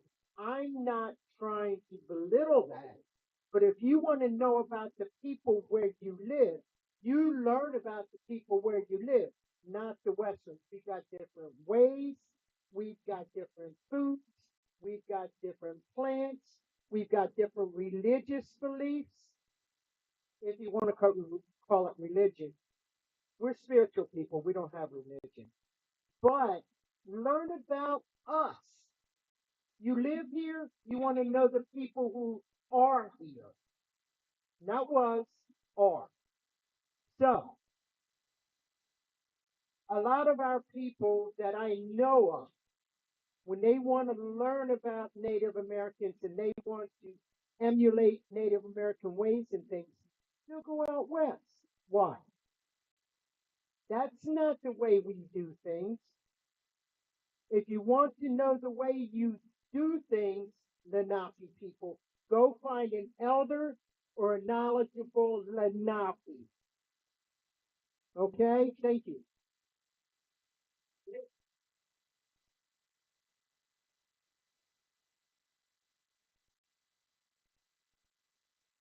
Thank you.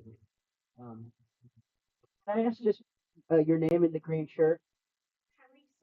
Teresa. Thank you for your comments and just in general about an event like this, and in general your feeling that the gains you're making from going out in the world and trying to teach people.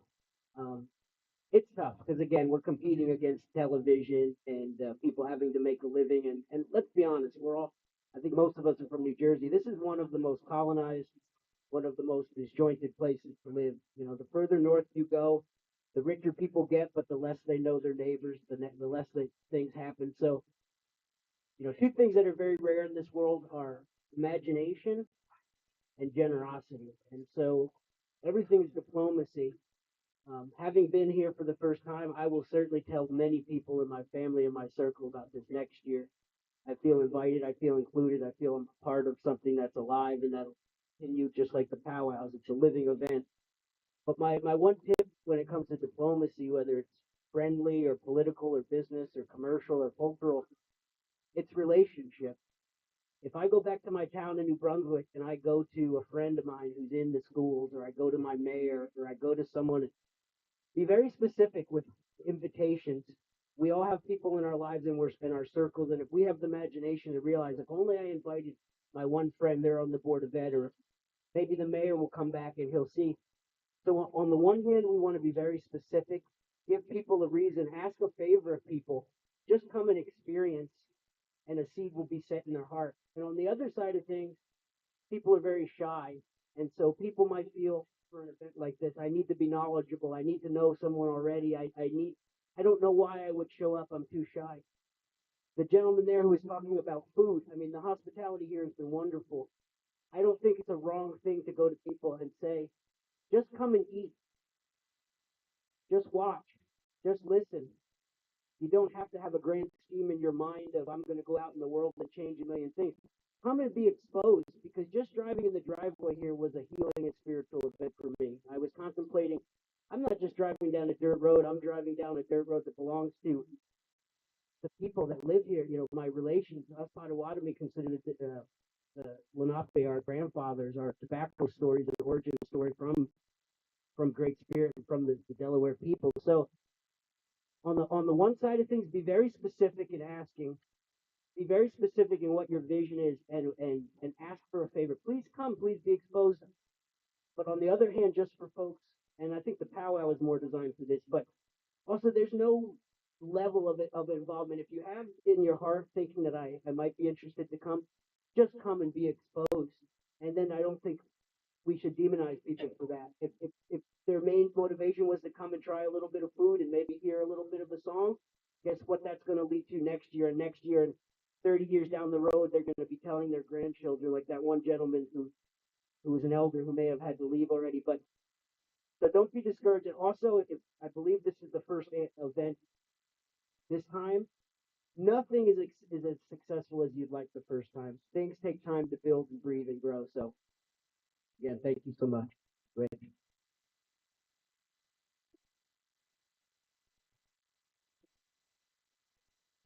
So if we're keeping on schedule, this is actually a coffee break, so we should get coffee. So. Conversations, everyone.